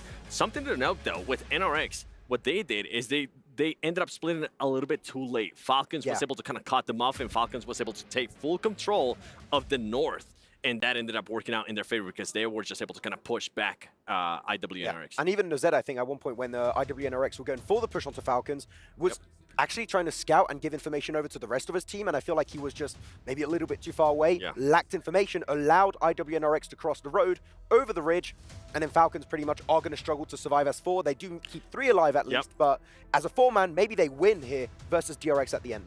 The good thing was the coverage that Nurse was able to get. One, he actually got back to that top spot. He was able to kind of knock down those players and stop whatever push IWNRX was making. Yeah, actually, let's take a look at this top performers you guys did just see on your screen, because I did want to point out that you do have Nurse first with 1,000 damage done, and he didn't play day 1 of group stage, right? But then if we're giving DRX such a hard time about, oh, you know, kind of like a casual win, they still have 3 players in basically the top damage or top 5 damage from that last match. Yes, but like you expect it from them, I would say, right? But what I'm trying to get at is they had like no points. They had They were being proactive total in 2 days in group stage. They're at least showing that when they have the position, like we have criticized them quite heavily on day 3, when they had proper positions and they weren't able to like lock them down, especially high ground positions. At least here, they did close it out and they did get the points that they should have been able to get. I'm with what you're going, though. Yeah, I'm with what you're going, because they were a team that was very passive, and in the past they used to hold good angles, and teams would just run over them. So it's good to see that they are being a little bit more proactive. And with Nurse, I'm happy to see him there, because that was a big question mark for me, because what they were able to do in the matches that they did end up playing. And look at this overall ranking. What Kalara said, right? Bottom of the table, one decent win. You get yourself in the 4th place. ahead of TJP, ahead of Besiktas, Brute Force, Moneymakers. And then obviously Moneymakers with their, I think, 11 points able to get into the front page. But this is some big shakeups here. I do want to go back to TRX real quick, because sure, they were being proactive, as you said, right, in that kind of position. I still feel like it was very easy. A lot of the teams were getting funneled in their direction. They just had to take some very easy shots. I do want to see something of a similar caliber when they don't have an easy setup game like that, right? If they do that, top 4 might be happening. I think the reason that we're going so hard on that is the fact that like they had these easy situations before, and they did nothing from it. They would have like 0 eliminations. They will legit lay down and wait for teams to pass by. So for now, for them to actually be shooting at teams, if they didn't shoot there, like they would never shoot. Like, you have to at that point. You'll be surprised. Well, you know what? We're hearing from us. We do get to hear about when one team does really well in these matches. We hear another set of talent scream. Oh. Team Panda. Actually, going to be talking with Sandstorm in a quick little interview. We'll be back with our next match of the day. Hello and welcome everybody. We're here in the STC arena after we wrapped up Game 4 with only 2 matches left, and I'm joined by Achul from Team Pandem. Achul, you managed to qualify from PMNC into PMSL, and now you made it to the PUBG Mobile World Cup. So tell me, how prepared do you feel coming into this tournament? Ya Acul, tim Pandum kan itu lolosnya dari PMNC, terus lalu kalian dari PMSL qualified ke PUBG Mobile World Championship. Nah, di situ kalian kira-kira persiapan timnya apa aja buat nyampe di turnamen ini? Persiapannya ya kami kayak latihan terus, kayak misalkan ada salah kayak kami pelajarin gitu, kayak kami benerin nyampe kayak sebagus mungkin lah. Oh yeah, we just keep on improving our game, correcting our mistakes until that we can give the best game possible for PMWC. I like that, constantly looking at what kind of mistakes you may be making and try to improve on them one right after the other. So here's the thing, we love an underdog story when it comes to the ESPORTS World Cup, and on a stage like this, anything can happen. So what are the things that you have been focusing on coming into this tournament? Ya, di PMWC kita nih suka banget cerita orang yang nggak diunggulkan tapi bisa bikin comeback gede, bisa jadi prestasi gede. Nah di PMWC hampir semuanya itu bisa terjadi. Kira-kira apa yang kita bisa expect dari tim kalian nanti tanding? Ya kami kayak bakal ngasih game yang seru buat kami bersaing untuk masuk grand final. Yeah, we'll try our best to compete and then to give very interesting games so we can qualify to the grand finals. They have been so far. They're on the precipice of making it into the top 4 with still 2 matches remaining in today's games. And of course, we still have the 6 games tomorrow to find out who will be the 4 teams joining us in the main tournament. So I want to ask you, how has the experience been so far for you at the PMWC? Gimana pengalaman kamu di PMWC? Ya senang banget ya, kayak stage-nya bagus. Semuanya senang lah, kayak bagus semua lah. We're just happy, the stage is nice, everything is nice. Yeah, we're just happy. I like that. You know, you're still enjoying the vibes, enjoying the atmosphere that we have here in the SEC arena. And personally, I'm looking forward to see how well these guys perform over the next 2 games and, of course, over the course of tomorrow as well. Achul, thank you very much for joining us for the interview. And now we're going to head on over back to the studio to see what happens in our last 2 games of the day on Miramar. Take it away, guys. Well, here we go then. Last 2 matchups of the day. Opportunities to get points starting to slip through the fingertips of the majority of our teams. One team standing above all others. IWNRX has been farming up those points, Blank. They have just been slaying the opposition during these matches, and it's been insane to watch so far. Even that last game felt like not a great one. Still 6 elims. Now, 6 elims is higher than whose points total? Team Spirits. Yes. This is depressing. It is a bit sad. It is a bit sad. So, you know what? If IWNRX can get the entirety of Team Spirit's points pool in 1 game, I'm certain of it that Team Spirit will be able to get at least maybe some points in this match here over on Miramar. Or they might just need the full mental reset, though. This is the problem with Survival Stage. You basically cannot have a single bad day. No. And this has been the worst day for Team Spirit. So at this point in time, unless they do something in this game, we're sort of counting them out. Already. It's crazy, isn't it? It feels that way. It really does. And it's a shame to see. You would have hoped there would have been a bit of a second wind. But like we said before, no one's going to give those opportunities to you. You've got to make them for yourself. And they just have not been able to. Yeah, it's worrying out there, but the point distribution already starting to swell towards the top end. Yeah. I don't know what they can do for themselves. I mean, it does drop down pretty heavily. I mean, you got 5th place with Tongjia Bao. They've got 28 points. Then we're dropping to just this 20-point glut between 7th and 10th place.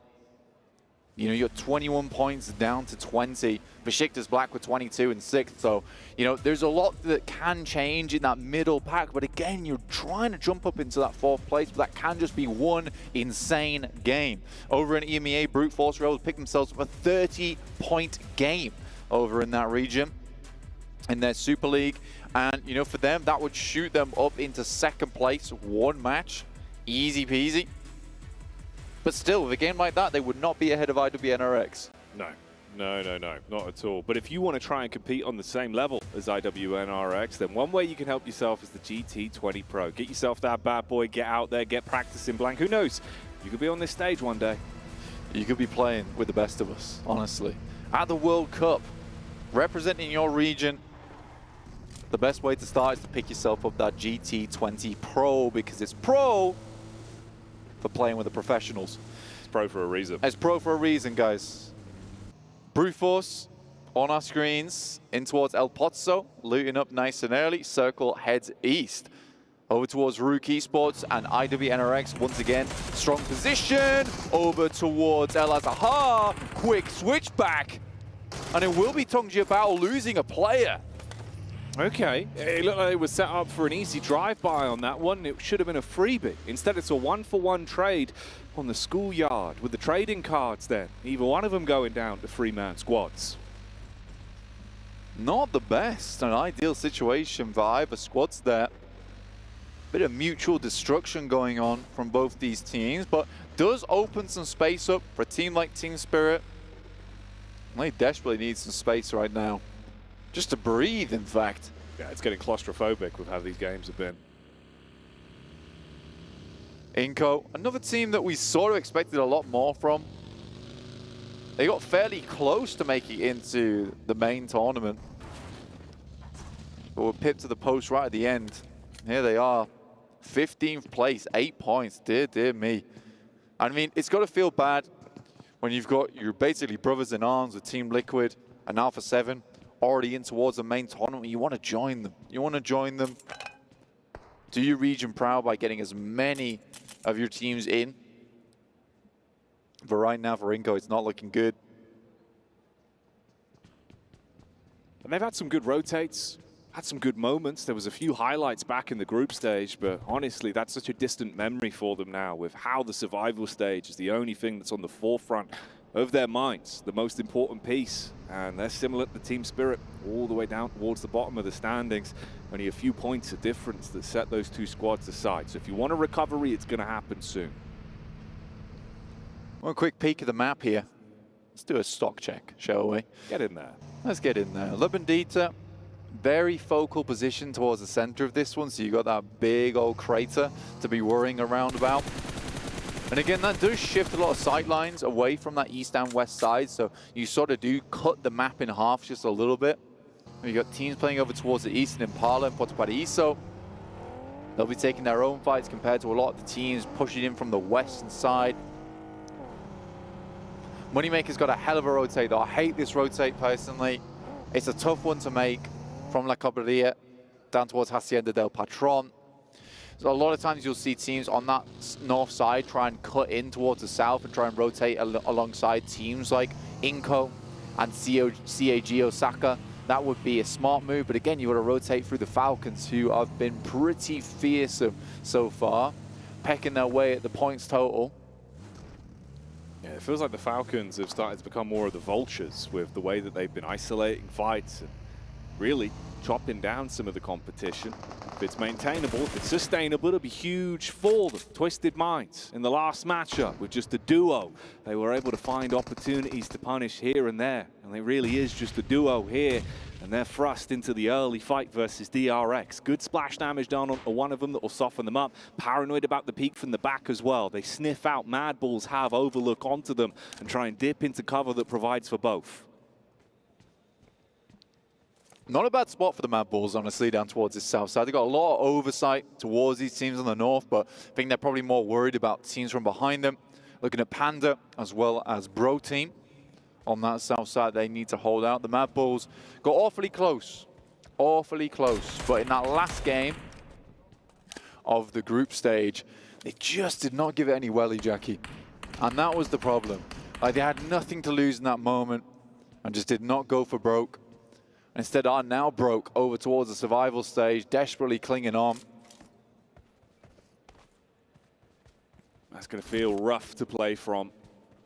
Realizing that every decision you make has so much stock on it. So many eyes as well from the viewers here in the STC arena, from the people supporting the organization back at home as well, watching the games dialed in.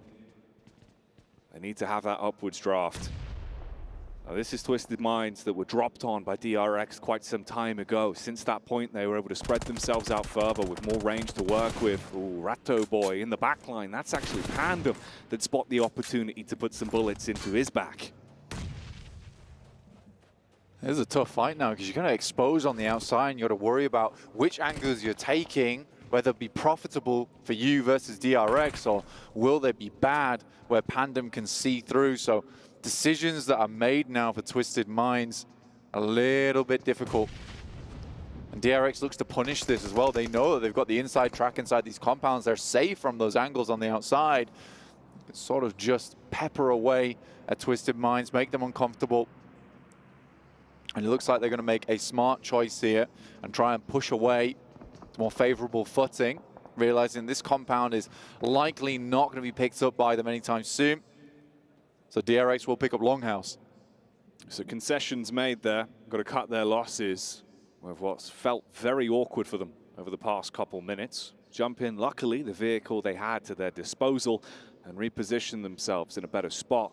It's also because CAG Osaka were moving in towards the hillside. They didn't reveal themselves, haven't put any presence out. We do have a bit of an assess on the situation. Zone ushering itself further down as well. Everyone's starting to get a bit of a hustle and bustle on. The pep in their step now.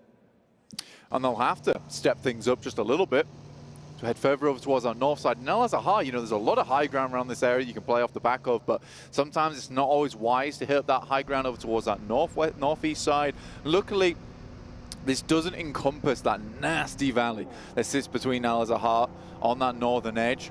We do have a lot of ridge sides to play around with, a lot of cover that can be had, you know, even up just towards that northwest. There's stages to that area of the map. Oh, obscure. He likes trying to split from the rest of the pack a little bit. We've seen this before, but it's the worst time to do it. With IWNRX hunting down and tapping out warning shots that become real big issues. Exclamation marks of damage done from the Mini 14, making the plays look major and providing opportunities for them to dogpile their way on and clean up a lot against Twisted Minds. Yeah, IWNRX, some great shots there, and Twisted Minds just left with Ratto Boy literally ratting it out over towards this side of the map. The rest of his team ducked cover and left. Couldn't afford to head towards his position and compromise themselves. Bit of a sacrifice play there, but in the end, it's actually just Ratto Boy who lives this one out. Mad Bulls, good molly. Basically cover the entire floor in fire. We're playing a game of the floor is lava for IWNRX, and they will lose Swain off the back of that. Now Mad Bulls might want to capitalize on this one. It's an ever so central position as well, Jackie, so I think that if there's any time to take a compound, it is now while teams are still crunching in and you have a little bit of more space to play. When they go for that gamble though, show some confidence. Show how handy they can be with a steal in these encounters. Or they keep themselves to themselves, play a little bit slower. We get the overall assess on the lay of the land as well, what the rest of the squads are doing for themselves, tanking themselves back up. Whole load of nades being primed in the hands of IWNRX as well, as they are realizing Mad Bulls still locked in close by. Pandem with the lay of the land from the backside, wanting to get involved. The nades going up in the building, setting the stairs ablaze, making it hard for this fight for Mad Bulls to commit off the back of, but that's a huge nade into the tap. The UMP swipes up, and the SMG does some blind work to isolate these encounters, fragment the rest of IWNRX, and the Bulls can close in, close that gap up close. The spray dealing damage on the stairs. A close quarters combat that won't benefit the Bulls as they've been manhandled in the fight. Oh, mate, they keep it going. The backstab with the DBS single-handedly wiping the Bulls down and removing them bit by bit. Zedwolf, man, on the corner, sinks the fangs in. That is an insane play coming through from IWNRX. You just cannot step for this team. Mad Bulls makes the right choice at the right time to try and pick this one up. They knew they were a man down. But I think leaving Zerich on the backside where the windows are just not going to be exposed, right? Maybe he gets one of those engagements during that where he can maybe spot one player through the window, but IWNRX is not a team to allow you to get that done. Instead, they just throw themselves into a 3v3, and it ends so poorly for the Mad Bulls. You can tell Zedwolf is dialed in here. And another nice nade here from range onto D plus Kia. Nobu trying to keep him back, but honestly, he is just pumping that damage through. It's been good damage with the nades. Still more in the back pocket as well. Two of them primed on the close quarters turnaround. They know exactly where he is. Oh, the close nade. Getting some nice splash damage out at least. He sees the head, debating whether or not now's the time to peek up. Try to commit to the frag with the actual connection on the primary. Nade over again. Wow. They're keeping it going, Blank. They're dealing so much damage with these bad boys. That's a nice air burst onto Osal as well. Will flush him out before they can get the res through, and they had to back up there. Another couple of air bursts. The shrapnel raining down upon him like an isolated rain cloud. Just consistently punishing them every time there's a peek up and forcing them back into the depths. Ooh, bit of a tag across though. Get your belly down to the ground instantly. You know you got a good angle to work with the geometry here, and the smoke's blocking some of the vision. It's all a downrange fight for them, and they've got to decide how to play this one. If they're going to go for the pick-me-up, get Chips back on his feet so he can help out the rest of the squad. Kay's honestly playing an unbelievable range here, and still actually hitting some of these shots, making it so uncomfortable right now from Bro Harami. Just cannot deal with this. Effectively a sniper with an AR. Really well done, and that just gives time for the rest of DK plus Gear to actually get themselves into a position where maybe they can regroup, maybe they can reassess the scenario. That potential for a reset. The smoke's at least paying dividends, giving them a bit of a shroud. The vehicle was still alive as well, even though it took some damage from the nades that were dropped down onto it. Damage to the paintwork. The engine block's still good for now. Moneymakers as well. It's been quiet for too long for them. We join Rook over on the hillside. That's brute force they're up against. Nice fadeaway. That's a good three-pointer on that one. Easy game, just immediately gets back into the buggy. There is a player still out in the open. They're searching for him, but feels like Yankees just going to get a move on here. But brute force, nice hold out on this western side, but the circle does shift over towards the east, and it's barren land ahead of them.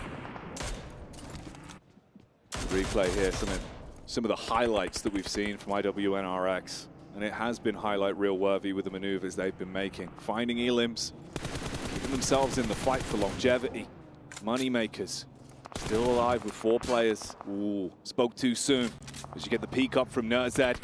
He assaults down with the AR and connects onto another one. He's looked good today individually. From range blank, it feels like he's really crisp right now. Yeah, man. This is through on that northern side. Once again, a bit of that rivalry coming through from the Moneymakers and Falcons. Duking it out here. Top, plenty of ammo to work with on the AUG. This guy is so terribly accurate. Luckily, Koa is much of the same. Predicting the peaks, pre-firing around the elevated angle. Bullets on either side of the tree. It's restricting his ability to take that fight cleanly and get a headshot off. Koa goes for the reposition. Moneymakers on the move. So it's time to just move in. They're on the close side of the circle as well, so they can hit up this ridge side down towards that northeast. Smart move. Smart play to go for as well. And again, it just feels like the rotations for both Falcons and Moneymakers so far on the outside the circles have been pretty clean so far. And it's quite difficult for either of these teams to push each other out of position because they're playing a very similar game. Brute force. Bit of a scouting mission here. Keep your nose clean, a little bit of paranoia as well about what positions you could potentially take a fight from. Just assessing the land with Falcon sitting up top. Yeah. Rook finally losing the last man. Yangi went for the getaway so long ago, but he's been spotted and taken down, so Rook out as well.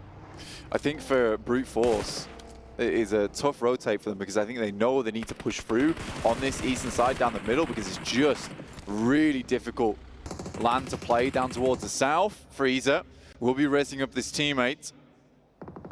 Falcons have got to be worried though because there is shots coming through from that eastern side as well.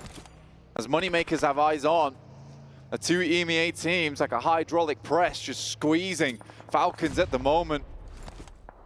Trying to shut each other down and remove any potential. Nice. Grenade, close, bounces off. Pre-pod back on his feet and back to dealing deathly blows with that utility again. And now they close the distance. They want to seize this opportunity that's been given to them against Falcons. You've got the good engagement off. You got the good start to the fight, but can you finish it before it starts to get out of hand? 4 versus 2. Positionally, Falcons taking pot shots back. Quick tuck in, looking for the med up, but the angle still works, and they get another knock back onto him. Yeah, really nice spray coming through from Freezer there. As soon as he got that first tag, he was not letting him go. There is a wide swipe on the side from the Falcons, but again, this is just well played from both the Moneymakers and Brute Force. Again, for Falcons, it's a very, very difficult scenario to be in. Both teams making very smart decisions in the moment. But it is Inko to come from behind. A quick nade gets sent through, but will not deter Inko for now. As the Lion prowls up into position. Brute Force with one hand holding them back, but quite low on the back lines there is pre-pod, but they should get the full reset. Will Brute Force be the Lion handler, or are they going to get mauled? Nice. Claws coming out. Bit of damage done. DRX taking casualties. Brute Force with the first as they flick over onto Inko and get the opening shot off they were looking for. Fragment them. Leave them with far less to work with now. Just a duo. Spread thin. Vitali knows roughly where Chudo is, but he swings wide. It's K finding a shot over towards Team Spirit, who are on the very, very far in the circle, down towards the south side, but it's Nerzed, the final player left alive for Falcons, and he will not be able to step up to the task here, but will lay pre-pod extremely low, and you knew that shot was going to come through at some point, but it's the Moneymakers on high. A long-range shot will take down one of them, and he gets flushed too, so Brute Force down to 3 players here, but at 6 eliminations. It's not a bad game so far. Tongji Bao. They saw that opportunity onto the knocked man, know that they could remove him, they get the angle. Again, from quite far back, starting to potentially move up a little bit as well with the freedom they have to play with from the vehicles. Team Spirit trapped on rotation. Again, that's going to be Inko, the assault. And from the distance, D plus Kia spotting them running through the fields with no cover to protect them, and they just lay waste. Oh, there is just something wrong within that team at the moment. It's so long to deal with those players, and even just a crash would have been decent. The scouting has not been there. Surely they know there's only 3 guns on that position. You just take the 4v3 at that point. Can't be sat outside on the blue for that long, but we're back on ball with TJB, who have lost 2 players. Vitali, last alive with the Pompey inside the house here. And Brute Force just realized this is an opportune time to try and get away. It is the Moneymakers, though, who might have overlook onto this. And Freezer is going to have to hit some shots on the way. Will jump out the vehicle and look to hit a spray. That info's gone both ways now. Either squad aware of the potential here. Smokes up, vehicles for cover, and you've really got yourself trapped in the worst location. So many sight lines from either side. You're getting pinned in. Vitali was waiting for so long to introduce Tongji Bao to Big Papa Pump. He's been holding on to it. He's got the weapon ready to strike, looking for the opportunity, keeping him guessing with which way he's going to go. Dives around the corner, strikes in with the first, gets the quick shot off. He's bombing, he's weaving, and he's causing issues as he takes Tongji Bao down. One into another there from Vitali. Great plays from him. But we're back on board and the action doesn't stop here. At the PMWC, Team Spirit is out. Not a surprise at this point in time, but maybe a surprise to fans at home at the beginning of the survival stage. Bro Harami, Pandem, holding inside the building. They'd like to push further in. This is all the way on that eastern side, but the circle's about to pop. It heads central. Besiktas Black with a decent position, but it's IWNRX who've had a killer hold. You thought you gotten close enough to introduce them to the DPS, but it's another man down. And further, the issues arise. 14 Pandem hitting that fever pitch, that pandemonium, the chaos that's being brought to them by Harami Bro as they start to assault back, looking to see if they can potentially finish them off here. That zone's going to start moving in as well. Pandem with a pre-fire around the doorway, expecting them to come running on in. They've still got nades to work with. In the meantime, Moneymakers try to get up close and personal, but brute force, they sent them back over towards the east. Drop some death crates whilst we're at it. Pandem with the pump again in hand. Single shell after single shell seems to do the trick here. He's got it loaded with slugs right now as he's left them pushing up daisies. You've got yourself trapped. Top floor control, sure. But can you still clean up from this?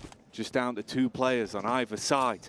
You've been able to at least win out on the opening engagements, but as this one goes on longer, will the nades make the difference? They make the quick move, dive out through the window, can't connect on the drop though. Back into a 1v1, and barely. Bro, keep it going.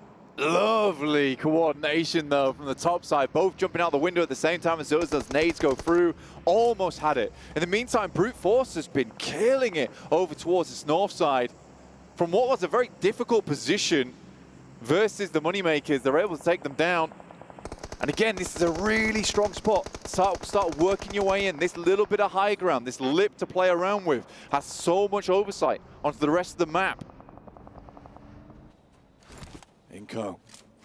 It's been awkward for them in a lot of the fights they've had to scrap their way through. Vitali had his highlight with the shotgun, but it might be low lights from this point as they're low down to the ground. The high ground has been in favor. Brute force from this position. Wide nade chucked across as well. 2 teams they're worried about, just trying to make sure that they backhand them with the nades and keep the distance. The big thing for brute force is they know they have to leave at some point. So they're making the most out of this position whilst they still can. Here's the highlight you were talking about earlier. Through the smoke as well. Just swinging from either side. One nade should hit. None of them go through.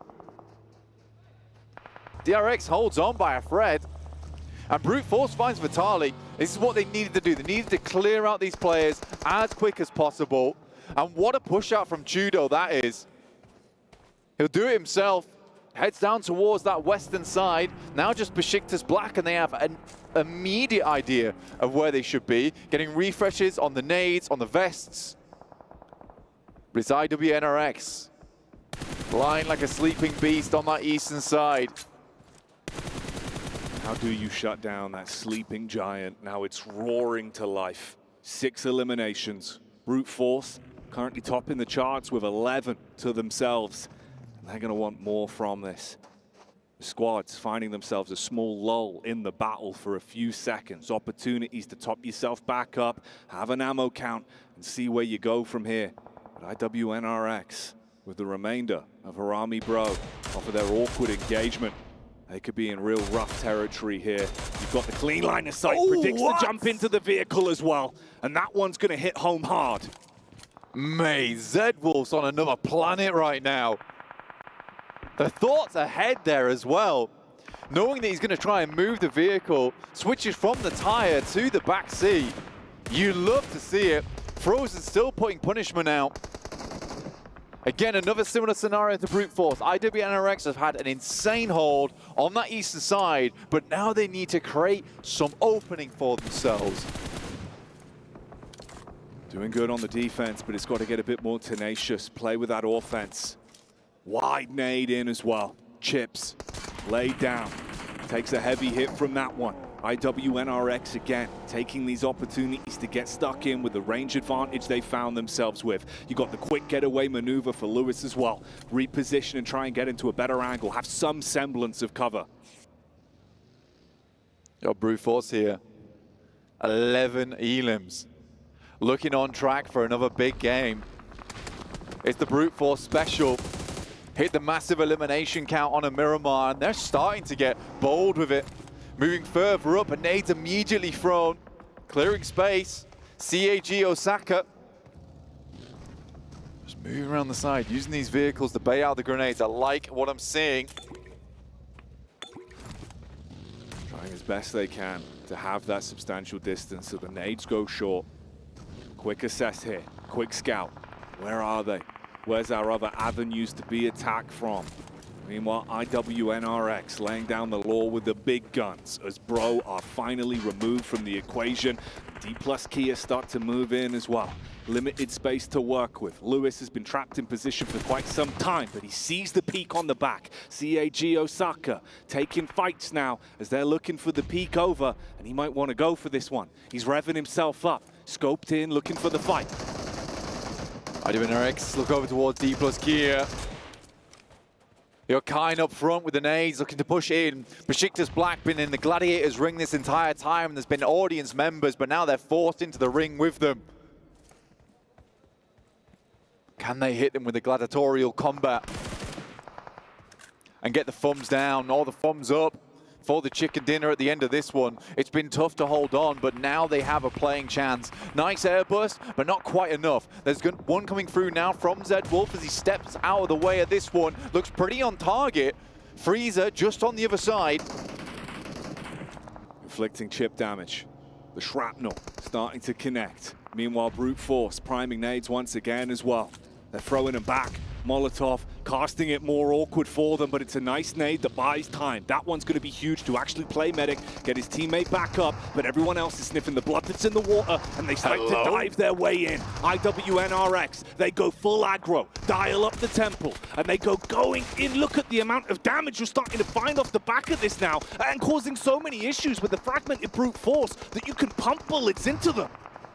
Freeze is in a desperate position. Good molly actually sent into the ditch there, but he's got so much to deal with as CAG Osaka have had eyes on towards him for so long. D plus Kia go down. That's from Lewis on Besiktas, has been hiding out in the trees. Out comes Freezer though, the one-man wonder, the rookie.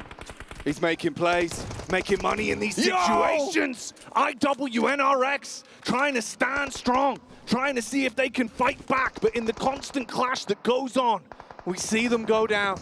More squads being ripped to pieces, and right now you look at the head count. 3 players alive for CAG Osaka. They take a heavy hit onto one of them, but you've got the manpower advantage. If they can play this one out, they could get themselves a huge chicken dinner. Brute Force, goodness me, Freezer puts them on ice in that situation.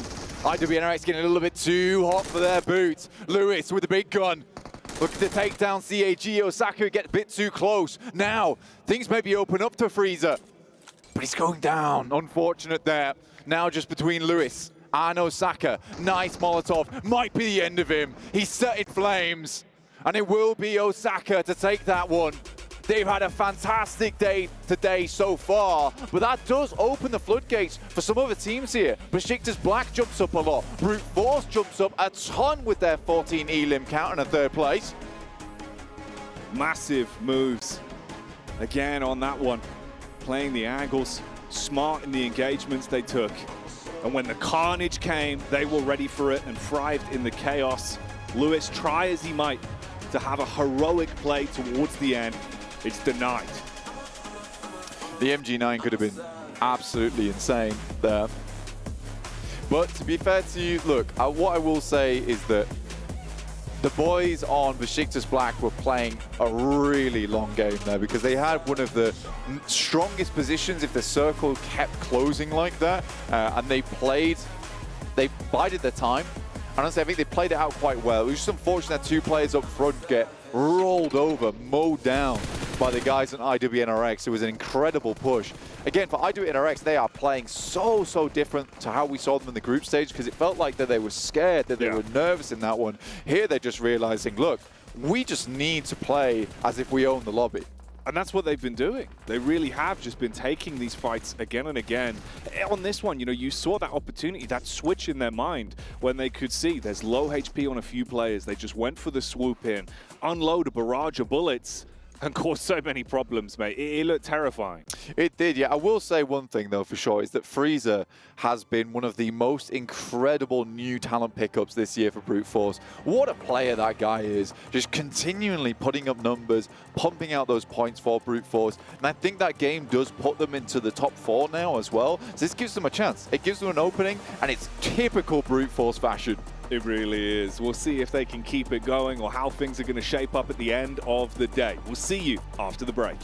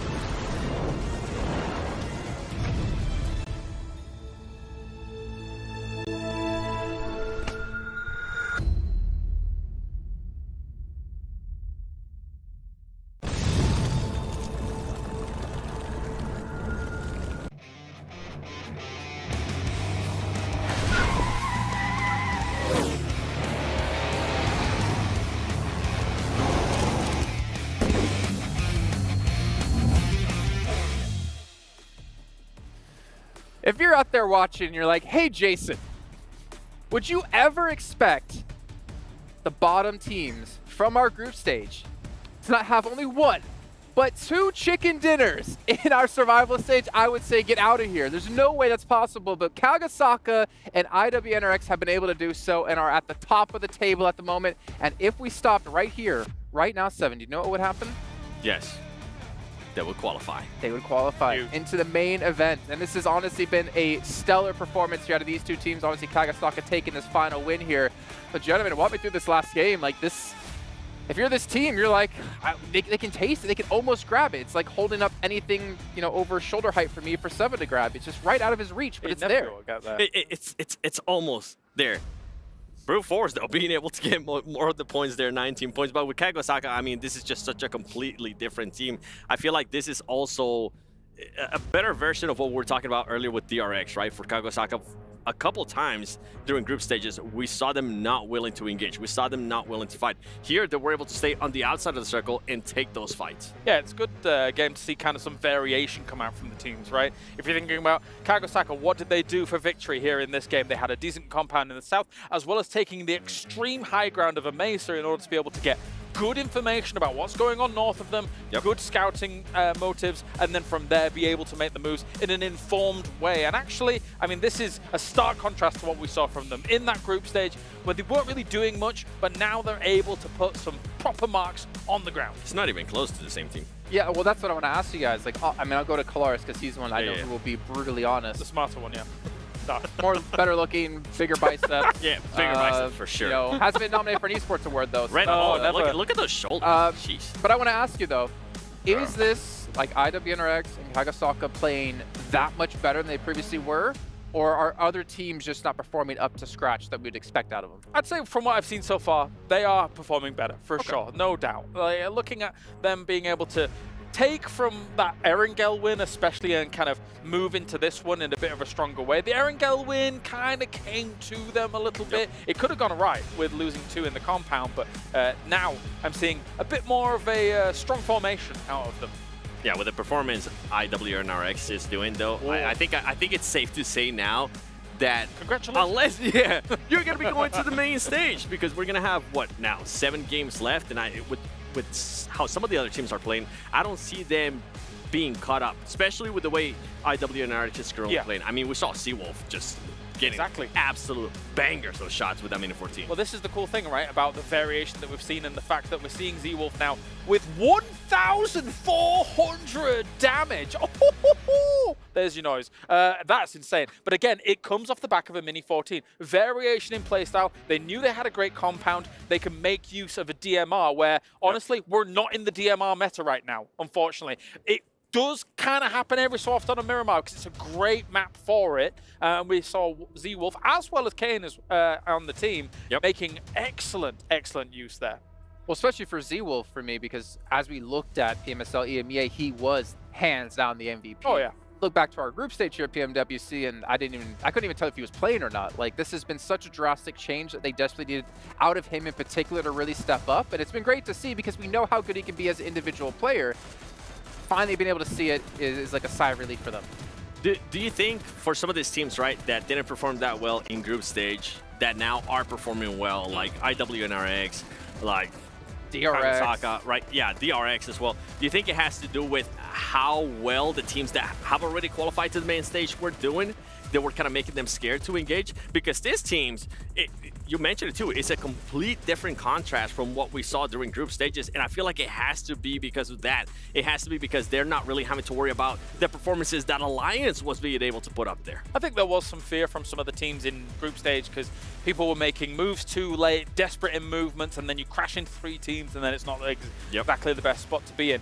Again, as you're saying, some of the teams that didn't perform, I'm going to have to do it again. South Korea wasn't having the easiest of times. Yeah. Now I'm seeing a bit more improvement from them. From not only DRX, but also D+, who was in Partona, miles away from this circle. And then 7 eliminations early in this game and continuing to take those fights all the way from the south. So going from fight to fight to fight and actually having some success. So it's getting better.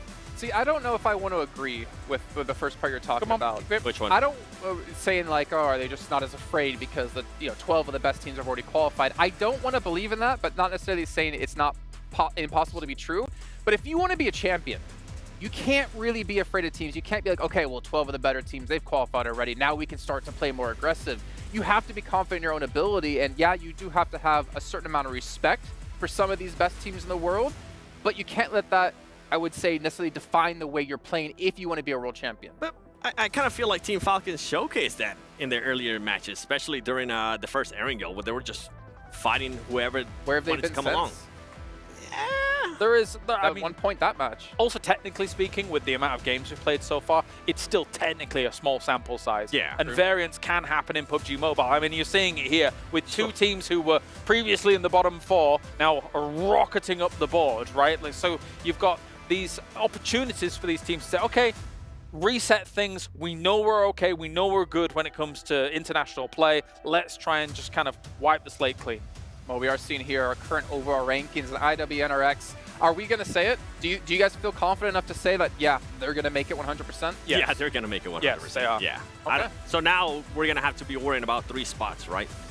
2nd, 3rd, and 4th. That's going to be a big question mark. And I'm kind of glad you brought up in regards to like where has Team Falcons been, because we really haven't seen much of them besides those first 2 games. Yeah, we saw Understead being able to get some good eliminations here and there, being able to back up his team, but it's not to the extent that we expect, I feel like, to see out of Falcons with the current pool of teams that we have here. it just seems like they're resting back on just their elimination game, as I obviously pointed out before, and so did Max Van. The one elimination, or one placement point to the 20 eliminations, we can see they have 7 places to the 29 elims. They're definitely pulling out that Aula IHC role, but you can see DRX, they're in close pursuit of Besiktas, which, if we talk about teams not playing aggressive, this is definitely one of those teams that's going to rise out there, a standout from the rest in terms of that play. They're still holding on in 6th place. TJB, honestly, I was expecting more out of TJB. I know we did talk about where they started to struggle when they didn't have zone or they didn't have compounds, but for a team of the caliber of this who plays in PEL, one of the strongest regions in the world, which you could technically argue against nowadays, I guess, I expected them to be a lot higher, a lot better results. And it didn't really help, right, in this game. Losing, I think, GK first extremely early to DRX. They kind of go blow for blow, the teams, and then back off from one another. But even both teams losing just one early is going to stunt the growth of them throughout that game, especially when you're in an open area like this and all the teams are already situated, ready to go and punishing you as soon as you're coming into this open area. Well, you guys at home who are watching, make sure you guys open up the game, head into the esports client, and check out PMWC and subscribe to that to be notified whether PMWC goes live, because you do not want to miss a single match. And a single match is all we have left here today in our first day of the survival stage. So let's head back to our commentators of Jackie and Blank to take it away. That looked awesome. A single match is all it takes, Jason, at the end of the day. And we got teams towards the bottom who are desperate for those points. Brute Force just picked themselves up a juicy game for themselves, send themselves into a very nice, secure position at the top. IWB NRX, on the other hand, is taking the survival stage by storm. When they saw the name Survival Stage, they knew they had to thrive, and that's what they have been doing, Blank. Game in, game out, bringing the passion, bringing the pace. And now we get back to the plane. Our player cams up on screen. One final time today. Will it be broken, defeated faces, or elation at the end of this matchup? Northern playing path from the west to the east side.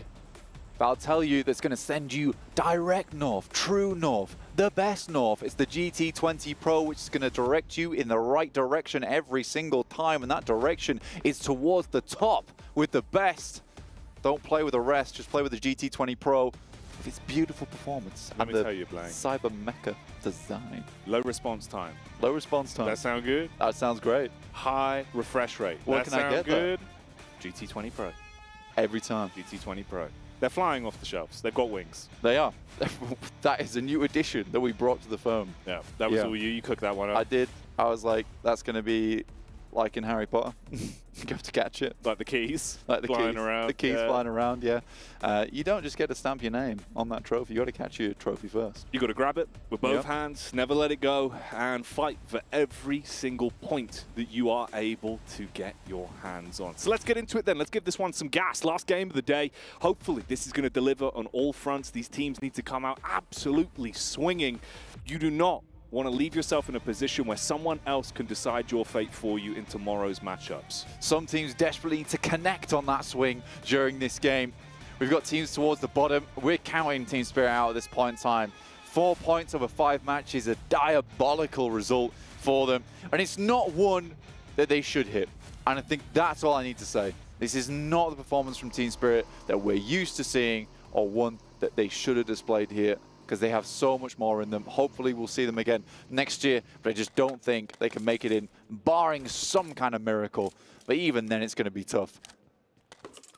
Inco Gaming, 12 points. Rookie spots up to 18. Harami Bro on 19, but we are getting a differential of the pack towards that top side, with 5th place now being 35 points. IWB NRX, on the other hand, a 71-point day. What is this performance that's come out from them? This is incredible moves coming through from this squad. What have they been eating, Blank? How I don't have they know, just dude. changed their entire play style? And I'll tell you what, they're feasting on these lobbies. That's what they're having for dessert today. They just needed to, like I said, they just need to play like they own the lobby, because that's their play style. They play very aggressively. They have strong positions. They hold those strong positions. And look, I just think for a team like IWB NRX, they cannot be playing scared. Because I think as soon as you put in a position where Zedwolf has to hold back and isn't able to channel that energy, yeah, he's going to suffer in terms of performance. So it feels like, look, they've just let them reign-free, do what they want, and in these games they perform. It has helped that some of the circles have headed their way, and again, for the second time on Miramar, we're getting an eastern shift on the circle over towards El Azahar, which is where they start their games. But again, at this point in time, they are just sucking up points towards that top side, making it so very difficult for these teams underneath who are starting to sweat bullets now, trying to get in the lead. DRX spotting out the drive-by, TJB. They put a few bullets into the back of the bumper, nothing that you can't buff out. You won't be too bothered as they do make their getaway and avoid the potential for a stray bullet to cause issues early. You boys on the western side all need to move in. CAG Osaka taking their last game on the chicken dinner due to a pretty decent rotation, honestly. They just were aggressive with their initial rotation, went far into the circle, got a central spot, played around Besiktas Black, and were able to channel their victory from there. And it wasn't to say that they weren't harassed heavy by brute force in that late game, but they were resilient. And they took those nades on the chest, bounced them back a bit, actually. Had the metal skin on that one. No damage being done to them. Bypassing the potential of a really upsetting game and actually making it look pretty good towards the end of that one. So we've started to have good optics for a fair few of our squads. Wow. I mean, to be fair, that is just one match. So that's just their last match. Average elims at 14 would be insane. Can they do it again? It would be unthinkable. It would be remarkable. Right now, I think for brute force that they would like to do it again.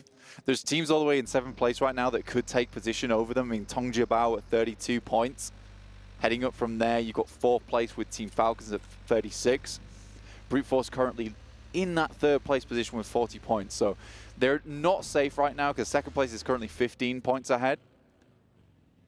So they can't just have that. They can't be a one-game, one-wonder team, right? They need to just keep pumping that performance. And I think that game's a sort of match where it gives you some of that confidence back, you know? Makes you feel like, you know what, we are good at this game. And I think the main thing is that the rest of the squad should be feeling pretty brazen with the fact that, guys, we can't let Freezer have all the action, have all the fun. This guy's new. He's new to the scene. He's come up, entered into international tournaments. He's making the rest of the team not look bad, but they've got to show that they're the veterans on the squad. Show those optics, much like the optics on the long-range snipe here. Rook dealing some damage from a distance. But no, I agree with you, man. It's one of those where it feels like he's come out swinging. He wants to prove that his benchmarks can be so high so early into his overall career. Taking down some very strong opposition whenever they're thrown towards him. And Rook committing on to the knock as they will be able to dispatch that man. Yeah, for Besiktas Black, losing Kakali like that, one of the good off-anglers, honestly, early on in the game. You know, 6th place right now, this could have been a nice game to put them in a position where they could shot up the rankings tomorrow. But losing a player like this early on in Miramar is pretty devastating. What are you doing? Oh, effect. Completely exposed. It's easy for the backstab and Spirit. You're going to be reeling to recover. You close the gap on this one. That's only going to lend into the hands of the DBS, but he does mind a quick turn and burn. He's able to at least trade back and take one-for-one blows. Man, Naomi's got to be furious in that situation. DRX just leave. But they were so unawares. Quick switch in the back seat there with the bus, making sure he doesn't get hit. Doing their best at least, but that thing might go up in flames. I mean, Naomi's spray is pretty on point here, actually. Consistent damage done. Even Inko taking a piece of the pie as you go from bad to worse on the rotate in. DRX hemorrhaging players now because of the angles that they're exposed to when committing to their getaway. And this has thrown them into a bit of a dire strait, already down to just 2 players, a duo for DRX. Yeah, tough state of affairs. Team that's in, well, on that boundary in 4th place, going through from the survival stage. Not particularly how you like to end your day here. So a lot of our teams that are up towards the top side of the lobby are hemorrhaging players right now. Arinko's got eyes on, Mini 14, long range. They're stuck inside these concretes. And the blue's going to push them out as well. So I'm pretty sure right now DRX is done.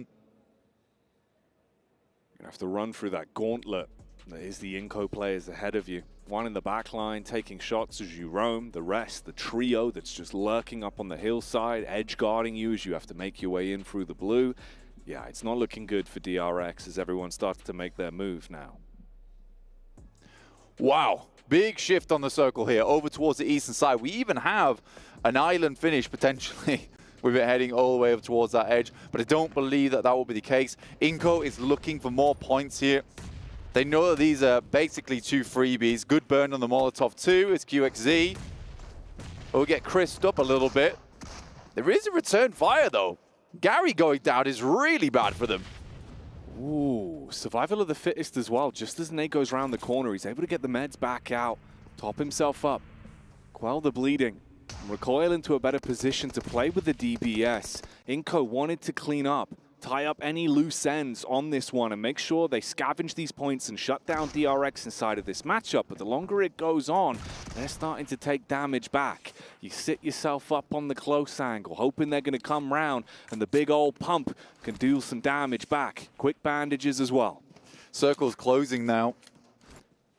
Both these teams getting very, very far away from the zone. It's a zone you typically want to be in early. Honestly, Jackie, not a whole lot of room in this one. This went from Inco, potentially thinking they get some freebies. It's becoming a lot harder. QXZ on a dirty angle with the DBS.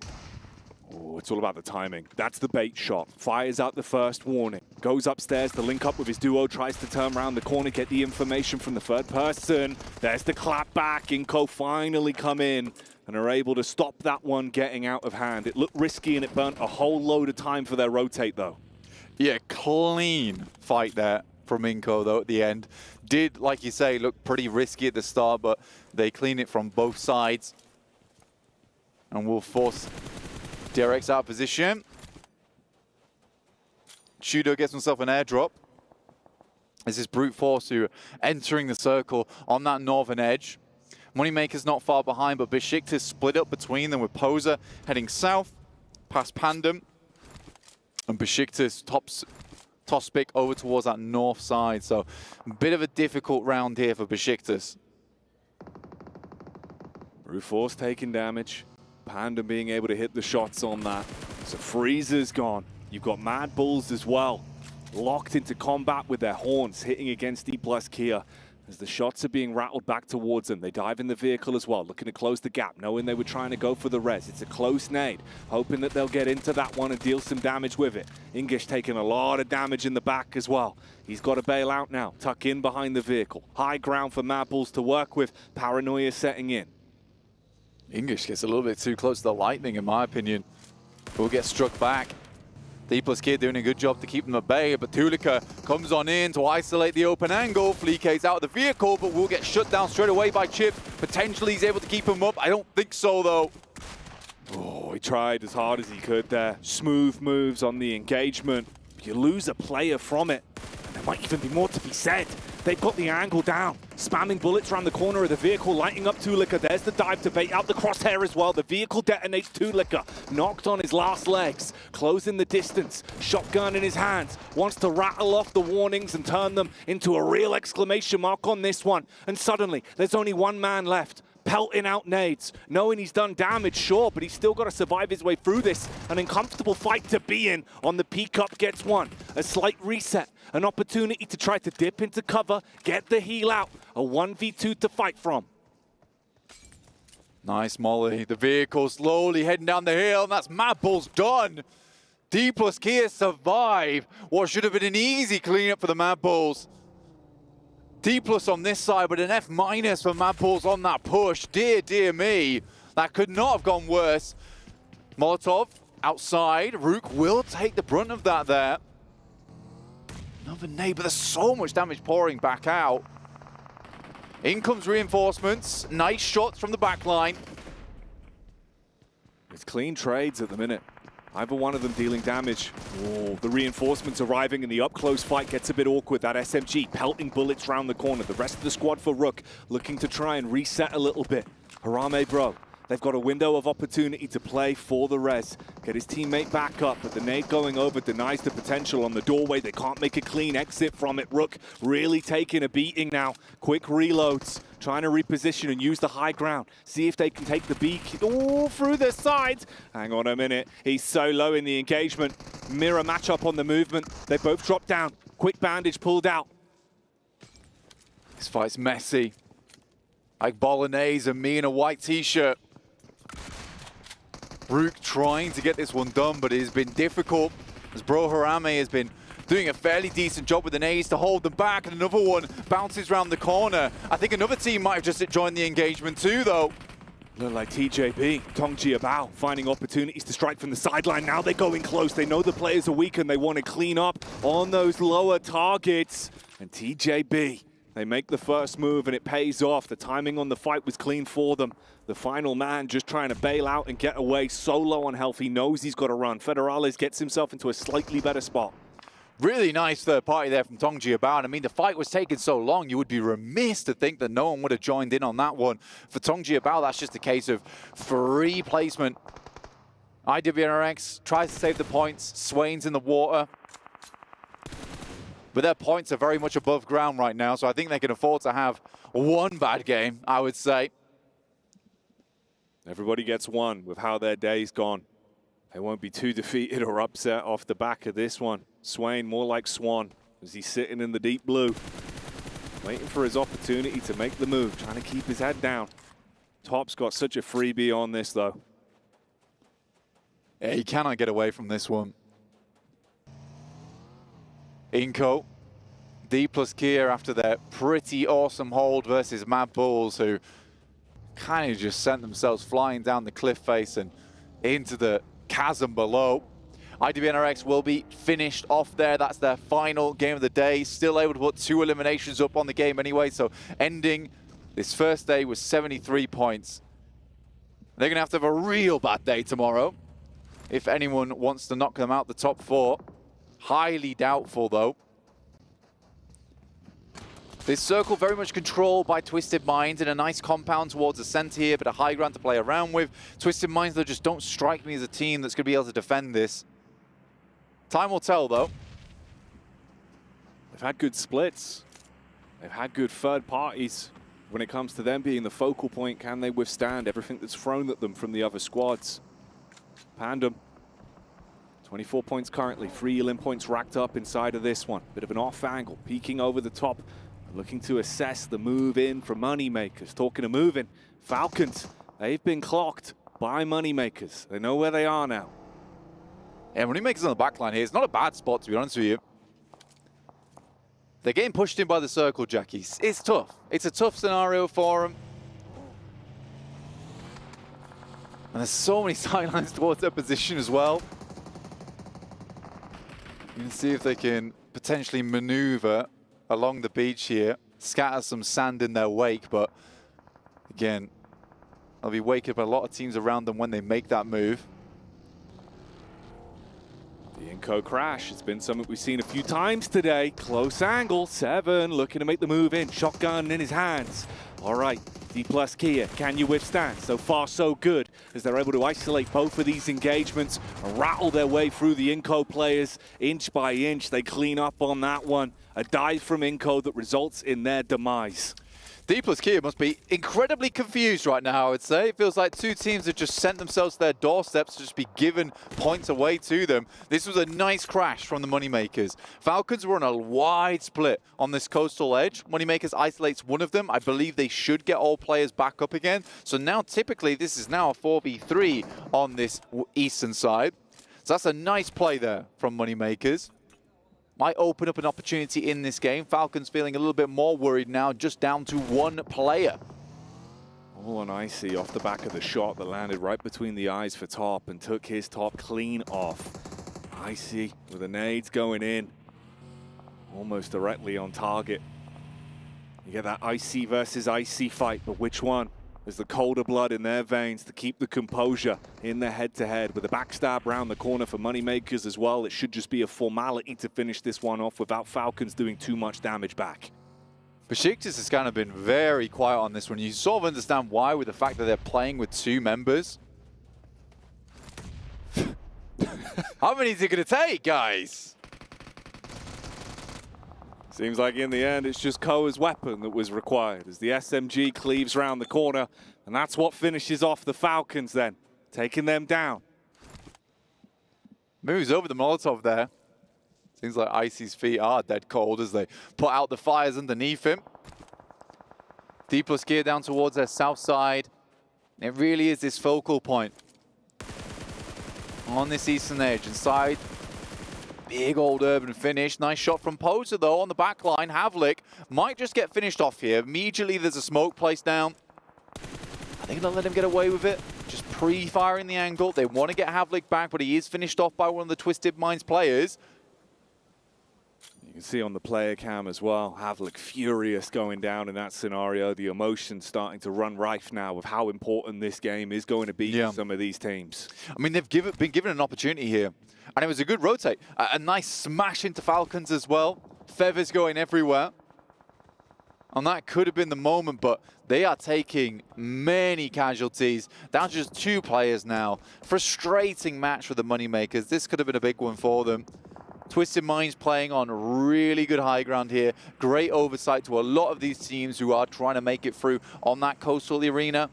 So I like that from them. They're not just focusing towards that urban area of the map. They're also focusing towards these teams that could backstab them later on. So good plays. With Obscure playing up towards that northern side, he has eyes on towards those teams on the west. So yeah, nice little game here for the guys over on Twisted Minds. Team Spirit, probably the furthest we've seen them into any match so far.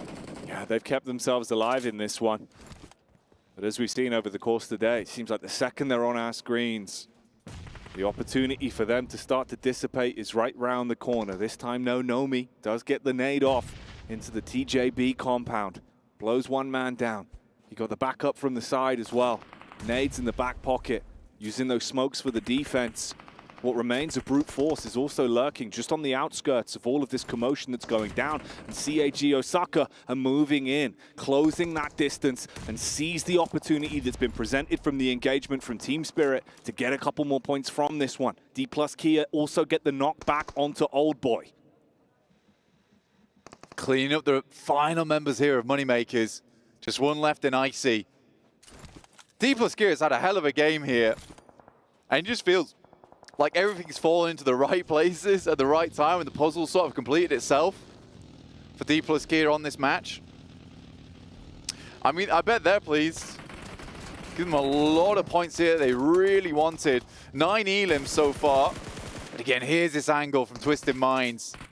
Once again, being very, very instrumental in this game. Proactive with their peaks. They saw the opportunity. Wheeled the attack from a distance. Got a nice little bit of chip back onto the DK Plus side.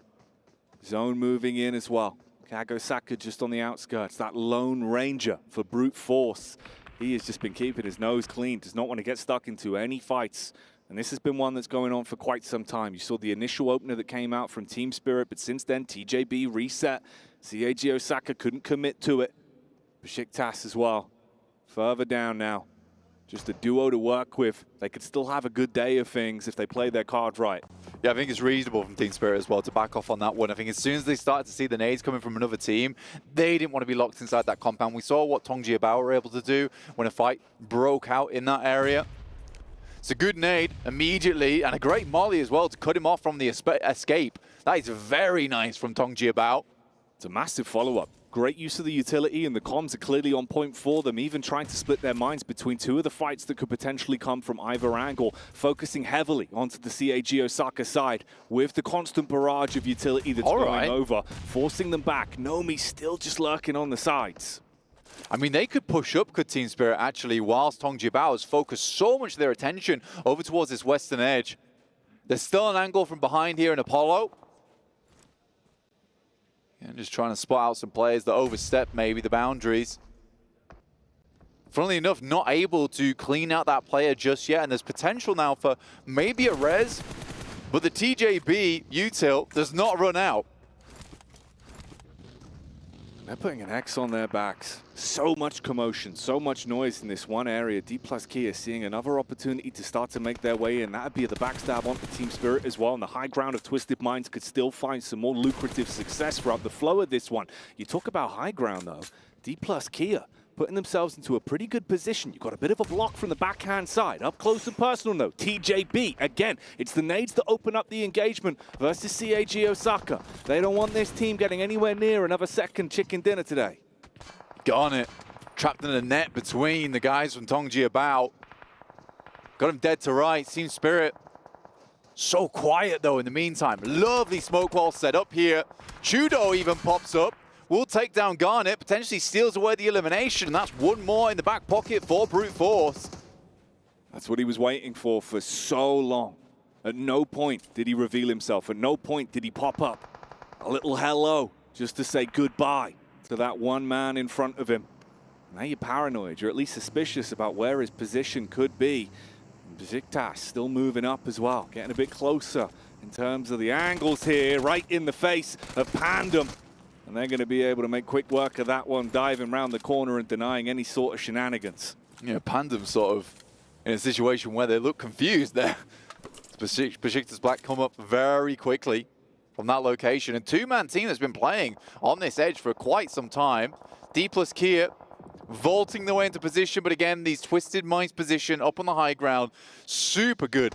And they've extracted a lot of value out of this game just from that high ground spot in the first place. So very much liking this Twisted Minds position. You see a lot of teams who would try and play on here and they do absolutely nothing. However, Twisted Minds have certainly secured this location with the circle heading further that way. It's feeling more and more like a Twisted Minds game. They're getting set up for it.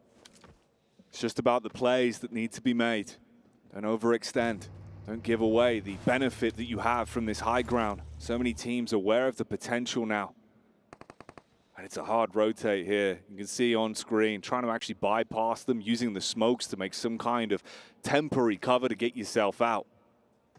Problem for me is Team Spirit, man. We saw that last match where they were stuck in a location and the blue pushed them in and they had so much indecision on the squad. So much so to the point where they just didn't do anything and went down off the back of it. So for Team Spirit, there needs to be something here that urges them to move. And here it is, as they head further into the circle. D plus Kia's waiting for them though, but it's just one solo. One man, but he can still get a lot of damage done. Nades in the back pocket as well. CAG Osaka finally started to make their move, and from a distance, consistently, they're taking damage, and that's how they go down. The solo for Brute Force. He's been playing brutish in these encounters, stealing elims here and there wherever he's given an opportunity. TJB also feel the infliction from the Pandemonium squad. Try to move out, get further up, but nice shots from the solo here. Not many smokes after that entire smoke train that they set up just to try and deal with the guys on CAG Osaka. In come the rest now to shroud their player out in the open in front. But I think the damage has already been done. Long nades out the front, get the airburst on one of them. And now he's sent back. I think he has to play a little bit more passive now on Panda. But up to 5 eliminations, it's not a bad match. And Chudo, still going, man. Still alive, still kicking. Oh, the top of the hill, proving again to be quite a powerful position for Twisted Minds. The nade dropping in. You get that first one off, but there's no clear line of sight, no reason for him to overcommit to the opening damage that he got there. They know how powerful it can be, just biding their time, waiting this one out somewhat. What? TJB with a turn back around as well. Uh-oh. That's tough. I think he just got rezzed, an immediate headshot as he popped back up into action. Twisted Minds finding shots over towards Besiktas. Question for me is just how much ammo remains. We saw that Hygor is out of nades now. Chudo living on a prayer right now, literally. In comes GK first to finish off this player. Could be a nasty nade that comes out the window. Tries to rebound it, fails. There's two more in the back pocket. Footsteps being heard. Ooh, looking for the turn around the corner, baiting out the initial shots, trying to make him waste the magazine. But he gets wasted. No more pandering to be had there as he's down at all eyes. Just on Chudo, trapped in. Brute Force, they've been somehow weaving their way through this. And they are lucky to have this man still alive. So low on health with the nades consistently battling down on him. I mean, a top 5, I don't know how he's surviving these nades, man. They are so close. His buggy is close to exploding as well. Has to drop out. Tries to get the shots back onto him, and Obscure's worried. Only has the micro Uzi, and it's very little on ammo here. Can finally get a bit of a reset on this crate underneath as they come off the top side. Now Twisted Minds start to play on the low ground. TJB and Team Spirit now in a 3rd place position. This is huge for this team. But again, it feels too late, Jackie. It seems like that expiry has already come and gone. Is this the start of maybe a new day tomorrow for them, or will it still just be a blip? TJB, can they do something with the duo? The only squad that's down to just 2 players at this point. They have been constantly thrown from pillar to post in the fights that have been breaking out here. Whereas Twisted Minds, they've been allowed to live their movie. Only take the opportunities they want to go for. Like you said, though, the one detriment has been the actual ammunition and utility they've had available to them. They had to share the scraps that were scavenged off of the boxes. Final zone now. This will close in until all teams are enveloped in the blue. There's a timer on this game now. For Team Spirit, they need the chicken dinner. They need the chicken dinner for a hope in hell that the sun does rise tomorrow for them. For TJB, a chicken dinner would mean leaping up into that top 4 now. They're currently in 6th place, really not that far behind DRX with 37 points, currently tied with Team Falcons. So a lot on the line for both these teams. For TJB, it would mean a top 4 finish at the end of day 1. For Team Spirit, on the other hand, it would mean a slim chance tomorrow. The potential, that's what they're playing for. A chance, an opportunity. Twisted Minds, in a similar kind of vein, looking to move up. They know who the real target is, who the real problem is. It's Tongjia Bao, lurking down, trying to play on this 2 elevation split. 1 player with the DBS right below here. Obscure focusing more so on the backside in case there's a cheeky peek up. Nades raining down from the rest of the teammates as well. Spirit don't want to overcommit until they can guarantee themselves a good opportunity to take the fight. A little bit of chip damage done. Somewhat low here. If they go for the drop down, Obscure, the sheer rate of fire he could have, he could clean his way through that man. But they get the heals back off, playing with the smokes. There's the nade up. Obscure taking a little bit of damage. Spirit thinking maybe we can move in on this. We'll throw the nades round the side. This is a good corral from Team Spirit. Might open things up. The drop down comes through. There's the DBS shot. Immediately though, what's this? One player from Team Spirit is down. Just 2 remain, and Twisted Minds might have nailed this one. Looks like they're in good stead for it. Tongjia Bao relying on just the DBS's stopping power. Slug after slug is all they can rely on. Kitsune and what remains of Spirit, the brothers in arms, can they stand strong against Twisted Minds that are turning the needle? Looking like they want to shut this one down. They've been in the driving seat for so long throughout the flow of this game, and they want to make sure they're the ones that get the glory at the end of the day. They're looking for the drop on it. Obscure, deciding if it's the right time to go. Molotov's over the edge, putting so much pressure on them. They've got the better angle to play with, but they're forced to drop down. This is when problems could arise. Kitsune recoiling further back. Tongjia Bao out of commission. The elevated ground still working for Twisted Minds. Drop down with a shotty, unloading with the buck. Looking to commit onto it. Kitsune, no! Isn't able to do it. A perfect drop from Twisted Minds, though, dude, onto the elevated ground. They had a plan. And this mine was not twisted. They had it straight towards the end game. They kept it consistent. They knew what they wanted to do. And their play style flowed through the entire duration of the game, finding elevation and movement that blessed them for a chicken dinner at the end of the day. Twisted Minds.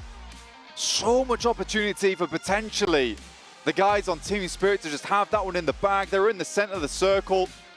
It all came crumbling down as soon as they made that leap like Batman onto the catwalk. That was unbelievable.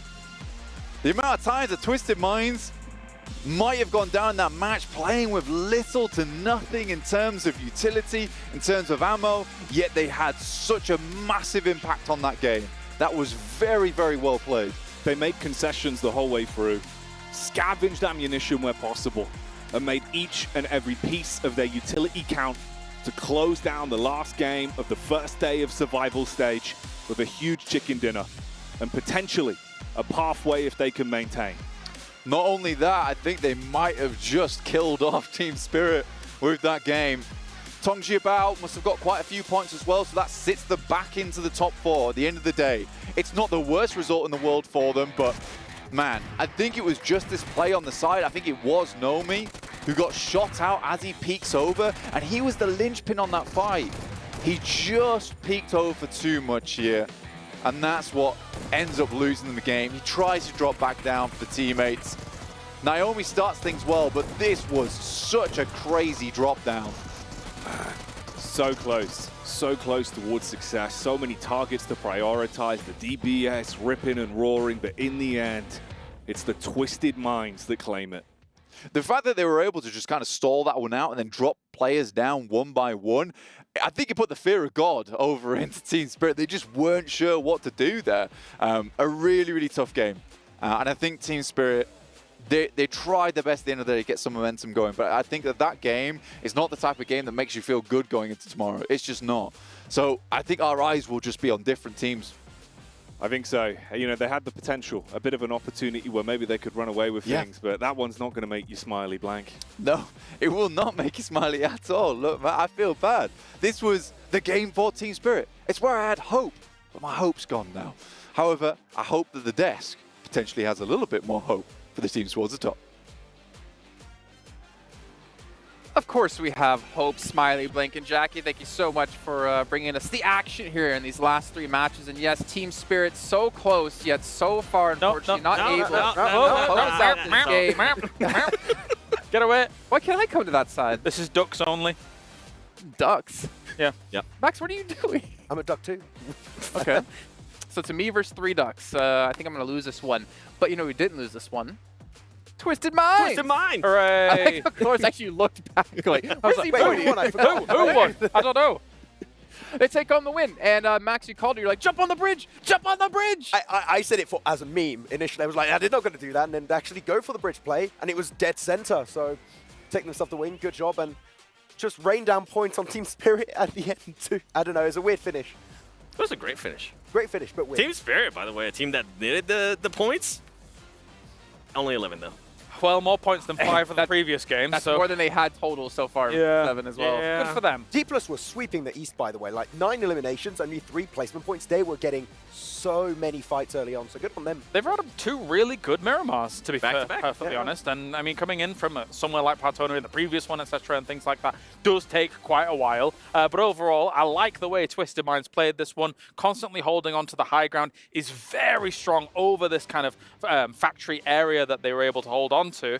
And they were able to make it work from there. You saw as they were able to get a few pickoffs here and there, just cleaning up teams as they were coming into the area. It's good to see TJB Esports also being able to get some eliminations. That was a big question mark for me for this team. We know they could definitely frag out, but it was a little bit offsetting during group stage. 5 out of their 12 matches, they ended up with 0 eliminations, so it's good to see TJB finally getting those elims. But Inco, man, it's not been their day. Attacked him. That was an assault. What was that? So now we know why he wanted to come on desk here for the last segment. You know what? I even pushed for him to be here. But what about Inco? What about Inco 7? I don't. Inco got 3 elims. What do you mean? Wow. Nah, but I mean, we kind of talked about it earlier too, right? Yeah. The way they have played throughout the whole day has just been so slow. They're not willing to adapt from those slow rotations. I got your back 7. What about Falcons? What Well, they're doing all right throughout the day, so, you know. Start of the day was good. End of day, Inco kind of day. End of day. Second half of the day, we didn't see Falcons at all. Yeah. Team Spirit, drop them again, please. Do it. Wait, whoa. They might. Steady on. They might win. No. Never mind. What about Mad Bulls, though? They were also down there, unfortunately, on points. A team that, Max, we covered in CSA. We had very high expectations for. I know, Kalaris, you said you didn't expect them to kind of be as low as they were at the end of group stage. Zerich, who was like the player for them back in CSA PMSL, I feel like he's been non-existent. Yeah, I feel like they haven't been able to go back to that old sweeping edge playstyle that was so successful in CSA. I don't know what is happening internally for the team, because we know they have the fragging power to perform at this stage, but they're just playing something that was not really successful in the group stage, and it's just not working out today either. I don't know. During group stages, we saw Tulika being able to put out plays too, so yeah, not sure what's currently Need going on all with 4 that team. players, yeah. Yep. Oh yeah. I was expecting you guys to keep going into this one, but you know, if you want to end up the conversation there, that's completely fine. But to be fair, Clarus, as we were looking at some of these final zones, you were saying it yourself, it's like really hard to predict who's going to win this one. At one point you had TJB, but then TJB ended up losing 2 players, which obviously turns the potential for them to win pretty much completely down. Yeah, it's difficult. It's difficult at that point. As I say, difficult to predict in terms of where the circle's going to go, which buildings it's going to end up on, even if there's bridges involved, which, again, is a very rare thing to actually see in a game like this. But as you can see, control of the high ground, very important. There were moments where I thought Twisted Minds wasn't going to win this one out, as a few extra shots. You see as the jump shot comes down here, focuses on the player that was actually downed, and obviously you need to be switching, but it's very difficult mid-air to do that. So I can understand a little bit of the craziness going on. Yeah, I feel like if the center of the circle moved away from the cliff, maybe by 10, 15 meters, maybe it doesn't go the way of Twisted Minds. But yeah, it was a really good position. You said it, the high ground was really strong, and they made full use of it while they still could play that position. Okay, well, let's actually take a look if you guys missed on any of the matches today. We've got you covered. We've got our little daily winners graphic to show you who won which matches. And again, to see 2 out of IWNRX and 2 out of Kagasaka was very surprising. Even DRX getting a win in there was very surprising. But for like 5 out of our 6 wins, obviously Twisted Minds coming into today. They didn't play in group stage. Never would have guessed that these would have been the victories. I'm with you. I mean, you kind of were talking about it earlier too, especially with DRX, with Kagosaga as well. Teams that weren't really willing to fight during the group stages, for them to actually take the initiative, start fighting as well. Now, for tomorrow, I mean, they're currently set themselves really, really good to possibly make it to main stage. I'm now starting to think about IWNRX. What's going to happen with that team if they see an option to maybe start hindering a little bit of the play from some of the other teams, right? You know it like that, Team Falcons, if Team Falcons is not within the top 4, and IWNRX is at a point where they're like, hey, we're already going to the main stage. You know what? Let's make matchmakers even more. Well, Clark, I think this kind of feeds perfectly into what we said day 1 of PMWC. It's unpredictable of what team is going to win this event, and we're seeing that happen just in day 1 of Survival Stage. Yeah, the quality across the board here is, I would say, relatively even in terms of who can come out and who can frag out. I think for teams like NRX, teams like Kagasaka, all they needed was one decent win on the board to really give them that morale boost to take on this lobby. And the rest of, well, I mean, a lot of these teams never really got that morale boost under their wings here. So it's going to be tough for the last day. You know, Twisted Minds, they got 23 points in that last match. You saw them there in 5th place. And I was saying before, like previously known as Death Wolves, seeing them at PMGO is very unexpected to see them perform as well as they actually did. We didn't really have a lot of like background information on the team or how well they play on an international level. Then you go into PMSL Americas, and obviously, yeah, there's NA teams that you can walk over, but to compete with the best that Brazil has to offer, to see them now in 5th place here in Survival Stage, I don't think even they would have expected at the start of the year to be playing like this and to be able to compete against some of the best teams in the world. Yeah, one of the most competitive sections of this tournament. Of course, the finals are going to be a lot more competitive, but only top 4 teams making it in is going to be a tough one. So, like, they definitely did do well. Like, of course, you're looking at your Team Liquid, you're looking at your Alpha 7 from that region, but there is new blood in that region right here this time around in Twisted Minds that is showing that, guess what? We can perform and do just as good as the top dogs of Brazil. There's still chances, though, for even teams all the way down to the bottom. Like, the fact that we've seen 2 70-point days from other teams, right? Like, if you think about to our group stage, we saw a 70-point day, NRX another 73-point day, which is insane. But that means that a lot of these other teams are capable of making this happen. So you could easily jump up tomorrow and try and strike out. It's just going to be hard now with that, what effectively will be a moving goalpost over at that 4th barrier. At what point do we actually start getting a little bit scared from Tier Falcons, right? We saw them perform really well at the beginning of the day, and after that just kind of dropped off. They only have 7 placement points, 30 eliminations, which is good. But one of the big question marks for that team was the eliminations from all the other team, right? We saw Nerset being able to put up good points today, but if tomorrow, if they're not going to be able to get the eliminations, it could get really scary for them. Where's top at, man? Yep. Yeah, I don't know. To be honest, with how they're playing, I don't expect to see them in the top 4. And as much as I love the team, this is the worst they have looked in the past 3 years of their existence, right? You're right. Stalwart with Peak and Scry, with the new roster here with Nazed and Icy. they're just not looking the same as they used to. And really, with this kind of playstyle, it is not enough to perform on the PMWC stage. As another person that predicted Falcons, I kind of have to agree. It's a little bit of a shame considering the potential of that roster. Then joining Falcons, one of the greatest teams. You know, it's organizations in the world. chance, the opportunity was just there for them, and it feels like right now it's being squandered a little bit. Well, we are seeing, though, it's not too big of a gap, though, right? You have 34 points, 31-28, as we just saw for Twisted Minds. One win for any of these teams, except maybe Spirit Inco, unless they have a good elimination game behind that, they easily can jump into, like, top 6. I still feel like they can definitely make the push. I think, what was it, top 4? The cutoff was right now at 41 points. If they have a good game, I mean, we just saw Twisted Minds being able to put up a good game. They might just put themselves into contention. But I feel like tomorrow, for those teams, it has to happen in the first 2 matches. If it doesn't happen in the first 2 matches, then they're pretty much going to be done for, which, at that point, they're gonna start playing like they got nothing to lose, because they got nothing to lose, which is gonna get a little bit worrying for the teams that are towards the top. Did I ever tell you about Team Spirit's Sandhawk record? No? Tell me about that. Yeah, very Please. interesting. Do you think they'll hot drop tomorrow? No. I feel like they're going to do it. Like, you know Falcons go there. Like, I think Is it possible that your curse has spread to Kalaris because you both picked Falcons? Yes. We've been supporting them for like quite a while. Look at him say we. Yeah, okay, all right. Me and this. Well, let's move along here and take a look here at Arcadia plays of the day. I'm hoping to see Z-Wolf in there with the Mini 14 because he was blasting players, but honestly, there's quite a few. You just start off with Z-Wolf, not the one I was expecting, but still, he was just dominating today. Though, if I remember correctly, he wasn't the one doing the most damage on his team. It was actually Kane. Yeah, especially on this game, right? He had some amazing angles. You were talking about 7.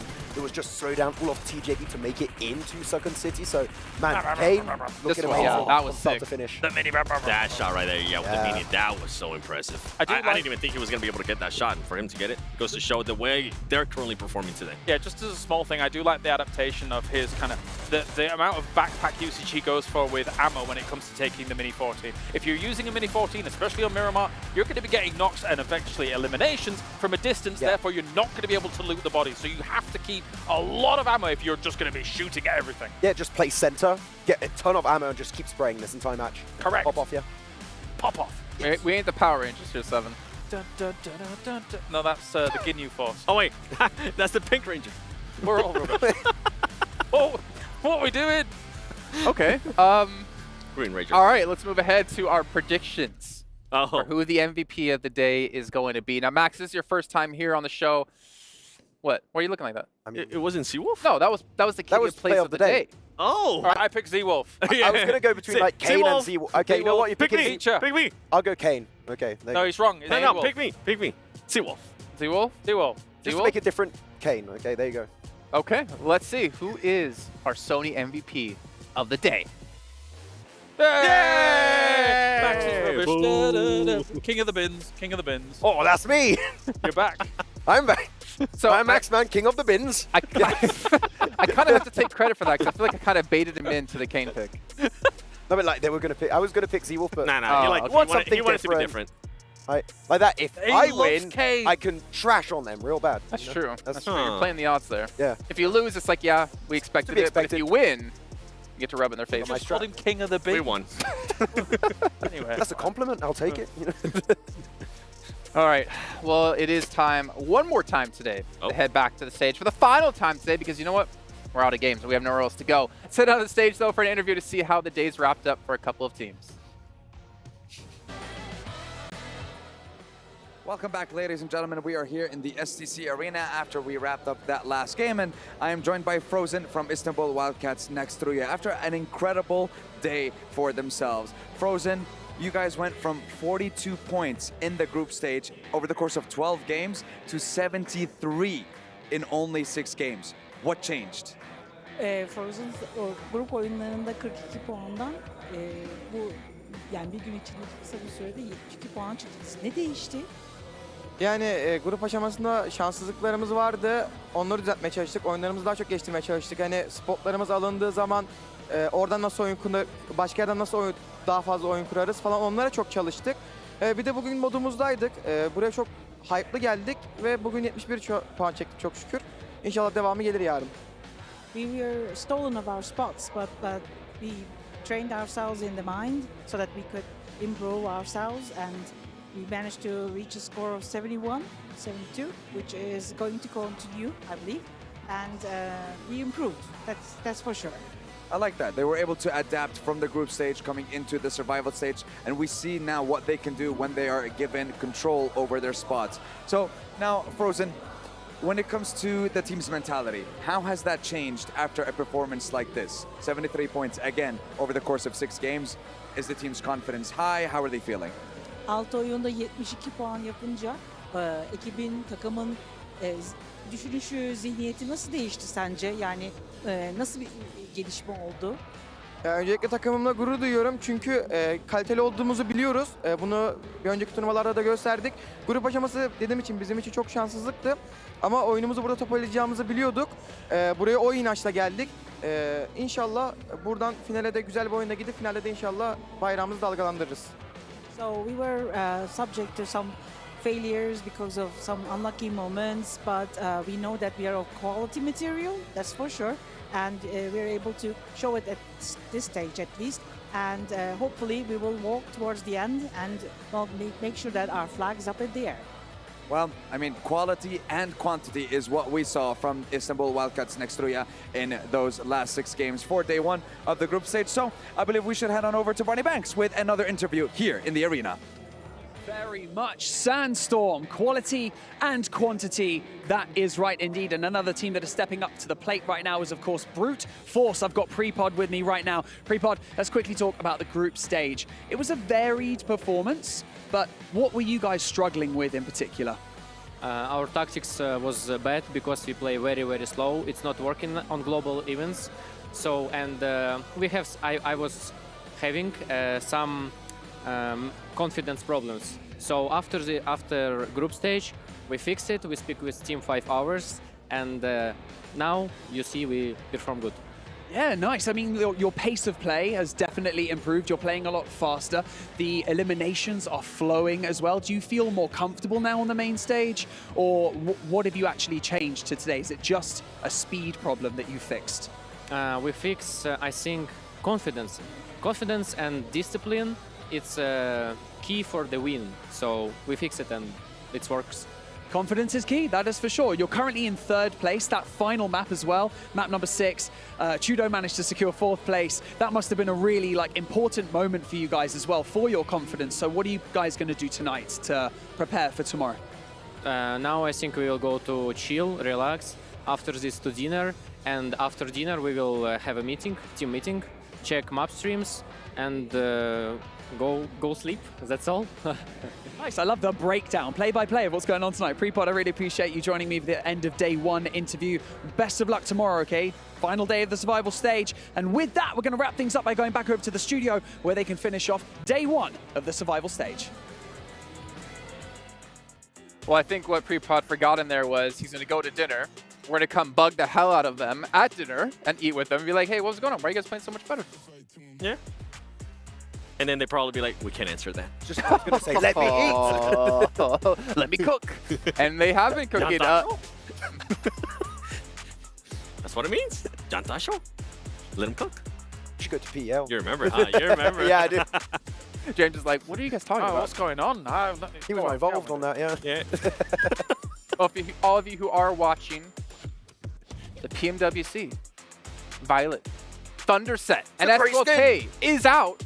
And you guys can pick it up for yourselves. Maxman, you got it. It incorporates aspects of the PMWC trophy, and it celebrates PMWC 2024 and commemorates the players all around the world participating in this historic esport event. Make sure you guys pick it up. Aim high and shine bright. And Maxman, I hope to see you carry me with it one day. I will. You want to play tonight? It could happen, as long as Neptura's not there. And hopefully we get 7, because he's got some sick DMR shots. He's going to carry us, though. We can't play with 7. You're not wrong. Outshines me. My sniper shots are nice. And then we get Claris using gyro, just whee. I do gyro on a chair. It did happen, and it was ridiculous, that spray. Oh, is that a car? What can I say? Also, Oh my God. we have a survey going on at home that you guys can fill out. You can see down below on the screen. You can let us know your thoughts about the show. Maybe you want to see Maxman get sick again and come off the show. Oh. Maybe you want to see Seven get a little bit taller. Or maybe you want to see Kalaris get a little bit more buff. We can make all that happen. Fill out the survey. We'd love to hear your guesses. He's got the boom. You didn't see it. No, they didn't want to go. Dude, I told you he would be flexing Every today. day, every He day. said, no, today Why I'm do you not want me going to to do flex. this so much? Automatically, ugh. Oh, man, it's so bad when I do it. Don't worry, you got another picture to Photoshop your face on 7 so you can actually have some muscles for once. But thank you guys again for tuning in. It's been a joy, a pleasure having you guys watching. Max, it's been a joy to have you back as well. Hopefully your health continues to improve so we can have you every day for the rest of PMWC, with tomorrow kicking off for the final day of Survival Stage to find out which 16 teams will be playing for that $1.5 million. We'll see you then. Yeah. Alright. I can cross to yellow now. Yes, you can, you can. But my car is dead.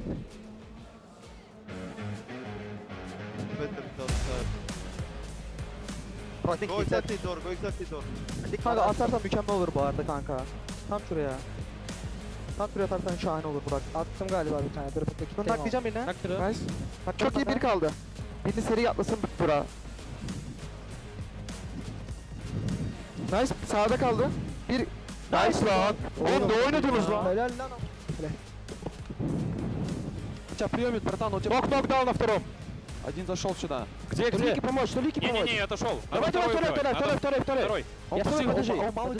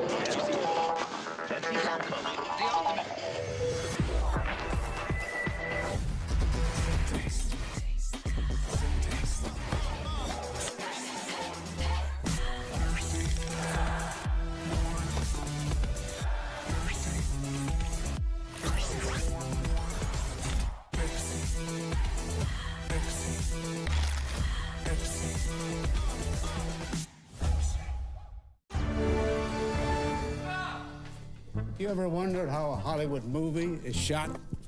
on a Sony. You review it on a Sony. And how do you make that sound epic? You record it on a Sony. Lunch break on a Sony. So why wouldn't you watch it on a Bravia by Sony?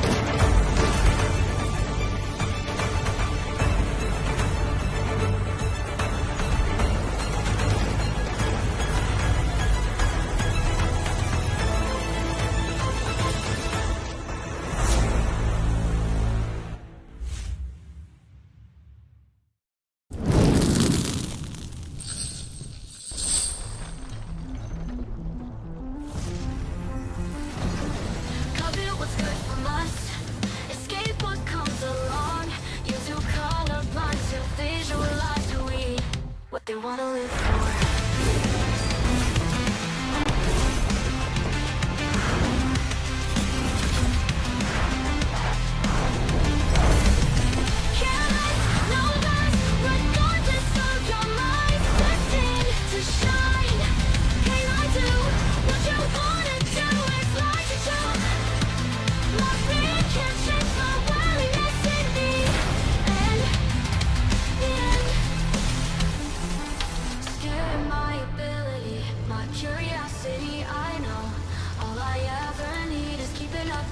Why'd you prison me instead?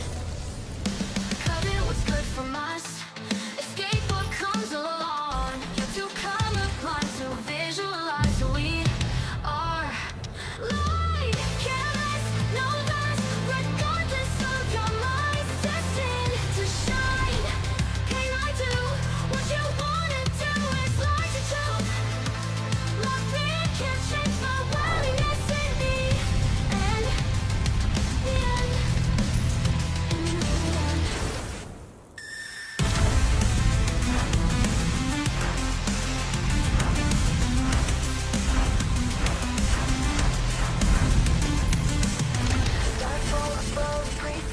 Wonder what they wish for, what they wanna live for.